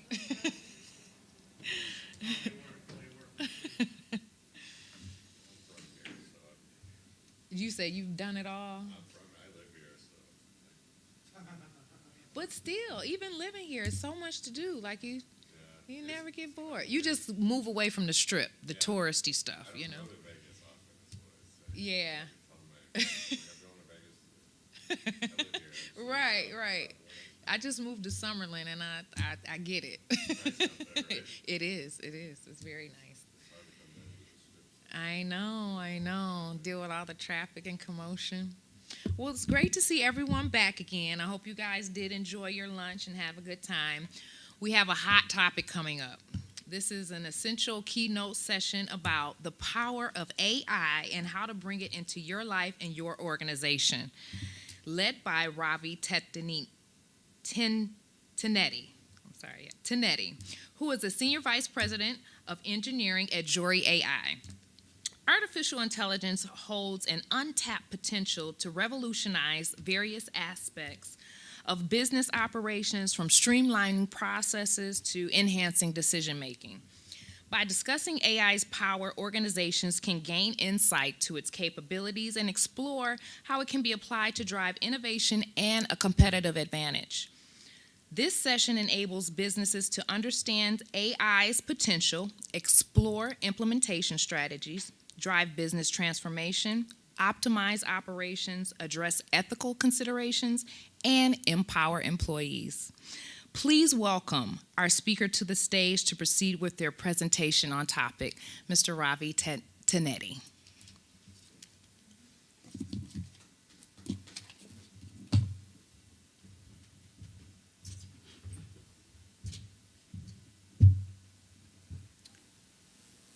Good afternoon, everyone. It's fantastic to be here with all of you to talk about one of the hottest topics in the industry, AI, the power of AI, and how to bring it to life into your organization. Before we get started, let me start with a personal reflection. I first encountered AI in year 2004 when I first participated in a course called computational neuroscience. This is a multidisciplinary subject which aims at studying neuroscience with the help of computational neuroscience. My background is computer science, so I was a developer writing programs simulating the functions of human brain, and that is where it started. At that time, it was, if you think of AI, it was just only in either science fiction or in research. These are the only two fields where artificial intelligence is talked about. But out of my curiosity, I started creating papers, started presenting at various conferences. And in fact, this is a picture from my very first public speaking presentation. This was year 2004, and the topic of my presentation was the impact of machine learning algorithms. But half of the audience felt that it really, really made an impact on their insomnia. Because no one heard about artificial intelligence or machine learning 20 years ago. But fast forward 20 years, the landscape has completely changed. Now everything is about AI. There won't be even a single day that goes by without you witnessing some new development or new progress in AI. Some company is doing some outstanding thing or a significant progress in an AI software, AI tool. And AI has actually permeated into every industry, from healthcare to finance to entertainment to any industry that you take. AI is actually changing the trend in that industry. And not only that, AI has actually permeated into the lives of everybody. Now we are all using AI every single day. Now, what is this buzzword? What is this hype? Did it happen overnight, or did it happen in isolation? Wherever you go now, you hear about artificial intelligence or generative AI. So how exactly this technology has got developed in past few years? Now, to me, it did not happen overnight. It did not happen in isolation. It is actually a combination of multiple different technologies that has enabled its evolution over a period of several decades. Think about it, right? Cloud and the infrastructure. Now, you have infrastructure at your fingertips. You cloud, all the cloud, now you have multiple cloud organizations enabling you to bring that computing power. Almost unlimited computing power is in our hands right now. Earlier, if you want to start a company, so you have to build an infrastructure, IT technology infrastructure, data center. Right now, if you have a credit card, you could just go and buy infrastructure from the cloud provider, and you could get started immediately, almost immediately. And that infrastructure provided the foundation for technologies like AI and generative AI. And think about exponential growth in data. This data growth is driven by tools like social media tools and Internet of Things, which are adopted seamlessly by users. And everyone started updating their data, and then that availability of data acted as a precursor for these machine learning algorithms to train on, AI to train on. That availability of the data, if you think of 15 years ago, you don't have a lot of data, but social media tools have enabled that availability of the data. That acted another factor that actually brought AI revolution. And most importantly, investments, corporate investments, venture capitals, and enthusiasm in startup founders to bring new ideas to life. So all of these culminated into artificial intelligence and generative AI, what we are seeing right now. Traditionally, when we talk about artificial intelligence, what we mean is these advanced technologies like machine learning, deep learning, optical character recognition. You must have heard all of these technical terms.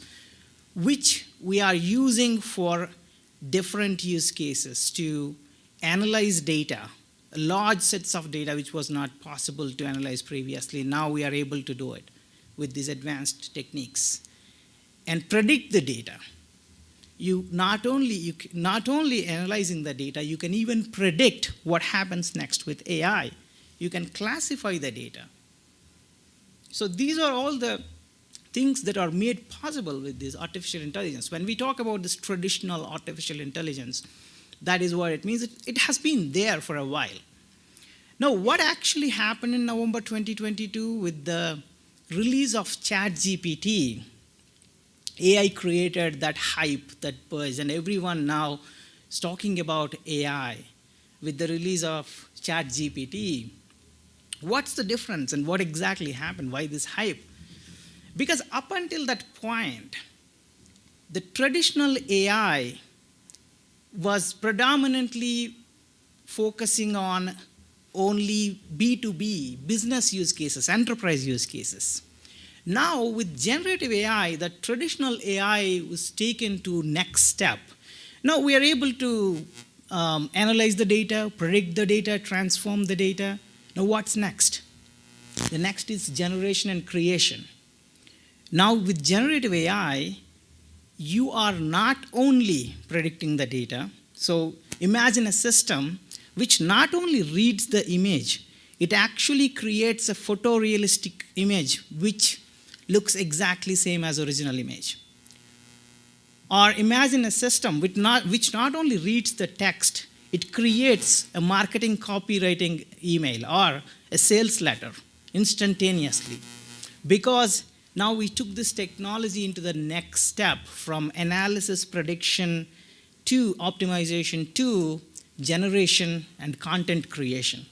Now, generative AI can create content. When we say content, it can create text, it can create images, it can create video, it can even create music, art. That is the evolution that happened with artificial intelligence and generative AI. So that is why generative AI created that buzz, because with this technology, AI was placed in the hands of direct consumer, like you and I. Now, we are all using AI. So how many of you are using ChatGPT? You're all consumers of artificial intelligence right now. So with that,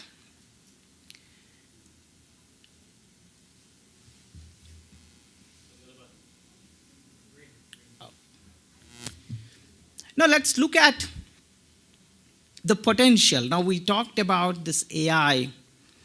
So what is generative AI, how it is making impact on multiple industries and multiple functions? If you think about the impact, McKinsey came out with an interesting research last year. It researched all the different different functions and different industries. The functions include marketing and sales, customer operations, product R&D, software engineering, supply chain, and tech, and the industries like finance and energy, education, healthcare. So generative AI is expected to make $2.5 to $4.5 trillion impact if all of the use cases are implemented in next few years. $2.5 to $4.5 trillion impact, which is very huge. Now, where is this impact going? If you think about the impact, 75% of the $2.5 to $4.5 trillion is going into 4 areas: sales and marketing, software engineering, R&D, and customer operations. 75% of this $4.5 trillion is going into those 4 industries, and rest of the industries are slowly catching up. The adoption is quite fast in those 4 areas. Adoption is quite slow in rest of the areas. So the adoption is not uniform. Is there any particular reason? Because this is a new technology, the adoption depends on the value it can add and the risk it can add. So if there is a high value, low risk, the adoption is quite fast. If you think about sales and marketing, product R&D, writing code, software engineering. Most of my teams write code using Copilot, GitHub Copilot. Now, once you write one line of code, it automatically generates next few lines of the code. So the adoption is quite fast because there is no risk here, very, very minimal risk if you are using AI to write a copyright, marketing copywriting, or sales letter. But the value is very high. You can just increase the productivity by 100 times, 200 times. When it comes to other industries like healthcare, there is a lot of scope, lot of potential to use AI in healthcare. But think about the risk. You cannot deploy artificial intelligence algorithm which is just 90% probability and cannot predict a healthcare outcome. You have to be 100% sure if you are to deploy any healthcare system. So that is where the rest of the industry is going a little slow in terms of adoption. Now, this is, potential is good. There's a lot of potential, $4.5 trillion. How many organizations are really converting this potential into performance? I mean, how many organizations are they really just talking about AI, or are they doing something productively which impacts the bottom line and top line of the organization? So Gartner did a research early this year. And if you look at the numbers, 21% of the organizations are in production mode. They deployed AI in some shape or some form in some of their organizations, some of their applications. And 35% exploration mode, 38% still piloting, but everyone is evaluating the risk and governance of AI. 100%, everybody is in evaluation of risk mode. If you see the comparison of 2023 and 2024, you see that dramatic shift from exploring, from disruptions, all the way to focus on execution, generating results, and also we're going to see some public failures in 2024. So 2024 is really the first year of execution when it comes to AI deployment in a lot of organizations. I'm sure most of you would agree to this. Most of you would realize this industry trend. Now, let me spend next few minutes on how you can bring AI into your organization.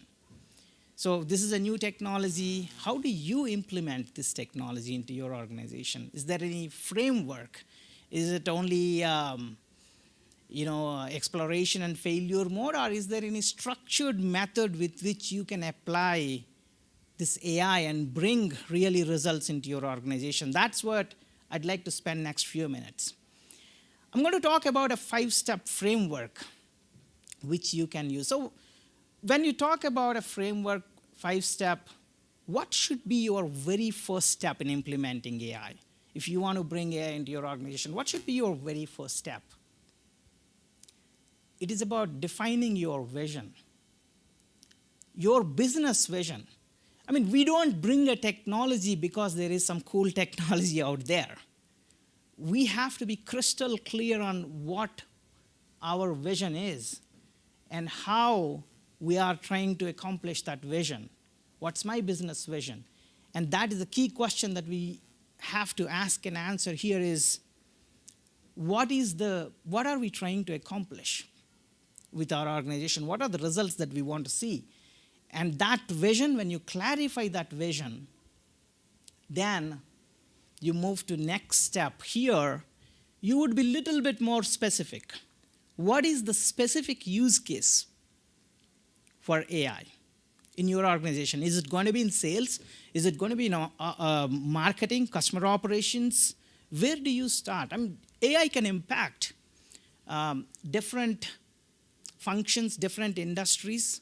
Which industry do you operate in? Which function you want to leverage AI for? So that is the very next step. So what specific problems that you want to solve? Where can I use AI? What is the impact that I'm expecting? Is it cost savings? Or is it efficiency improvement? Do I want to improve my developer productivity? Or do I want to improve my marketing department's productivity? What exactly is the specific use case that you are looking for? And being very clear on it and estimated impact that AI can make. And these two steps will get you started. So once you get started, the third step, which is most crucial, you must have heard about this: data is the lifeblood or oil or whatever that may be for AI. The AI algorithms, the efficiency, accuracy of AI algorithms depends on data. That is why whoever has data, better data, they're going to produce better systems. We are seeing these bigger companies have got this better data, and that's why they're coming up with these innovative systems quite faster. So if you have data, it is not just a technology question, or do I have a data? Immediately you would think, okay, data is all about technology. No. Data is all about privacy. Can you use that data? What are the regulations? Is your data regulated? Are you operating in a regulated industry? We talk about AI can include bias, or AI can include the fairness questions on AI. All of these are, in fact, related to data. So what type of data that you have? And how do you prepare that data? What are your privacy concerns? Are you allowed to use the data in the first place? For example, consider industries like healthcare. There are lots of potential to use AI algorithms, but the data, do you have the consent from the people where that data is originated from? No. So that is why this plays a very important role. Do I have the data? Now, these two steps can be interchanged. For example, you're a company where you have lots of data. You can define a use case based on that data. Because your data, if you have lots of data, you can think of what insights that I can generate from data. Or if you have use case, then you can go out and find the data. These two steps can be interchanged. Now, once you have the data, once you set a solid foundation, and that is where you are going to go and choose technologies, very specific technologies that you are going to operate on. What technologies that I use? Is it a generative AI problem? Is it an AI problem? What particular technology that I'm going to deploy? Am I going to build the application, or am I going to buy the application from a vendor? That is where the technology questions comes into picture. And most importantly, talent. You have to have right talent, people in place to make any AI project successful. In general, for any accomplishment, I strongly believe life is people. So that applies to AI as well. If you don't have right people, with right skills, right resources in place, you cannot succeed in any of these efforts. So even if you have the best data, even if you have best technologies, people are the backbone. They are the ones who are going to make your AI project successful. So the focus is going to be your technology selection, skill, resource assessment. Now, with all of these four, you can deploy AI projects. Then what's the next step? What could be the next step? Because your AI solution is in place. This is not a one-time task. When a solution is in place, it has to continuously improve, and continuous monitoring and continuous optimization of the solution is the key for any AI, because this is a very dynamic field. The technologies are changing quite fast, and you have to monitor your solution, keep that solution relevant to the original problem that you started off with, and if your data is relevant, sometimes data gets obsoleted, then your machine learning solutions or artificial intelligence solutions would be an obsolete solutions. They are not going to give you the accuracy that you are looking for. So you've got to continuously retrain your solutions, your algorithms. You have to re-optimize your systems, continuous improvement. In addition to that, KPIs. How do I measure the performance of my system? There is no one-size-fits-all solution to measure AI solutions. You have to define for your business problem, for your use case, what is exactly the KPI that you want to measure. So with these 5 steps, when you implement, you are not only deploying an AI solution, you are unlocking the full potential of artificial intelligence in your organization. Now, before we get into Q&A, I'd like to close with this quote. So you may ask, what is the limit of this artificial intelligence? Now, you saw the evolution, artificial intelligence to generative AI. Now you're generating content, creating content. So what's next? What are the limits? So I like this quote from Sir Arthur Clarke, who is a science fiction writer. The only way to discover the future, only way to discover the limits of possibility is to just aim for impossible. So what this quote states for me is the true innovation happens only when you question the status quo and dream big and execute with determination.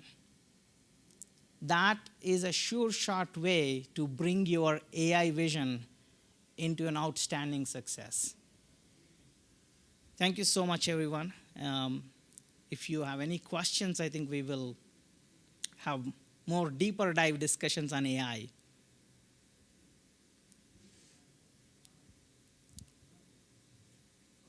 Can you explain the difference between, I was getting regular AI and then you said generative AI?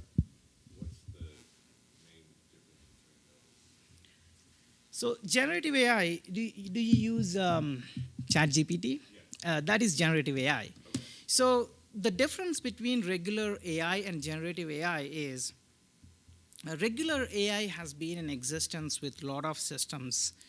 As an example, in healthcare, you have very specific image recognition algorithms that can be used to read MRIs, to read X-rays, and can tell you the predictions of it and can help the physician.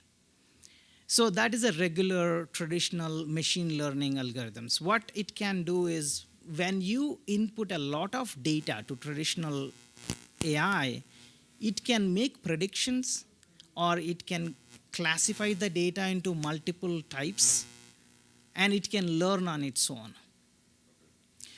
When it comes to generative AI, it takes that AI into next step.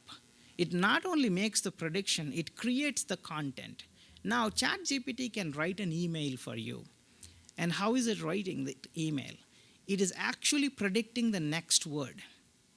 So when I say my name, and it's going to predict the next word is. That's it. It's going to write extremely faster prediction and with extreme accuracy. It is going to write an entire paragraph in the context of the question that you ask.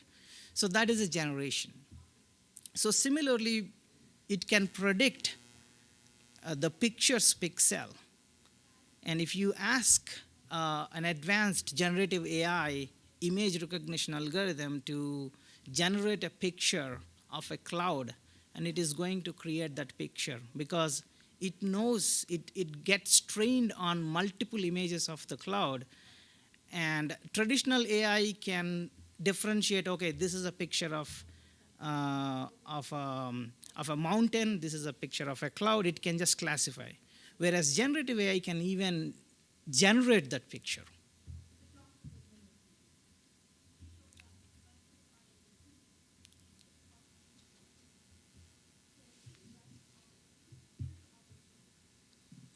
Thank you so much, everyone.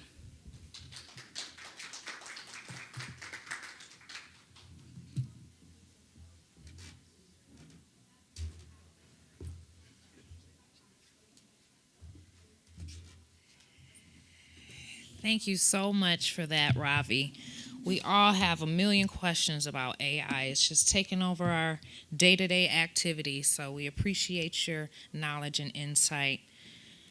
Okay, here.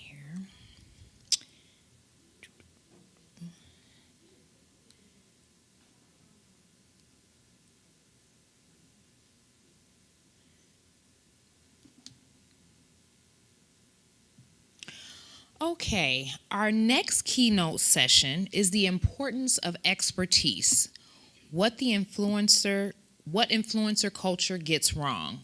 Illuminating the significance of genuine expertise in an era dominated by influencer culture. In an era where influencer culture often prioritizes popularity over expertise, it's essential to encourage critical thinking. Discussing this topic prompts individuals to question the credibility of information and discern between genuine knowledge and superficial influence. Promote critical thinking, address misinformation, uphold professional standards, protect consumer trust, foster collaboration, and advance societal progress. I bring to you Mr. Vincent W. Allen, the founder of Managing Director, VAAV Industries, to the stage. I believe we have a... Oh. Is he here?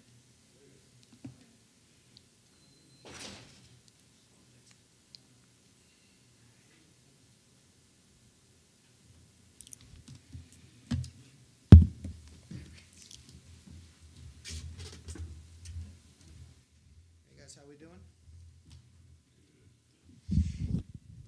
Move around a little bit again. So how's everyone's lunch? Everyone was good? So this afternoon what I'd like to talk about is a subject that's near and dear to my heart, the importance of expertise. We were talking a little bit about this at lunch and sort of the way our culture has evolved around the internet and social media and guruism, right? And especially like as a New Yorker, and anyone who's ever been to New York knows that the whole idea of rise and grind, hustle culture is a big thing. That's not exactly what I mean. We're talking about, like, have you ever seen, let's start this way. Have you ever just been doom scrolling on Instagram or something on a random day and you just get stuck in your algorithm and then you start seeing the targeted ad videos, you don't realize your sound's on, and you just start seeing some video just pops and you're like, oh my God, what the hell is that? And it's some random guy going like, hey bro, do you have this problem? Do you need help with your funnel? Well, if you follow my course and give me your email address and the blood type of your firstborn child and all of that, then I'm going to teach you how you can make $1 million a month just by following my patented system if you get my free masterclass, right? And invariably, you'll follow through with the links, and that masterclass is a 15-minute pre-produced video that the entire time homeboy's talking about how great his $20,000 course is, right? That if you buy today, I'll sell it to you for $9,000, right? And what most people don't, and if you go through and you do the due diligence, like you'll see that buried in the fine print there is something about these results aren't typical. Most people don't see a significant uptake in their business, but they're still happy to take your $15,000, right? So what I want to talk about today is about the influencers, our influencer cultures and what they get wrong in terms of like the YouTube monetization and the Instagram monetization. There are some places that don't monetize at all. Like LinkedIn will not pay you anything ever, no matter how much content you produce for them, right? And so you're just doing it to sort of big up your brand with the hopes that some other business person is going to see your stuff, think it, hire you to do a thing, right? Which there's value in that, right? But Instagram and YouTube, they will pay you, right? Based on the number of clicks and views and whatever. And so I want to talk to you a little bit about that. So as a broadcast engineer, I've been through a number of these things, and they'll all give you a gear list, right? And I have a curated list that I am perfectly happy to give away for free, no strings attached. I don't want anything from you. Just do it right. You go through these gear lists, and some of them, not everything on these lists is bad, right? Like some of the tech in there is pretty good. But most of it is complete and unadulterated garbage, just bad ideas. Like there's one that I saw recently where this guy is talking about how I'm going to show you how to simplify this setup, and you don't need to have all this knowledge and this and that and the third thing. You just need a system that's repeatable. That's not necessarily wrong. But then he starts talking about, I'm going to teach you how to automate it with voice commands. So he's talking about like Alexa and Google Home and things of that nature. Now, can you just picture this? You're in the middle of doing a live stream or doing a recording for some very important business meeting, and then in the midst of that, you're live, let's say, and then in the midst of that, Alexa pops up and goes, I don't know the answer to that, just in the middle of your live stream, right? That's what would happen if you automated in that way, right? It's just a bad idea to begin with. So as we go forward, one of the thing that I always like to think about is, the way I was raised, both as a human and just in business, was that we need some expertise, right? And the whole 10,000 hours is what it takes to be an expert in anything, right? So now what we've got is people just pushing and churning out content after content after content, right?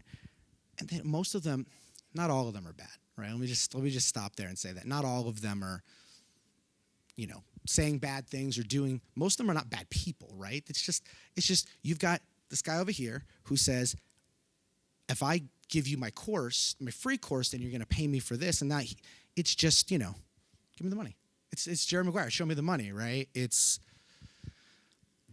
how do I put this delicately? It's the multi-level marketers of this generation, where it's like, if you buy into this system and you buy all of this food or makeup or whatever the thing is and fill your garage with it, maybe one day then you can live this lifestyle that I'm living.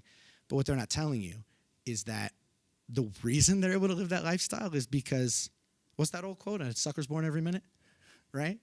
And so I want to continue as we go. I'm going to talk about some things here and talk about why that 10,000 hours is important, why it's important to understand where things are coming from, and also then how to, one of the people earlier this afternoon was asking me about what I would do if I was building a system or suggesting a system for a low-level streamer. So we're going to talk about some of that kind of stuff.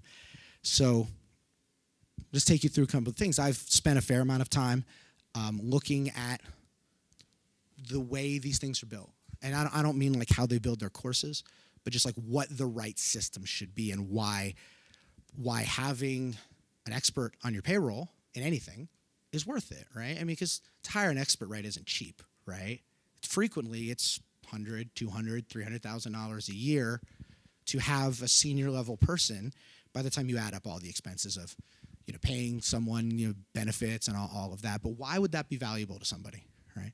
And even in my field in media, obviously that's well worn. You have broadcast engineers, you have guys on switchers and sound mixers that normal humans can't do those things. Most people can't hear why they hear that it sounds funny, right?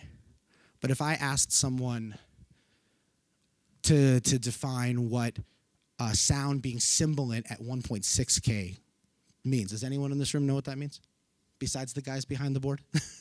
Right? Does anyone else know what that means? Right? I know what it means. They know what it means. And if you are in the middle of a big conference, right, and you've got a really big important meeting with global dignitaries, global business leaders, you want it to work, right? That's why we hire those people, right? And so what we get to is this idea that I can just throw up a ring light and a cheap microphone, and it's just going to work. And it's going to look great, and it's going to sound great. But the reality is that's not true, right, in anything, right? If you are, we were talking at lunch about various things, and, we were talking about everything from cultural bias to data science to cybersecurity, and in any of those things, Rome wasn't built in a day, right? It wasn't, right? It took a long time. And in the same way, you've got to build out these systems. And so I just happen to think that there is great value in leaning into the expertise.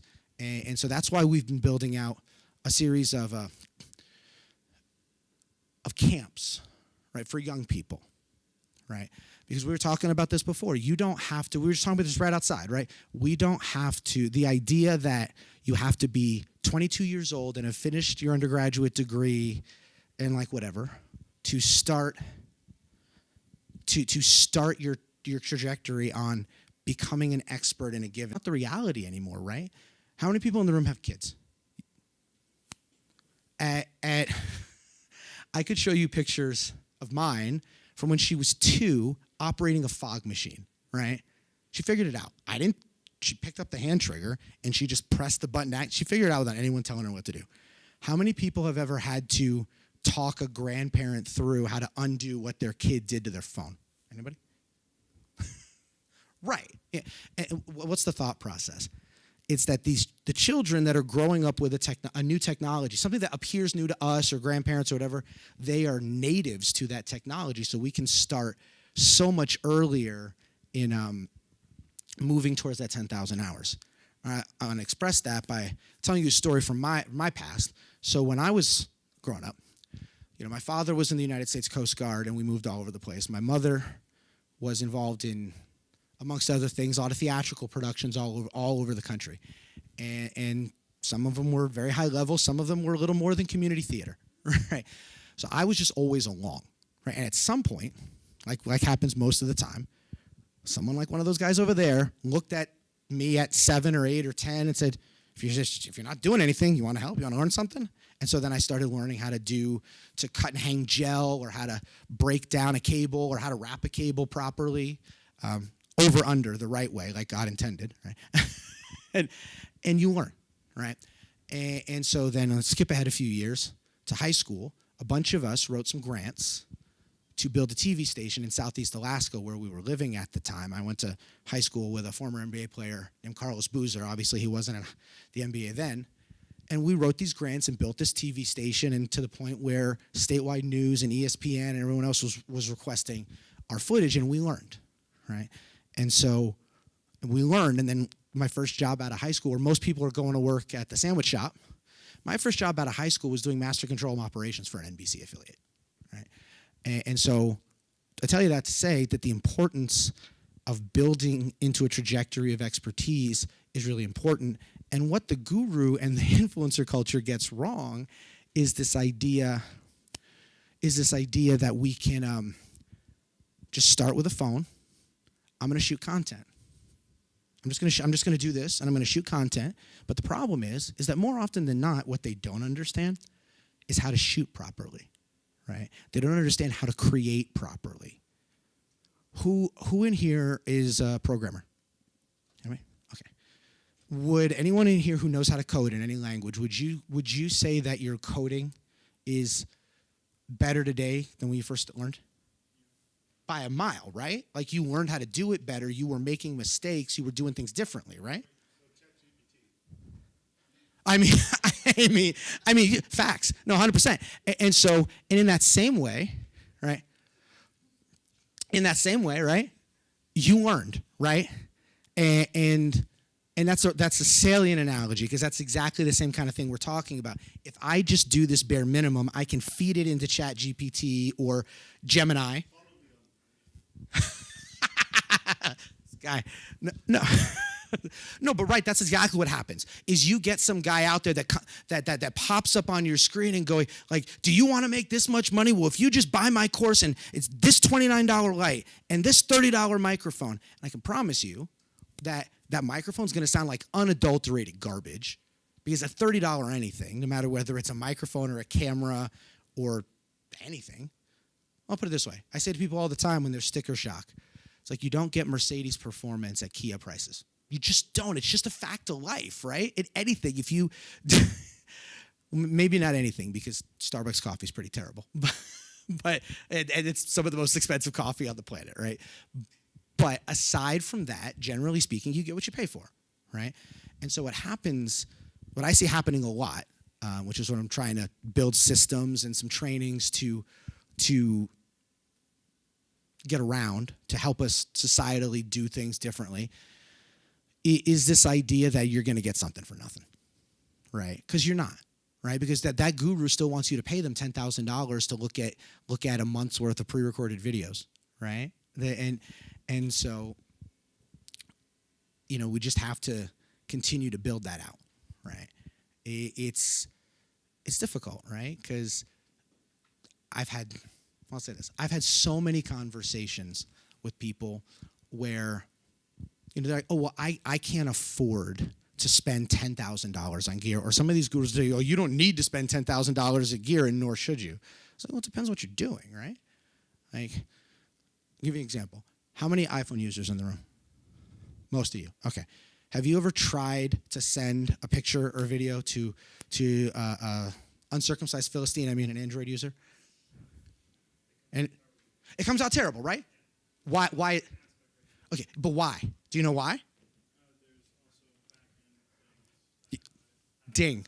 Bingo. There's an algorithm behind the scenes in iOS that is designed to make everything look better on an iPhone, and then to degrade it when they send it out to any other device that it perceives as not being an Apple device, right? So everything automatically, you think it looks better on your iPhone. Let me ask you another question. When you watch the news, have you ever seen like cell phone footage, like something happens in town, the police show up, whatever, and they have the cell phone footage up there? Why do you think that they don't take that video that was allegedly shot on a 4K sensor, right, and just upscale it? Why? Anybody?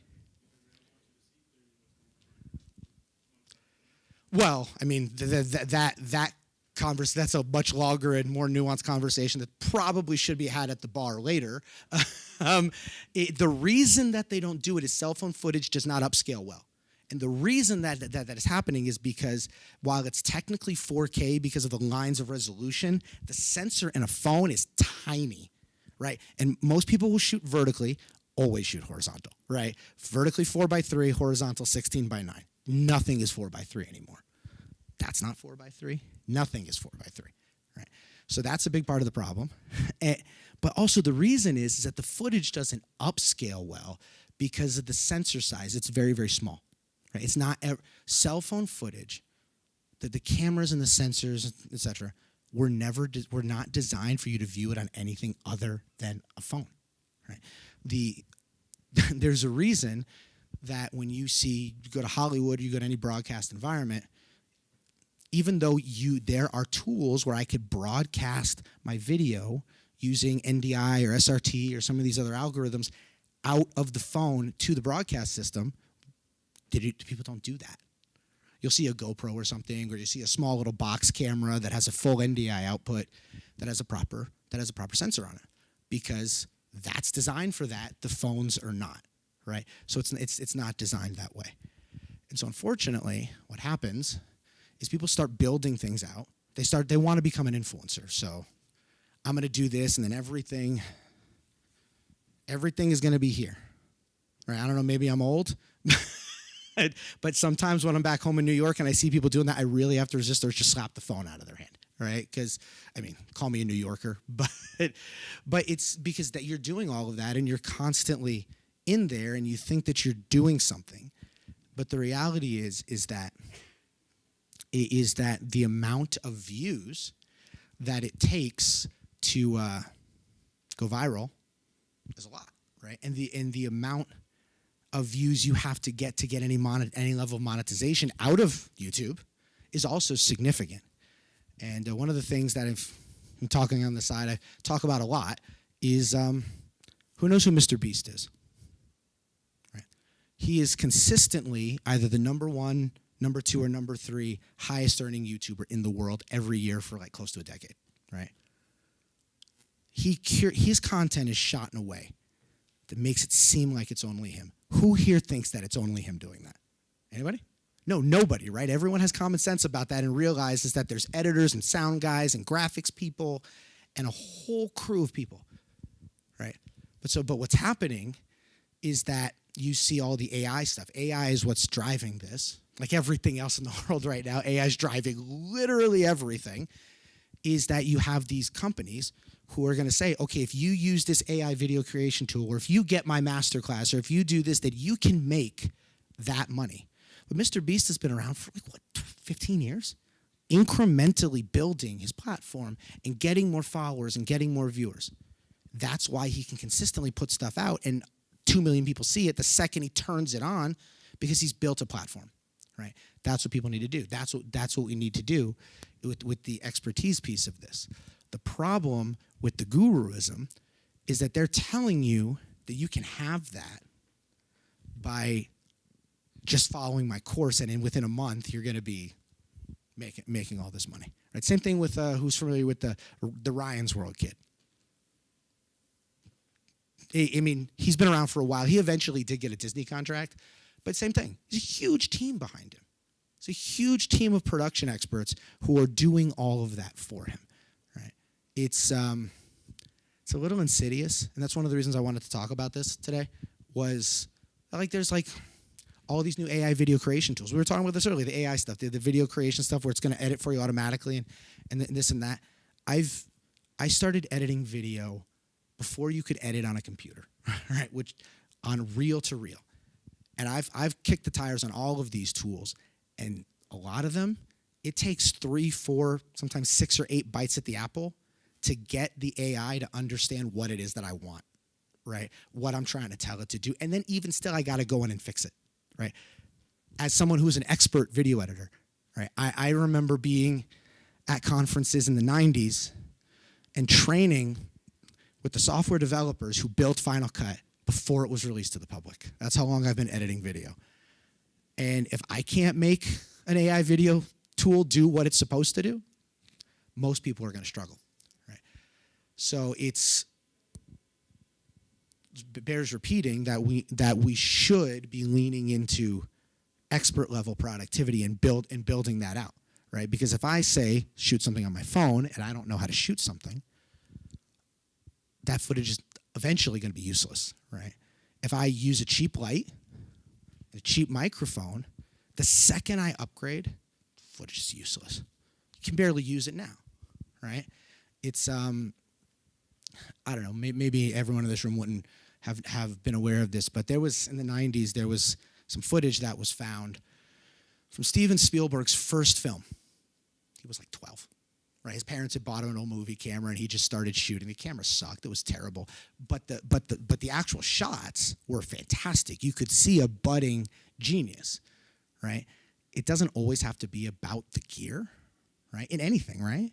But it's about learning the techniques, and that's why I have such a problem with it. Is that when you're doing this, I'm going to teach you how to be on YouTube, and now you're going to be a millionaire. No one's learning technique, right? So when you learn dance, right? What do dancers always tell? What do choreographers tell people? Sorry? Yes, practice. Wasn't what I was driving at, but that is true. So in dance, right, most dance instructors will never start a person on something like tap, right? Why do you think that is? Anybody? Because tap's a style, it's not a technique. Most reputable and good instructors or choreographers will start you on something like ballet or modern, because moderns are techniques. Modern dance is a technique. Ballet is a technique. You walk into any dance studio in the world, you're going to see the beginning of that class no matter what the style is. Students get first position, fifth position, etc. You gotta know what the hell that is when you walk in. That's what you'll learn with a technique. And that's the same thing in anything, right? It's like you're just not gonna turn something on and have it and just expect to know everything, right? And that's the problem I have with it.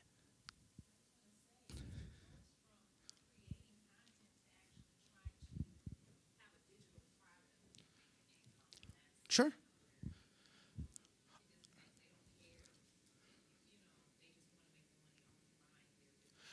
Well, of course. They're not the gurus, right? Their goal isn't like you're a number to them ultimately, right? Like so many things in life, your goal isn't to their goal isn't to necessarily teach you anything. What they're doing is you're paying them and they're giving you access to pre-recorded stuff, right? That they're now selling to any number of people, right? And there's absolutely a place for that in this world. I mean, Coursera and Udemy and all these places make a good profit off of people who know. Teaching a course or LinkedIn Learning, there's lots of places you can go over that kind of stuff. People who know teaching you a thing that you would like to know. The difference is that in guru culture versus someone who is a tenured professor somewhere, right, or is a senior subject matter expert in whatever their field is and has a 15-year career track record to back up what the heck they're telling you, is you have gurus who are telling you, you don't need to buy this microphone and a broadcast microphone and a cloud lifter and a soundboard. I mean, anyone who knows sound knows how ridiculous that assertion is, right? Because the preamps are what matter. You have a good quality microphone, but if the preamps are terrible, it's still going to sound bad. It might not sound as bad as you would expect, but it's not going to give you that rich broadcast radio-like sound where you know, going back and from a New York area guy from back in the, like a Don Imus or somebody, right, who had like a nice rich baritone and you could actually hear the nuance in his voice. You're not going to get that with just a random microphone. There's one particular guy that I'm aware of where he recommends you don't do any of that, and you just buy a Sennheiser microphone, an MKE 400, which is a very nice microphone. It's a $400 microphone. But it's designed to be a boom mic. So it's designed to be up here. And he's literally has it on his desk like this. The problem with that is that every time I do this, that microphone is going to hear me because it's designed to pick up sound at distance, right? He's not telling you any of that. Now, what he's doing is his guys are editing all that out, right? And so he's not telling you that, but then he's also charging you $15,000 for his course. Right? I'm not going to name any names because I really don't want to get sued. But anyone who follows these things knows exactly who I'm talking about, right? And so the challenge becomes, how do we build systems that really encourage the diversity of expertise that a lot of people have or could have? I mean, people do have to start somewhere, right? But the idea that I'm going to give you this, and within the next month you're now going to be an expert, like, that's absurd. That's not the way anything works, right? Nothing in life has ever worked that way. In the history of humanity, you don't get to be a rocket scientist just because, well, I mean, if you've ever been on Facebook, people decide they're a rocket scientist and then a legal scholar and then a international business, expert on a whim. But in reality, no one ever got good at anything overnight. It's always, you always hear these stories, like some actor or somebody hits big in a movie, right? And then it's like, oh, it's an overnight success story. We actually talk to them, right? They're like, I've been working at this for 20 years. What are you talking about overnight success story? You just became aware of me, right? And I think that that's the secret sauce to anything in life. None of us who are in this room who get up on this stage and have anything useful to say, right? Just get up here and decide to say things, right? There's a process of learning how to do stuff, being excellent at it, right?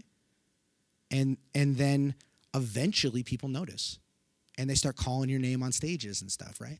Like, that's how the process has always worked, right? And this idea that you're just going to be able to, I'm going to be rich and I'm going to be a YouTuber and I'm going to be all of these things. And the reason that this even matters at all to me, right, is because what you're starting. I saw something the other week. It's very personal. I was sitting there. My daughter goes to an online private school, and I was listening. I was just listening to her class while she was on her class, and the teacher was asking all the kids, like, what do they think they want to be when they grow up? Right? All of us at any age have answered that question, and then had kids, start to grapple with where they might want to head in their life. And at least a third of the class said they wanted to be a YouTuber. Right? I was startled as a parent. I was startled, right? And so I was like, okay. So then I started, sort of thinking about how to solve that, like what to do, because being a YouTuber is not a viable career choice, right? It's so speculative. I mean, we were talking about this earlier. Who remembers from a few years ago the thing that went viral where the guy put up a GoFundMe for potato salad? Anyone remember that? So it was a thing, and it later came out that it was a fairly highly produced thing, right? But he basically threw up a GoFundMe and threw it up on social media, being like, hey guys, I'm really hungry, or like whatever, I'm trying to make this potato salad. And he put up a GoFundMe for $25. He ended up raising hundreds of thousands of dollars, right? And then he later developed a cookbook and did other things with that money or whatever, but it was so random, right? And that's the randomness of social media and YouTube and the like. Right, I've run live streams for huge celebrities. Like I did one last year for 50th anniversary, hip hop event for KRS-One, right? And that someone as large as him, and the T.I. was there, a few other names you would know, and we had a couple of thousand people tuning in at any one point, but it wasn't like absurd numbers. It wasn't the type of numbers that you would expect with well-known people in the hip-hop community, right? At an event that had been advertised for weeks or months about the 50th anniversary of hip-hop, right? Conversely, during the before. Who remembers the protests in Hong Kong when China was doing stuff, from a few years ago? So I ran a production team for that as well, and there was a Chinese expat who some people know who he is, who was good friends with Steve Bannon, right? And he would one of our clients at the time was this guy's production company. Anytime he turned on the thing, 5,000 people instantly, right? Because he had spent time, because he was a firebrand, but important enough, important in a Rush Limbaugh sense, right? Like people would either tune in to because he really agreed, or they really didn't agree, but they just wanted to see what crazy thing this guy was going to say next, and so, but instantly, right? But that tells you how random it is, right? Like KRS-One's going to get a couple hundred or a couple thousand people. This guy, a name who most people don't even know who he is going to get instantly 5,000 or 10,000 people. And so that's why it's important to like, I feel like, to build out these trainings and to teach both young people and not young people how to do these things properly, so that they not only that they learn how to do the thing, right? How to be a cinematographer, how to be a good video editor, how to be a good audio engineer, but that leads into every other aspect of life, right? Like as a lighting designer, right? I could teach a whole class on why inverse square law matters.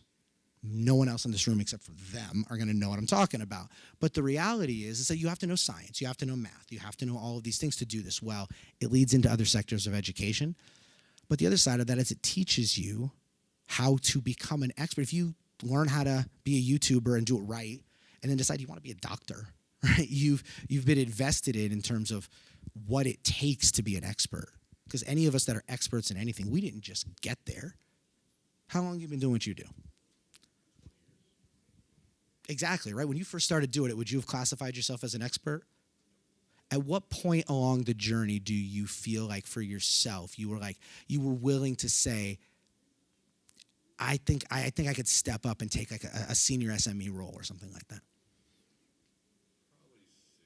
6 or 7 years in, right? Yeah, right. That's pretty standard, right? And like this idea that we can just turn it on is like, it's fraudulent, right? And you see a lot of people being taken advantage of.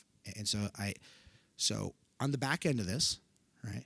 Anyone, I've had some side conversations with people today, anyone who's seriously interested in learning or just seeing what a good gear list would look like, send me an email, I'll send it to you. No strings attached, right? Because my goal with this is to shift us away an inch at a time, right? From where it's like, oh, I'm going to spend $15,000 and I'm going to get nothing out of it, to people actually learning how to do stuff. So I think, question? Go ahead.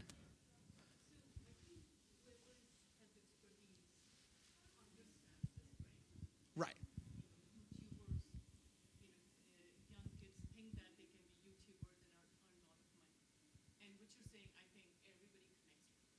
Right. But the awareness in the schools or the education system, is there something that, that should be there in the schools so that they can be taught what is real career versus influencer, which has spikes, and then you're done?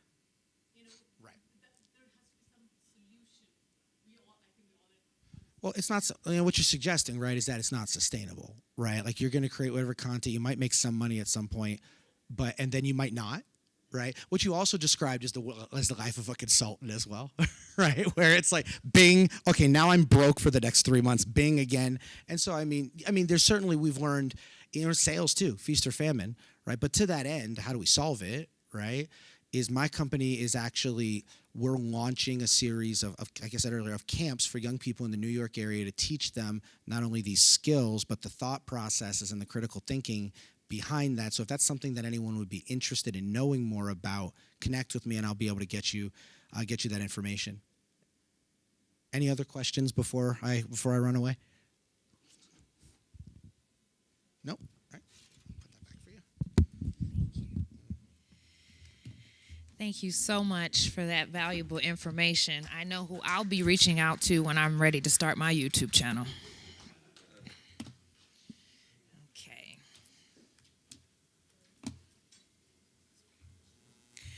Okay. So now, ladies and gentlemen, we've come to one of the most anticipated moments of our event, the special recognition session.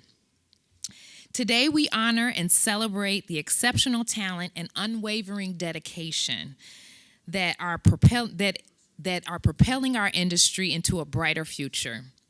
Let's applaud the individuals whose remarkable contributions are setting new standards of excellence.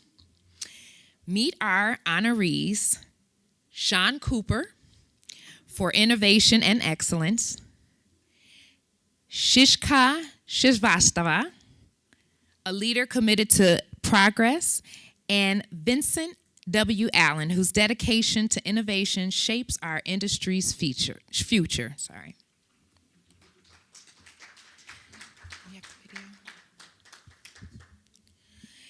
And now we have a short video that will play for our honorees in regards to our honorees. Thank you.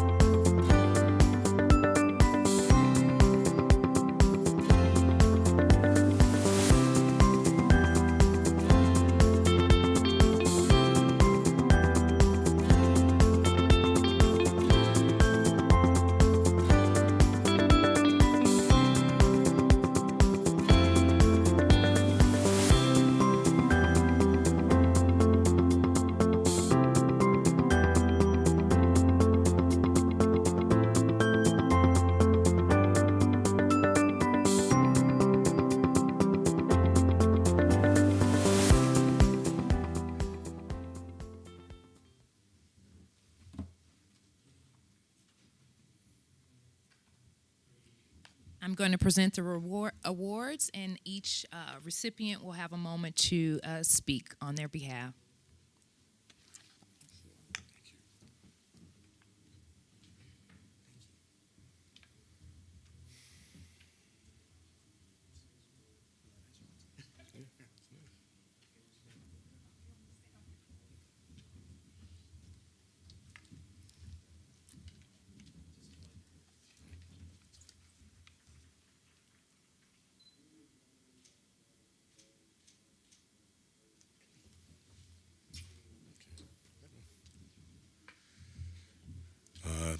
I'm Sean Cooper.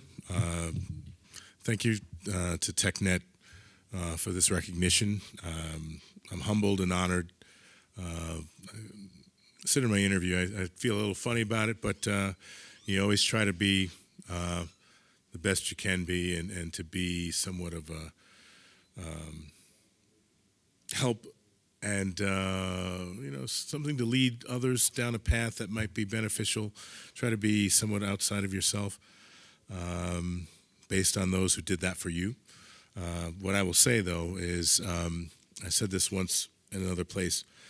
As a parent, and those of you who are parents, aunts, uncles, leaders in your community, be careful of what you say to kids, because I had people around me as a child who said, you are somebody who's different. You can be a leader. You can be all those things. I had peers who didn't have people say that to them, and they didn't do quite as well. I had many people who did that for me. When I try to run away from it, I always sort of come back to it, and you kind of realize that there are things in your life that you have out of your control and where you are supposed to be. And in the organizations of things, whether you believe in a higher power or otherwise, always seems to bring you back to where you're supposed to be. So you have edification like this, it's very nice, but I just really feel like we need to continue to grow and build each other up and do some things so that the greater good happens. So it's more than I wanted to say, but thank you. I just sort of Thank you so much. I wanted to again, echo what Sean said about thanking TechNet and all of the people who made the whole conference come together. Everyone who's been here, I wanted to just acknowledge for a second. I'll be a little self-serving for a second. I want to acknowledge, not myself personally, but just technical people that almost never get acknowledged. Right, and like this conference and all the conferences that happen in Las Vegas and everywhere else around the world are staffed by all the people in the back of the room wearing black that almost never get acknowledged. And so I just want to appreciate them for a minute, take this moment to appreciate them for a minute. We all got here 8-ish. They were probably here at 5:45. From experience, and so I wanted to take this moment to thank them for all of the hard work that they did to pull this event together, and then all of the people, TechNet as a whole. Just thank you again for this acknowledgement and just the work that I'm doing and continue to do. And the video that they played just showed you that is my daughter in the video. That's my little girl. Her name's Naomi, and like I said, that's most of that video. Some of the footage, she was probably about 7 at the time, 6 or 7 at the time with some of them. She's wearing the black company shirt. That's a 7-year-old hanging a production light. If she can do it, anyone's kid can do it. And so I think that's one of the importance of continuing to build out programs, not only in the schools, but outside of the academic system to teach people things, right? Teach people things that they're not going to learn in a classroom. Right? Thank you.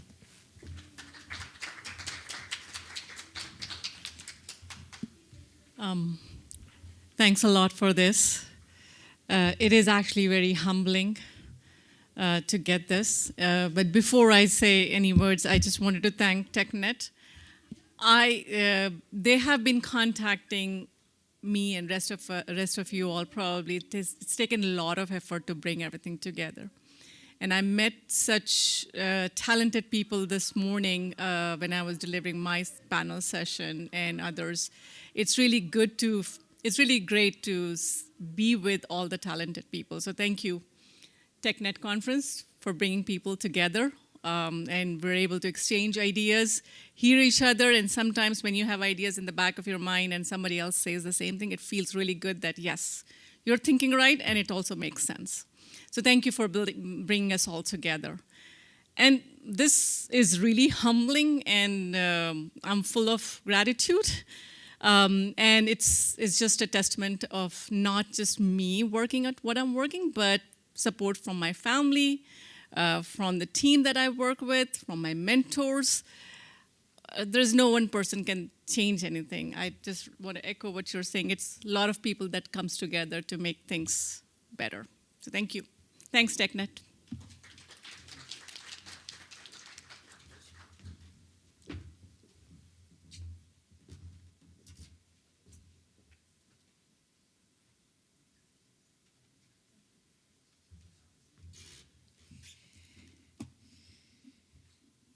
Okay, congratulations to those wonderful recipients and the contributions that they've made to the tech industry. We do have a couple of award recipients that could not be here today. The first one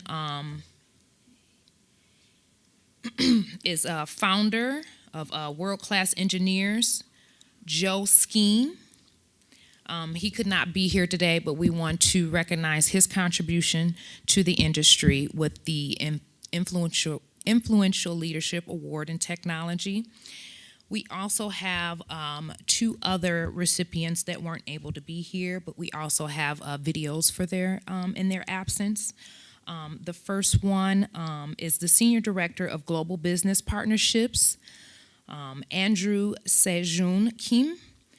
And we'll have a short video right now. Hi everyone, my name is Andrew Kim, and I'm absolutely humbled and honored to have been selected to receive the Influential Leadership in Technology Award at TechNet Conferences this year. It is a great regret that I'm unable to attend the event in person, but I would like to take the opportunity to thank the entire organization team, as well as congratulate my fellow awardees. A great job done. And let's continue to do what we do best, and that is to create, change, and lead technology advancements in this world. Kudos to everyone, and I hope you enjoy the event, and I hope to catch you next time. Thank you. Wonderful. Congratulations, Andrew. Next, we have the founder of Nexascale, Adora Nwodu, who is also receiving an Influential Leadership Award in Technology and has a video. Hi, my name is Adora, and I am the founder of Nexascale, which is a social enterprise helping people start and scale their tech careers. I'm super excited to be an awardee for the Leadership Awards at TechNet this year, and it means a lot to me to be recognized for this award. While I cannot be here physically to accept it, I still see this award as a call to action to do more within the tech ecosystem, to take on more impactful projects that help me lead and inspire people.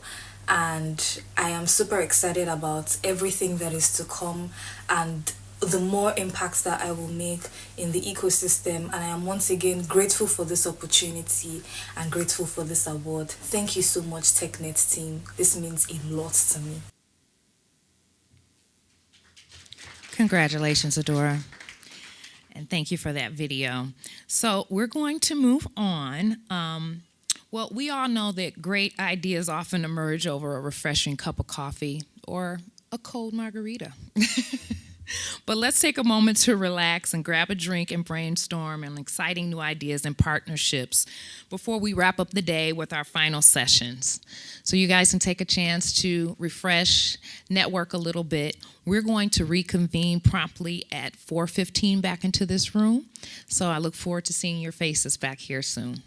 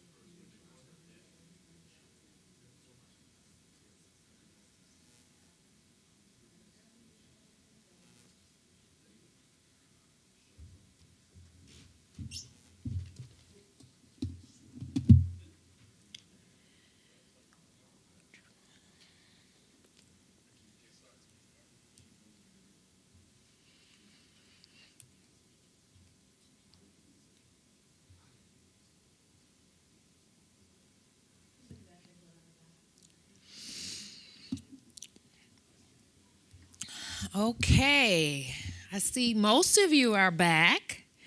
Welcome back. You're looking refreshed, sort of. We'll get back into the swing of things. So the day hasn't ended yet. We have an essential session of discussion for you filled with a thought-provoking topic to discuss and revolutionary ideas. Here is our panel discussion, Venturing Further Than Cryptocurrency, Unleashing Blockchain's Potential for Business Transformation, led by the session moderator, Tyrone Moodley, and all the other panelists. That's quite a few of them. So if we'll begin to start the proceeding to the panel. Blockchain has the power to revolutionize traditional business processes by introducing transparency and security. While blockchain promises to implement solutions in organizations, it can also present challenges such as scalability and regulatory compliance. To talk about such an issue with some great solutions and ideas, I request our experts to join and guide us through the path towards business excellence. Mr. Moodley? So, yeah, hi, Tyrone Moodley again, yeah. And I'll be moderating with Abby and Nick. So, Nick, you introduced yourself earlier. Abby, I guess you can go next. Hi, my name is Abhi. I'm the CTO at Polychain Capital, so I lead engineering and security for the firm. In my previous lives before crypto, yeah, we don't want to talk about that, looks like. So, yeah, in my previous lives before crypto, I was a part of the founding team at two Web2 startups. I've been doing security for the past 15 years. I'm excited to be here. Excellent. And yeah, well, yes, someone's playing back. There's feedback. There we go. Once again, I'm Nicholas Williams. I'm the VP of software for Devio, and yeah, we have an innovative, high-speed, high-throughput blockchain. So, from our earlier discussion, I guess we spoke a lot about Devio, but I think with Abby here, we've got an opportunity to talk about security, because that's your main topic there. That's what you work with day in and day out. We've spoken a bit about it before, and I was quite fascinated about what you had to say, and I would like to learn more about it. So I guess, Nick, do you have any security-related questions that you might want to ask Abby? Yeah, well, security is very contextual, but I have a pretty rich background in security myself. Oh, so, great. and I've definitely heard of Polychain Capital before, but I'd like to hear more of your interesting take first. Sure. Then I can probably riff on that. Yeah. So I guess I have a bit of questions here related to security that I was trying to understand, because recently I'm involved in a crypto company, and people have asked me certain questions, and part of that 10,000 hour rule, I'm still at maybe 2,000 hours in terms of crypto, and I'm still trying to understand. I'm trying to learn as much as possible, and it's great to have two experts to pick your brains. So I'll ask you a question of chain analysis, and I know you mentioned something about not being vendor specific. Right. I'm not sure if this is vendor specific. Yeah, joys of working at an RIA. So Sorry? joys of working at an RIA. So, like registered investment advisors, we have a lot of compliance restrictions on what we can and cannot talk about private companies. So are you able to talk about chain analysis? Depends on the question. Okay. So how does chain analysis ensure the accuracy and reliability of its transaction monitoring and address clustering?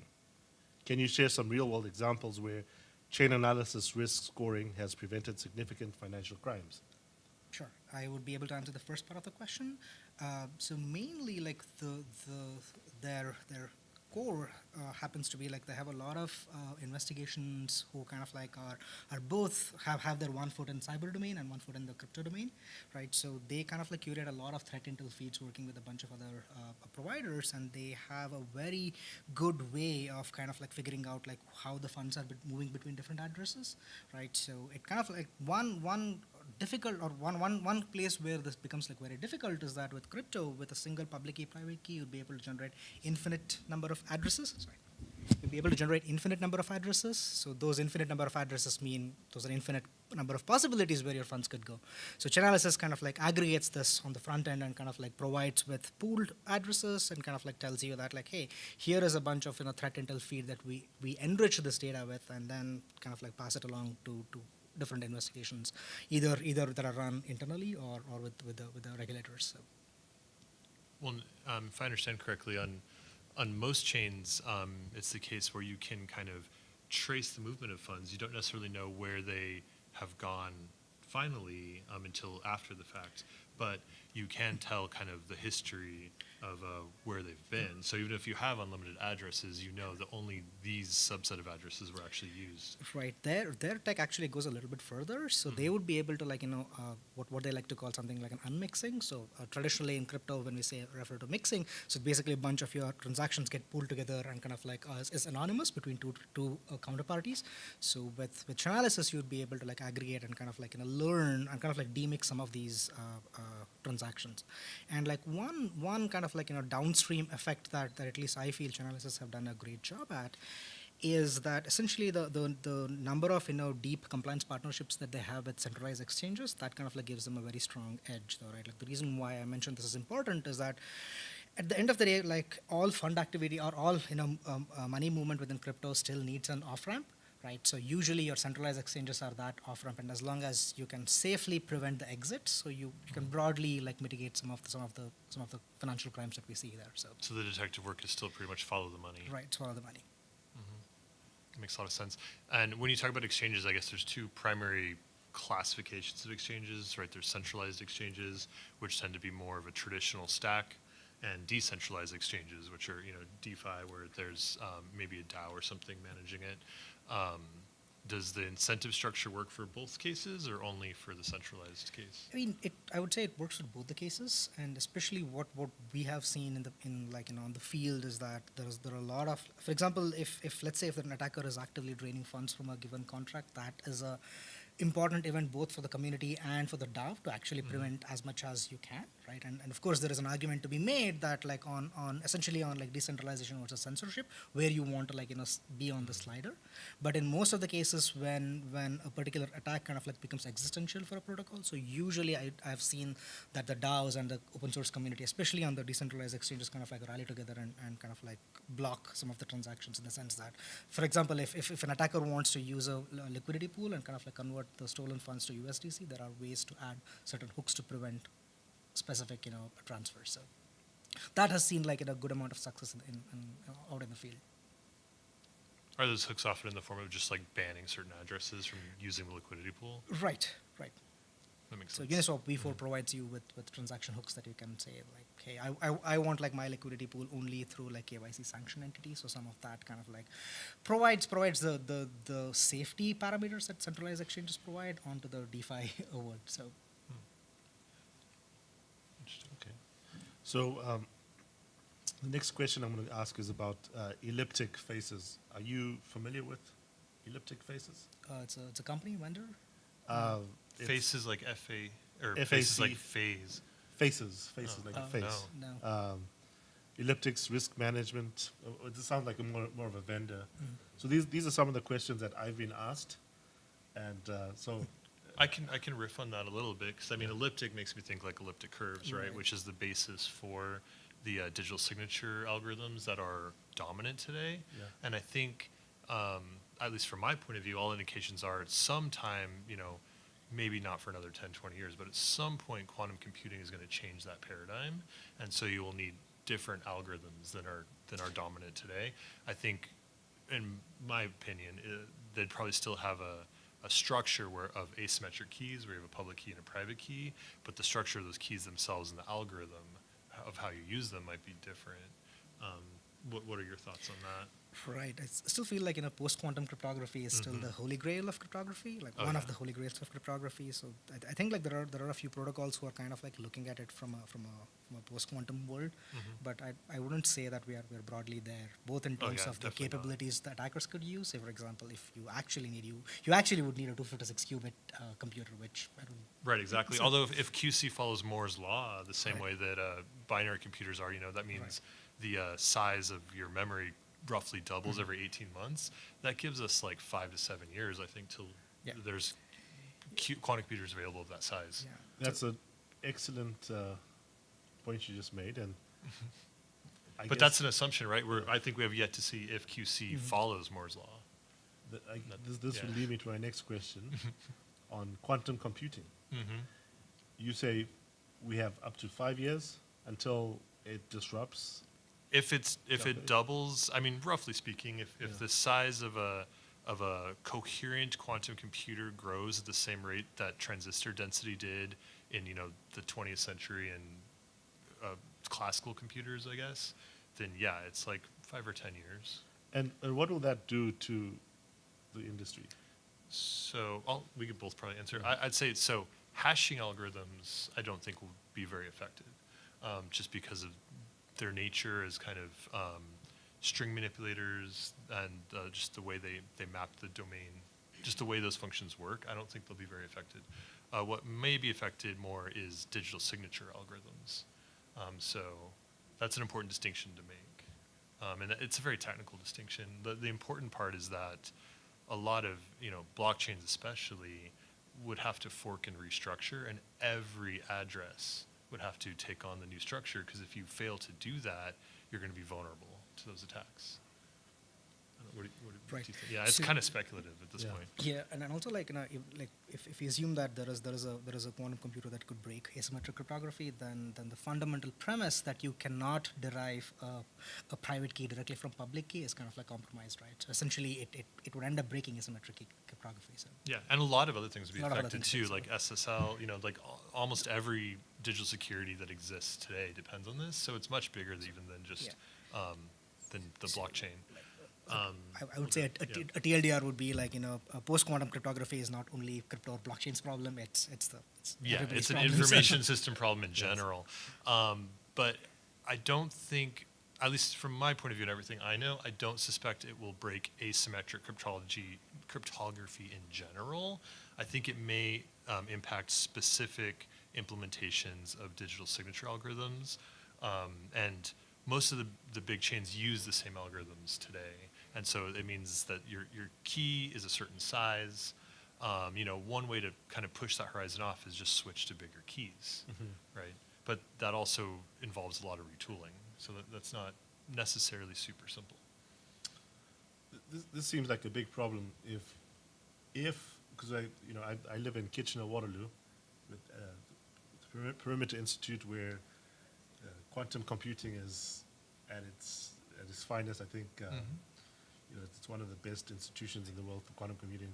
From my understanding, talking to some of the physicists there, that we're not too far away from this future. So, if this happened next year, what would this do to the entire crypto landscape? It's hard for me to imagine some kind of overnight sudden cataclysmic event. I think it'll be more slow and insidious. I mean, we have ChatGPT helping. True. Although, I don't know, LLMs are the whole own interesting thing that I could get into. But, well, let's get into it. Well, let me wrap up quantum computing first. Quantum computing, even if it happened suddenly, I think it would be first by large nation states, so like China, the U.S., Russia. Russia, groups like that. They are going to have incentives not to reveal their hands and not to do anything too, dramatic all of a sudden. When it really gets dangerous is when it gets to a point when anyone could access a big enough quantum computer to do these kind of things, and that's probably additional time. So, I wouldn't doubt that research labs and government agencies are very close to this or have it already even, but they're probably not going to utilize it because it would be too disruptive. Right. So what type of things could a quantum computer do to a blockchain? It could help figure out from a signature of a hash what the key was. So basically the way asymmetric computing or asymmetric cryptography works is you're doing this really hard factorization problem on the elliptical curve, and they create the curve in this special space of just primes or just binary numbers, and you have two parts to the key, and one part's public and the other part's private. If you know the public key, which you need to know one way or another to validate the message, then the idea is it's extremely hard to figure out the private key even with that knowledge. But with quantum computing and enough evidence from existing signatures and stuff, you could essentially defuzz that, and much faster than, like you couldn't do it with brute force. But with a quantum system, it can basically cohere on what that actual key likely is. So that's kind of a layman's term, a way to explain it. So you could basically gain the ability to pretend like you're someone else in that context, but not just in blockchain, in transport layer security in general. So man in the middle attacks. Mm-hmm. Yep. Okay. So, Yep. And also, like what essentially a quantum computer enables is, to add to your point, so it basically prevents, or it basically makes running brute force attack extremely cheap and extremely fast, right? So today, a lot of security is hinging on the fact that, it's going to take like millions of years for you to like break a key. But with quantum computing, that exponentially reduces and provides attacker with much sophisticated tools than they currently have today. So that is the black swan event in my mind for not just, again, I crypto, agree, but and I everybody suspect. else. So, I don't know if it'll happen in the next 5 or 10 years. I think it will happen sometime this century. That's a prediction of mine. And again, regarding blockchain and cryptocurrencies, what effect would that have on an entire economy? It depends on the chain and how much it can adapt to a new paradigm. So in the case of Devio, for example, we've prepared for this by making our signature algorithms modular. So if a particular shard wants to use a different signature algorithm, you just implement it and you pop that in. As long as it follows the structure of asymmetric encryption in general, you can just pop in another implementation that uses circuits or fuzzing or decoherence to avoid the quantum attack. So Devio is ready for quantum computing. It depends how quickly it gets unleashed, but we can adapt to it quickly and with less disruption than a lot of, I think, more unified chains, I'll say. right, and also like my optimistic take on this is that in my mind it's going to be more of a self-solving problem, because when there are like billions of dollars which are kind of like could be compromised, there is already enough push for all the protocols to actually have a post-quantum roadmap in terms of how they want to upgrade and how they want to change. So. Yep. Yeah, I think the main challenge is that upgrade process will require action from every key holder. Right. And if you fail to take action, you may be vulnerable. I mean, you're likely vulnerable. Yeah, whoever has those keys. Okay. Well, I guess pivoting to ChatGPT, you're about to tell us something fascinating. Oh, yeah. Well, so, yes, I think something a lot of people don't understand about the current iteration of AI, and, LLM especially, right? It's large language models. So they're trained on a corpus of language. And that comes from the internet. It comes from, just big collections of human text. And so I feel like people get this sense that because it can do predictive and generative things that aren't in the corpus it was given, you can train it on X and it can do Y. But it's still based on X. And so I guess my insight to share with everybody is that LLMs are really telling us things about the structure of our language more than they're telling us stuff about reality. And so that's really important to understand. If, some people philosophically are symbolists in the sense that they think all of mind and everything about information processing is nothing more than moving around symbols. And if that's true, then LLMs might be very powerful. They might actually be a pathway to AGI. I'm highly skeptical of that position. I think you can make an argument, a materialist argument, that even based on the way the physical world is, there is something more to mental processing and ideation and how rationality works than simply symbol processing. So And you disagree LLMs with Jeffrey Hinton? Yeah, I disagree with a lot of loud people on that. So I don't think we're actually on a path to AGI this way. I think we're going to hit roadblocks. And a similar path happened kind of in the 70s that most people don't know about, where there were a lot of breakthroughs in AI. People thought, we were going to hit a singularity quickly. And then it turned out that it didn't keep growing the way they expected. And I would not be surprised if that happens again. Okay, well, But, if it does, that'll be amazing technology. I guess getting back onto the crypto topic. Yeah. If we're going down this rabbit hole, we can continue doing that. Yeah, over lots of rabbit holes drinks. to go down. Yeah. But where do you think crypto is going to be in the next 5 to 10 years within the payments sector globally? Like, do you think crypto is going to be something that most governments will adopt? We've seen stuff like CBDCs and other stable coins coming into effect, like USDC and USDT. To me, it looks like these stable coins is something that I think even the U.S. government has sort of given the green light. PayPal has done their stable coin as well. Is this something that governments are going to adopt on a larger scale? What do you guys take on that? That's an excellent question. I think there's a lot of different angles to it. I think governments will adopt cryptocurrency more for cross-border settlement, just because it's relatively auditable and and manageable compared to traditional methods. I'm not sure how much we'll see it toward the consumer in that time frame. But I do think large organizations, governments especially, will use it more, and I think they'll use it as a hedge for what do you call it? Just the assets that governments hold, like sovereign wealth funds, and things like that. I think more governments probably will do things like El Salvador has done and hold a large amount of crypto just as a hedge against fiat currency, especially if we see more inflation in that time frame. Yeah. I kind of tend to agree that usually stable coins, one of the common use cases that most people talk about is having fast payments, and I largely believe that is more of a US problem than the rest of the world problem.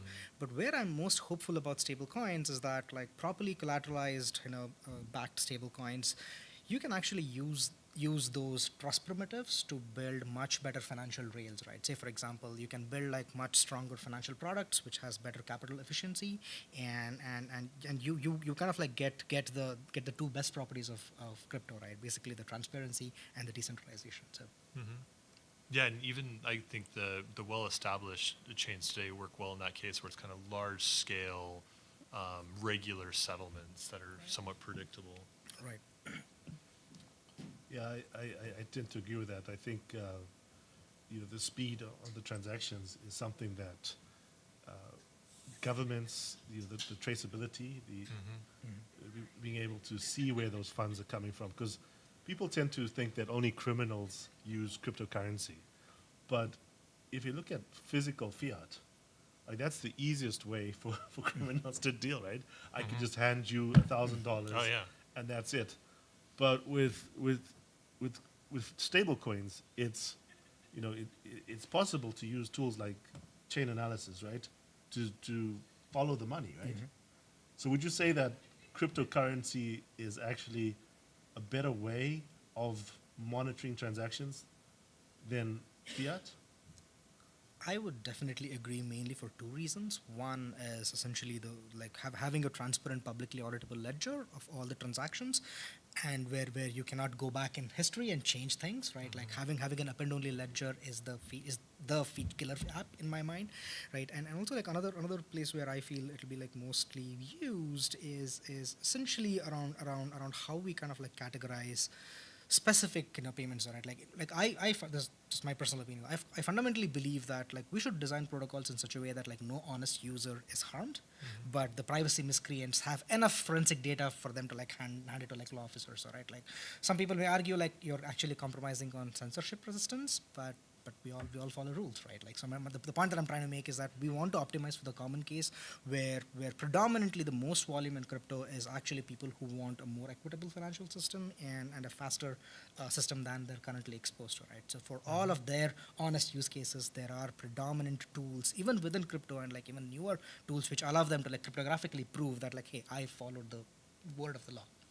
So today that does not exist in fiat, mainly because fiat is not actually programmable unless you build a bunch of additional centralized checks and balances there. So Yeah, I absolutely agree with that. I mean, I think I said in the earlier talk, a blockchain really is a chain of evidence at the end of the day. So it's absolutely more traceable and auditable than fiat cash. I mean, the fact that fiat cash physically exists makes it very hard to track. Like you said, you just hand it to someone and that's it. It's done.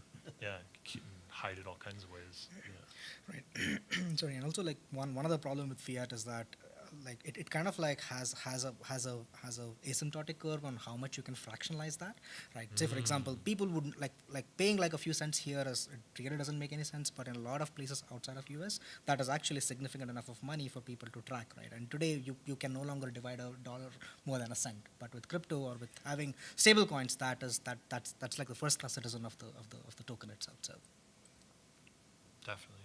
And just to echo that, yeah, most, I think the standard, based on Ethereum is 10 to the minus 16. 16. So yeah, that's, compared to the dollar, you get a penny is 1/100th of a dollar. In most crypto, you can break it down to, 10 to the 16 power. So it's 16 decimals. So even if the value of crypto changes dramatically compared to fiat, it'll still have that liquidity. That's interesting.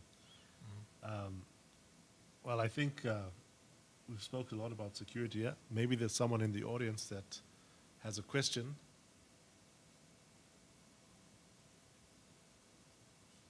No? Let's speculate a little bit. You guys are talking about QC and stuff. Do you guys think the traditional computer has started reaching a plateau? Like transistor density and stuff. You guys were talking about Moore's law and stuff. Just for the sake of fun, let's talk about, are we starting to hit a limit with traditional computers? I absolutely don't think so. A few years ago, maybe I could have been convinced by that, but recently, with the dominance of Nvidia in the stock market, for example, I dug into what they're doing. I mean, they're coming out with chips that are more powerful, more efficient, less heat displacement, all at the same time.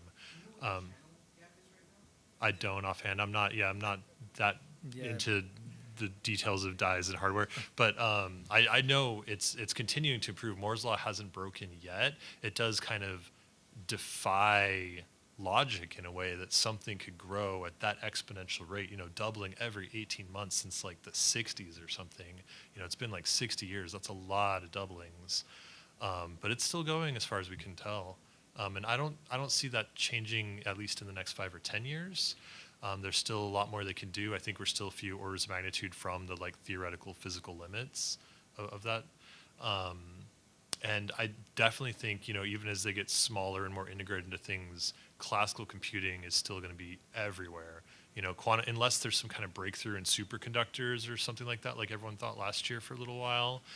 Quantum computers are going to be in data centers, very isolated. They cannot be disturbed by noise. They need to be near absolute zero. They are very sensitive, and I don't think that is going to change anytime soon. right, and I also just to add to that, I kind of feel that even if we were, for argument's sake, even if we were to hit actual physics limits on how small you can pack a transistor, even if there are no more improvements in channel width, a lot of scaling will eventually move to software. So in my mind, software has kind of lagged the scaling industry because of Moore's law, because you have faster and faster chips available. It's somebody else's problem. But when we do hit that limit, all of the scaling issues are going to come back from your entire software SDK, right? All the way from your compilers to system software to applications. So I feel there's a lot of scaling wins there as well in terms of how parallelly we could design an application, because for the end user, the fastest that they could get their request processed is not is as much dependent on having a fast chip as opposed to having a strong enough application design principles where you can allow that sort of parallelization and consolidation for the end users. So. Yeah, I have to echo that. As probably a lot of you in this room know, anyone who's developed software for decades now, software is not more efficient now than it was 20 years ago. There's so much bloat. I mean, it's doing so many things and not in the most efficient way. There's not, I think, because of Moore's law, because transistor speed and RAM and space have grown so fast all at the same time, there's been very little discipline in keeping software, tightly designed and very efficient. And honestly, right now with LLMs coding and stuff, I don't that's not going to help with that, I don't think, at least in the short run. But I think if we hit a wall, that'll suddenly become much more important again, like it was, 20, 30 years ago.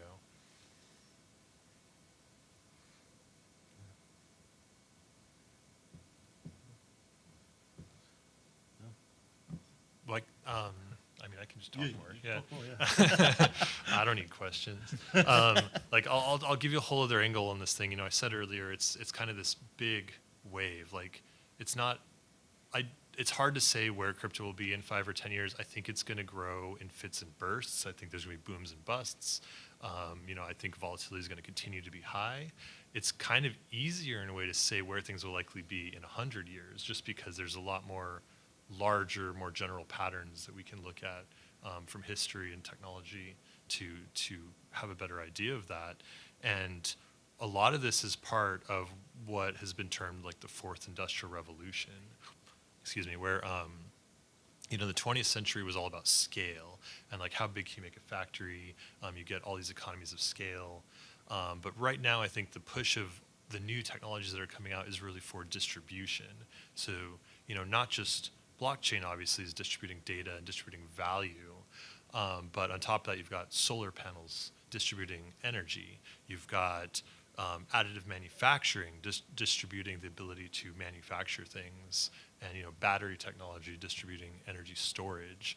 I think that is actually the big driving factor, and that's going to be a driving factor for this whole century in all likelihood from my perspective. We've come a long way. If you look at like the cost of solar panels, it's down like 90%, which is ridiculous. It's like even faster than Moore's law actually in the past 10 years, I think. That is going to change the economy in ways that are hard to predict right now. Because you might have in 2100 you might have a lot more microgrids because you don't need this big grid for stability. Just with your panels and your batteries. What other changes that create, right? Maybe we don't ultimately need as many wires and things as we have right now. And related to that, there's this concept I like to talk about of circular economy. And what I mean is kind of just, it is recycling and reusing things more, kind of paying more attention to the life cycle of a product even after it is done with its initial use. Blockchain technology can make that more easy to track a product.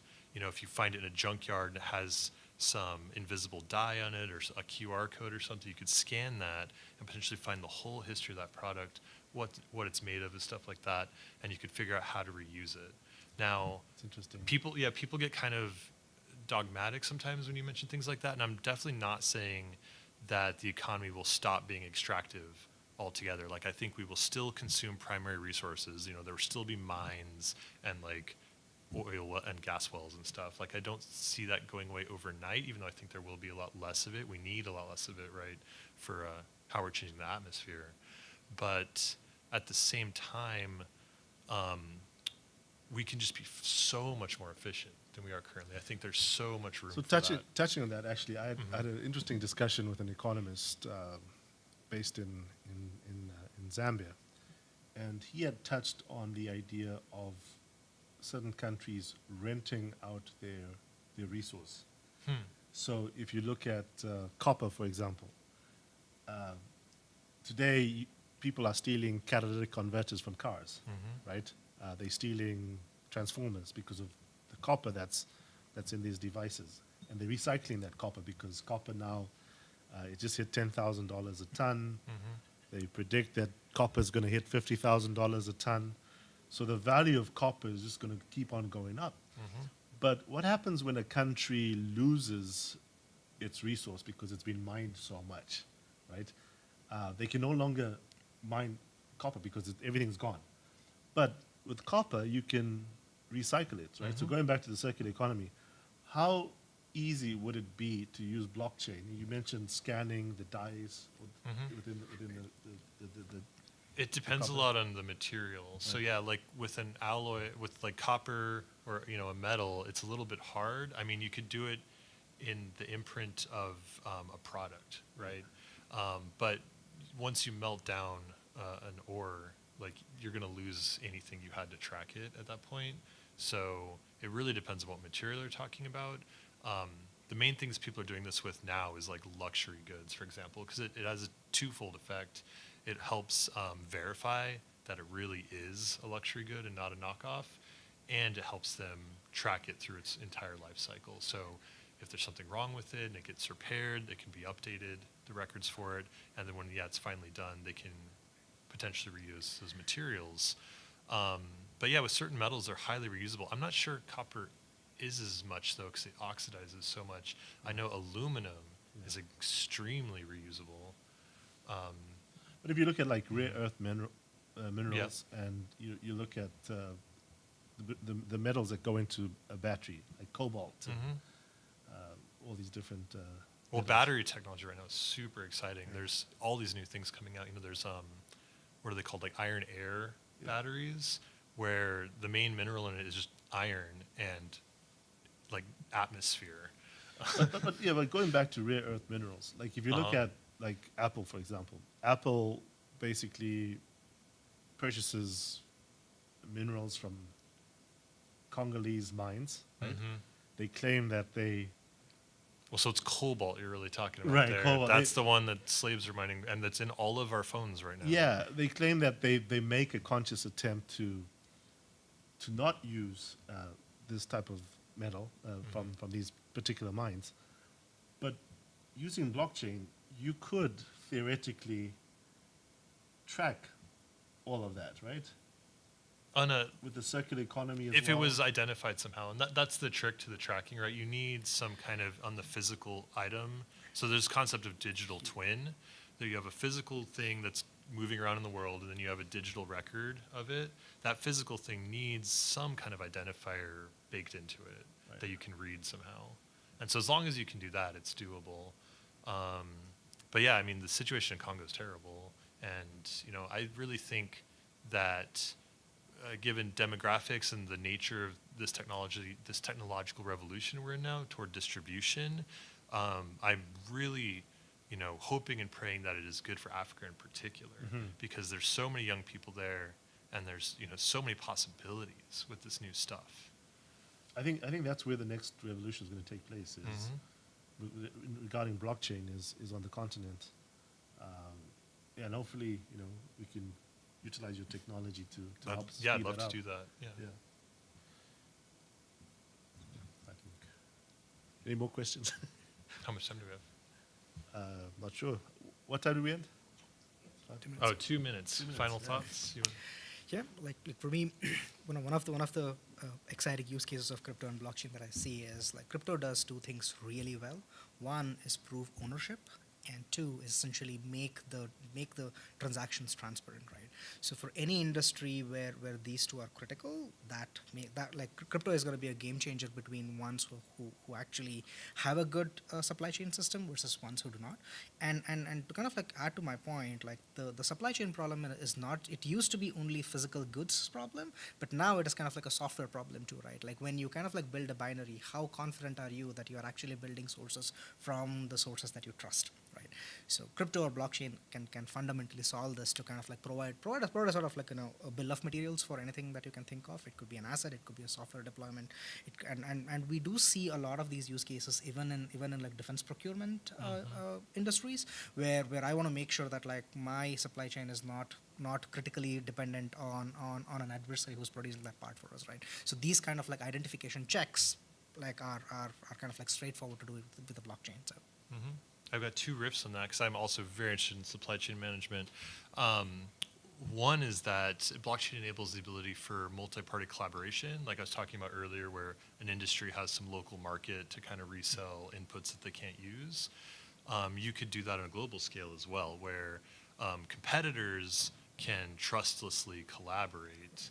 And instead of each ordering 4 times the same interchangeable thing from the same factory, they consolidate those orders blindly, using smart contracts or something, so that it's more efficient for both the supplier and the recipient of that product. And secondly, on the defense procurement side, we have some interesting IP around a way to detect interdiction, where using key management, you can basically and it involves multiple keys, some created by the supplier in the factory and some that you add kind of at initialization time when the product's received. We can detect certain ways that item might have been, man-in-the-middle attacked basically physically, because this is something that happens in the real world. The Chinese government will go to a factory and have them put certain software on chips that they know are going to the U.S. We have a way to detect that. Wow. It's interesting. We can continue talking later on in the bar. All right. Thank you, speakers, for your knowledge and your navigating through challenges and sharing the best alternative solutions. We really appreciate your input. Before we conclude today's conference with our last session, I just want to say that earlier we missed a couple of awards that should have been given to Sean Cooper and Vincent W. Allen.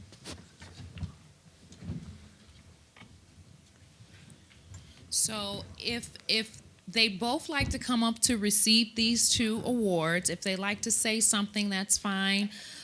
We do apologize. We had a lot of awards and we just missed these two, but we wanted to make sure they received them and got a chance to acknowledge the award and say whatever they needed to say. So here's yours, Mr. Allen.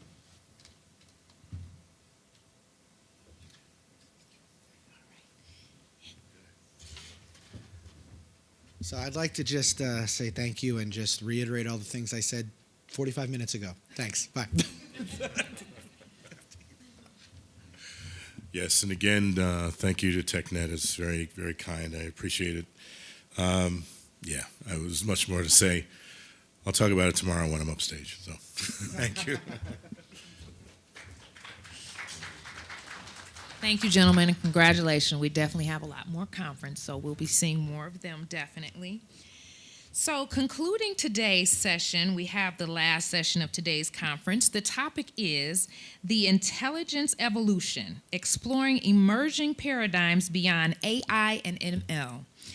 While AI and machine learning have been at the forefront of technological innovation, emerging paradigms and technologies beyond these domains are shaping the future of intelligence.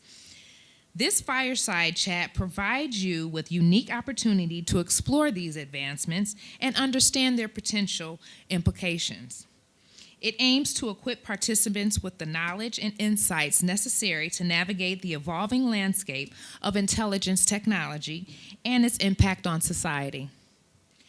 I request our speakers, Ravi Tanetti and Reginald Manning, to join the stage to proceed with this fireside chat. Gentlemen?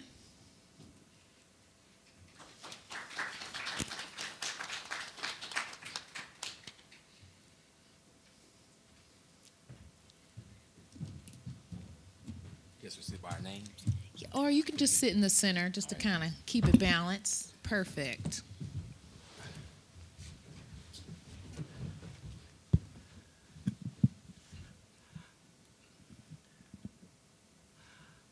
All right. Hi, I'm Reggie Manning with Vista Data. Quick intro. Originally, been in this industry between tech and education for the past 20 years. So education and business, had a chance to see charter schools, tutoring organizations, build schools, work with businesses. And with the advent of AI, we've seen some scaling up and some opportunities that present itself in the current future that we've never had opportunity to see in the past. So we're excited to kind of dive into where this could be from a technical perspective, as well as what it presents for business, education, and the future overall. Thank you, Raji. My name is Ravi Kennedy. I just a few minutes ago spoke about AI. So my background is technology. I've worked pretty much 2 decades in technology in multiple domains, multiple industries. I got a chance to explore different areas of technology, including artificial intelligence from the very early on. In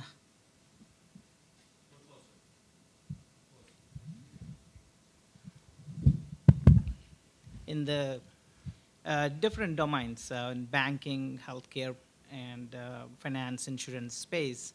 So my current focus has been from the past few years is AI in healthcare space, especially revenue cycle management. I'm currently Senior Vice President of Engineering at Jory AI. At Jory, we automate revenue cycle management processes, which includes prior authorization, eligibility verification, claim submission, claims denials management. We heavily use artificial intelligence and automation to automate some of these manual tasks so that resources, the human efforts can be focused on the things that are important for healthcare. If humans are occupied with administrative activities, they cannot focus their efforts on things that really matter in healthcare. As an example, humans need to focus on patient care, on research, instead of burdening them in administrative activities. So how efficient the healthcare space, I mean, we are spending a large percentage of our GDP on healthcare, especially in the United States, it's more than 18%. So almost 30% of the spend, almost 1/3, depending on the research, 1/3 of the spend is going into healthcare administrative activities. So as we are talking about intelligence evolution, one of the key ideas is how can we use technology to automate some of these tasks so that we can reduce those administrative activities and focus on the things that are prioritizing. That is one of the aspects that I'm focusing on. I'm sure as you are coming from a different background in education, right? So how has this intelligence evolution changing the landscape in education? Yeah, so particularly in education and just entrepreneurship and businesses in general, I use the example, particularly in education, is that now we have the opportunity to customize learning, right? So historically, you need a tutor. That tutor you pick. So I actually picked tutors for kids before, and our company had an opportunity to have a project where how can you replicate tutors without replicating tutors? And so harnessing the power of AI, you can train a bot, if you will, AI intelligence, to understand the background of the kid, where they're going, and triage the goals, particularly to the outcomes that you want to see. But this wasn't available 10 years ago. At least it wasn't readily accessible. And when you think about what we can do and transform, it's really about the customization, not only in education, but in business, like you said, those mundane, redundant tasks that you could outsource, like you can insource it now with technology to move it forward. What have you seen more in like the healthcare space? So in healthcare space, as I mentioned, particularly in RCM, revenue cycle management, right, which is a technical term for the back-end administration processes that happens. You have a lot of scope to automate in that space. For example, claim submission process or prior authorization, benefits verification. So there is a lot of scope to use technology to automate these processes. Like I mentioned, healthcare systems can save a lot of cost and redirect that into research. That is one of the areas where healthcare can take advantage of technology, the intelligence evolution. In addition to that, healthcare is a vast, complex field. So technology, especially automation or artificial intelligence, augmented intelligence, can be used in a variety of ways. Now, think about it. A lot of healthcare information is embedded in clinical notes that physicians write. Right. That's a valuable information about patients' historical data. It could help in predicting some of the treatment plans. how could we get that information, extract that information from that clinical handwritten notes? Sometimes the notes, even though they are typed, they are in a very specific format. It's a very unstructured data. I hope most of you would have heard about this term unstructured data. I mean, this data is like extremely complex to organize and read. A lot of data is embedded in MRIs, X-rays. So how can we aggregate all of this information in healthcare field and use technologies like AI to interpret that and consolidate between different healthcare systems? And that it's not currently happening in the scale that we are anticipating, but there is a huge scope in healthcare industry, especially to utilize the intelligence evolution and make significant benefits to the industry as a whole. Yeah, so we've been talking in this fireside chat type of conversation. We talk about what the limits are, but what are the opportunities with AI, right? Like, there are a lot of things we can do, but what can't we do? When we think about the neural mapping and machines learning and, you know, tracking the pathways the same way our brain does. Like, what are the things when we think about, you know, what are the opportunities that we can't even envision that it could happen? We know the Terminator side of it, right, where things go wrong, right, and it goes off the track. But if we focus on the power of, you know, AI, I like to use the analogy of looking at AI like fire.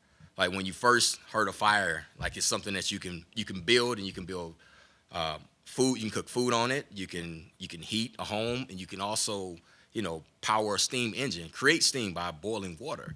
But you can also take fire and burn out a whole forest, right? So there's an ethical explanation to what you should be doing, as well as, like, how do we harness this almost like a laser to do things that's beneficial for us in, like, the business or the healthcare world. Yes, I mean, AI is a tool, like any technology tool, which can benefit. Right. At the same time, if that tool goes into the wrong hands, which can cause unintended consequences as well. Right, that is one of the reasons we were talking in my keynote about the adoption rates. Why some of the industries could not adopt AI with the speed with which we want, even though there is a scope for value, right? Like I talked about healthcare or banking or insurance. Some of these industries couldn't adapt like sales and marketing function is adapting, because there are a lot of unintended consequences. Number one that comes to my mind is security, privacy, regulations, bias. Because if you think about these industries, banking, healthcare, insurance, you're operating with a lot of customer data. Customer data is what? General public data. That's the data that belongs to you and I. So I am not going to give consent for an AI algorithm to use my data and my healthcare data or my banking data, my financial data, to make predictions. Right? So that is where we don't have enough regulations in place, because this field is fast evolving. Organizations are trying to catch up. Government is trying to catch up. We don't understand this technology well. We know a little bit, but we don't know where it goes. So we are operating with a lot of unknowns here. So those are the downsides if you think of AI. I mean, I'm optimistic about AI and the future of AI in a general way. At the same time, the responsibility of using AI, the responsible AI or ethical AI component lies in three different agencies. Number one is government, right? There should be strict government regulations. As this field evolves, obviously all the governments, if you look at Europe, US, everybody's working on those regulations now. Number two is organizations. These organizations that are building these applications and deploying these applications for the use Yeah, so go ahead. You just mentioned that everybody's working on regulations. Does that include China and Russia? So that's a, that's a, yeah, I mean, that's a good question. I do not want to go into specifics of which country is doing a great job. I don't want to give a scorecard for each of these countries. But my point is,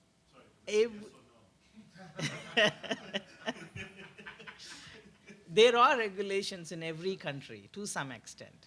To some extent, that's I would say yes.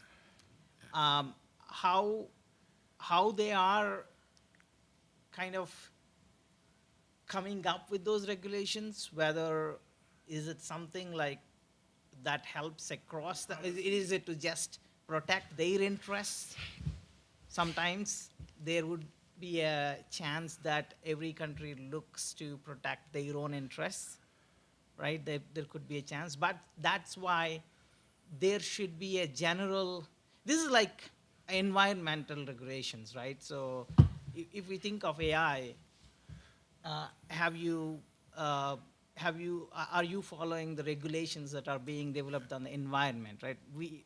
None of the 160 countries came to a conclusion on how to come out with a regulation on the environment. Yeah. So this is one of those aspects. AI is going to be a much bigger problem than that. And let me conclude with my third point. I know you passed me before I say. So the second is organizations, and third is everybody, the end user, consumers, you and I. We all have to be responsible in use of AI, and we have to protect our own interests. We need to know all the possible options that are available for us to protect our own data. So the responsibility lies with all three agencies. So the other part, when we think about the future of AI, there's a new generation of people, right? And learning, jobs, all this is going to change. This is a disruption. So how do we, as we think about it, like we have to be very conscious in the jobs of the future, because the training of 20 years ago is not going to prepare you for the jobs of the future. We were having a discussion earlier about coding, right? Well, hey, you need to learn how to code, but prompts can write codes. Not that it's hands-free, but you still need to be able to go in and audit it. But where is the inflection point of like prompt engineering, as well as, for example, with some students, we took some middle school students and we're teaching them the fundamentals of AI. They learn large language model, design thinking, all this in a middle school environment. And they're able to absorb and learn these models as middle school students. And the output capstone on that project was that they created a chatbot that was AI powered for particular community partners, the Chamber of Commerce, a church, and other organizations. But I feel like we have to go upstream to reach our youth in order to make sure they have the skill sets. Like Vincent was talking earlier today about, AV and recording. Like, you put it in their hands, they have the elasticity in their brain to learn more and be able to have that effect on, humanity with, the different jobs, as well as what are the jobs of the future that we need to make sure that our kids in the future are prepared for. So that's another, aspect of when you think about machine learning and AI, how we consume information, how we learn is changing. It's at a faster clip, right? Like, you're watching YouTube videos.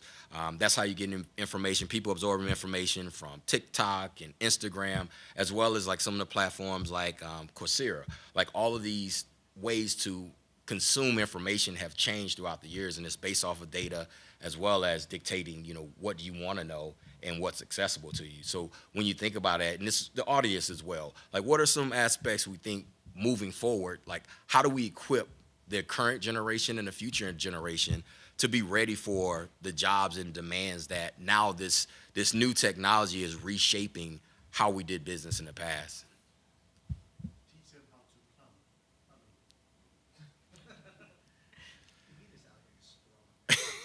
It's late in the evening. Yeah.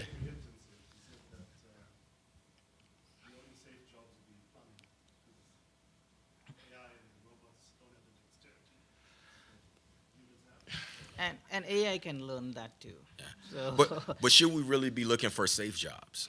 So Like, I mean, if the goal is like find a safe job or a secure job, then you're already writing yourself in obsolescence. So, we don't know, right? The speed at which AI is going to take So, so go ahead. You were just mentioning something, Reggie, earlier, a few minutes ago, where you were talking about educating kids and the elasticity Yeah. of mind. This is a program that, was this a program you were talking about? Yeah, it's a program that we're leveraging in schools where it's already written. It's in a learning management system, and the kids can learn prompt engineering as well as the foundations of AI to continue to build on it. It's a company out of Croatia called STEMI that we're partnering with. We brought this technology from Eastern Europe over to Memphis, Tennessee, and kids are able to, use these tools and plug in. So it's not about, do you have the capability? It's a lot about accessibility, being able to democratize it to those who don't have access to it. Yeah, no, I was asking, and that's good to know. And I was asking because I think that you inherently are answering part of that thing, which is the education. Like how do we prepare for that future? And it's the education, it's being aware of the evolution of it. I mean, the word that I see on the board on the screen here is exploring, and the fact that I think you mentioned this in another conversation. The fact that AI is so new right now that everyone in the space is really exploring the possibilities of everything. So when you add exploration to education, Yeah. and you remain curious, elasticity, all these words, these key words to me, is what we need for that future. So hats off to you and what you all are doing and piecing together this with the Croatian company. I think that's phenomenal for our youth. The question is, can you scale and make it bigger sooner so our kids can get more access to it? Sure. I'd like to piggyback on that. Can you talk a little bit, Reginald, about your experience with doing this in the schools? My predilection with the stuff that I do in trying to mentor and educate is that this stuff won't scale in a public educational model, right? Because the things that you inherently need or want to do, it bisects the way that the public education system works, right? I mean, in terms of how it's built, rubrics and learning outcomes and all of the sort of things that professional educators talk through all the time.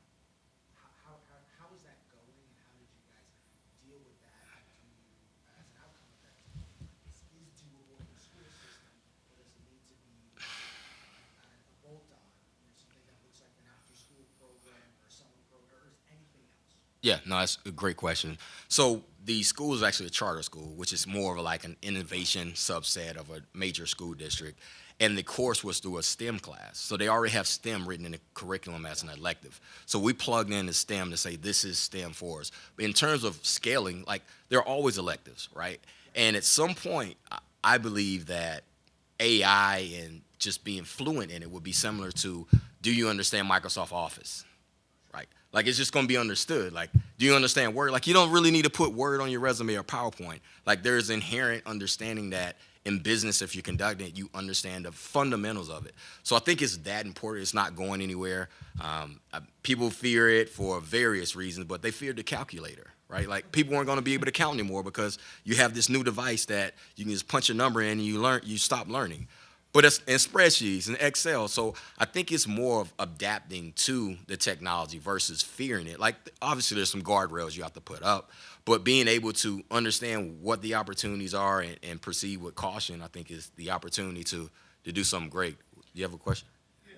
So one of the things you're looking to expand and maybe move the next generation towards that. So within the AI models that you're talking about, I'll take the example of healthcare. So you're talking about dealing with claims and all those things. A lot of that is subjectivity that doesn't necessarily fall into an algorithm. Maybe that next generation, have them teach AI to deal with some of those, because you may have two of the same sort of claims. This one is illegitimate, this one is legitimate, but how would they know? Would the claims thing be able to say that this person lives in an area where there's a whole lot of people who have that issue? So this is common, but that's not on an application. This one, no to both of them. So you see what I'm saying? The subjectivity that often comes into approving insurance, approving funding to pay for things, all within that healthcare realm, which I think everyone here is that's where the learning aspect of these algorithms comes into picture. The more it learns, it works in a similar way that a human learns from experience, right? So how do we deal on subjectivity? Because we have a pattern recognition in our minds, and we recognize which is a false claim and which is a right claim, because intuitively we use certain patterns that we learned based on the rules, established rules. So that is where, when I said I'm optimistic about AI, the reason because human mind is a million times more powerful than any AI that it can create. So you can never automate complete cognition pattern of human mind. So at some point, the subjectivity that you are talking about, the more complex it becomes, that is where humans are going to focus on. So we are going to automate. AI is going to learn, and it's going to automate. But the problems, there is always going to be more complex problems for humans to solve, and AI lets you focus on those problems. In a way, we are taking away our focus from day-to-day problems or mediocre problems. We are putting our focus on the complex problems that humans can only solve. That actually increases our cognition capabilities in a way. You know, on a serious note, plumbing Mhm. is something that I mean, I have my two oldest sons in fourth and third year computer science. And within the past 4 years, 3 or 4 years, everybody's been looking, my wife has looked at me and said, why did you tell our kids to get into computer science when AI is advancing so rapidly that in 3 to 5 years time, there may not be a need for computer science programs, right? Because the AI. So you should realize that AI is created by the computer programmers. So what I'm saying is that if we want to prepare our children for the future, Mhm. is it not a good idea to teach them about plumbing? So Plumbing has its place. plumbing has its place, yes. Every profession has its place. Would that be the only profession? No. So software development, so you're talking about the software development that 5-10 years ago, right? So there is going to be software development, and who developed this AI right now, and who is going to develop the upcoming AI algorithms? It's software engineers who could do programming, and that is where your kids would be working. Look, I'm sorry, go ahead. Yeah.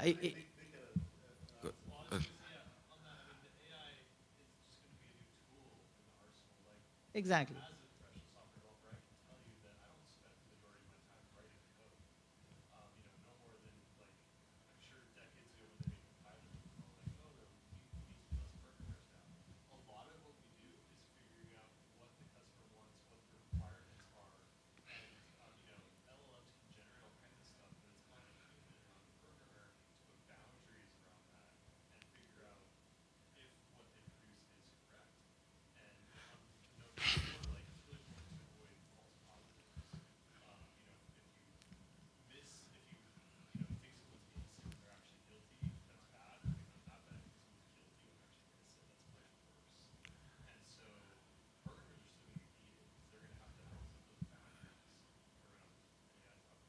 Yeah. Go Wally.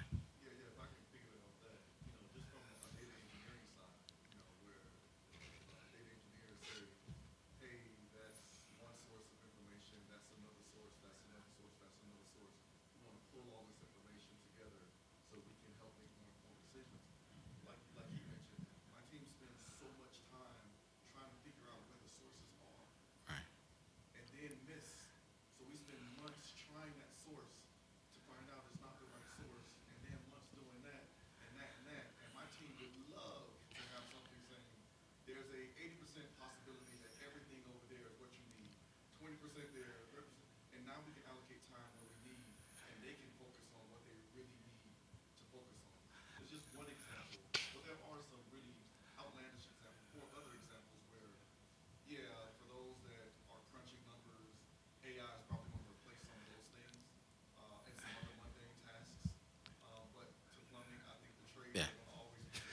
Yeah, and I think Go ahead. I guess I as we conclude, we think about the role of AI in just humanity is that it's going to elevate us to do more executive skills, and then some of the more mundane tasks we're outsourcing, we can let it go. So think about it as a promotion for society where we can focus on the things that computers can't do, creativity, just all the interactions between humans, and then use that as a tool, not as the future of like, it's going to take over my life or take over the world. So. And it is so interesting that this topic generated so much energy in this group at 5:30 p.m. Yeah. So I'm very glad about it. Yeah. Yeah, it's really not AI. Well, you know what's really interesting? There was a statistic really quickly that was taken years ago by MIT and a school out of India, I can't remember the name of it, where it said that 85% of businesses, there are 300,000 businesses globally that they talk to, there's 85% of them say they hire people based on their soft skills. And they will fire people based on their hard skills. Soft skills are your ability to communicate and build relationships and talk to people. Hard skills is how you actually apply and implement your job. Then they said they reverse engineered that and said that that those companies say 85% of them will fire mostly based on soft skills versus hard skills. People that can't get along in teams and maybe creating a toxic environment. At the end of the day, most parents, they say globally, they raise their kids to focus on the hard skills versus the soft. Yep.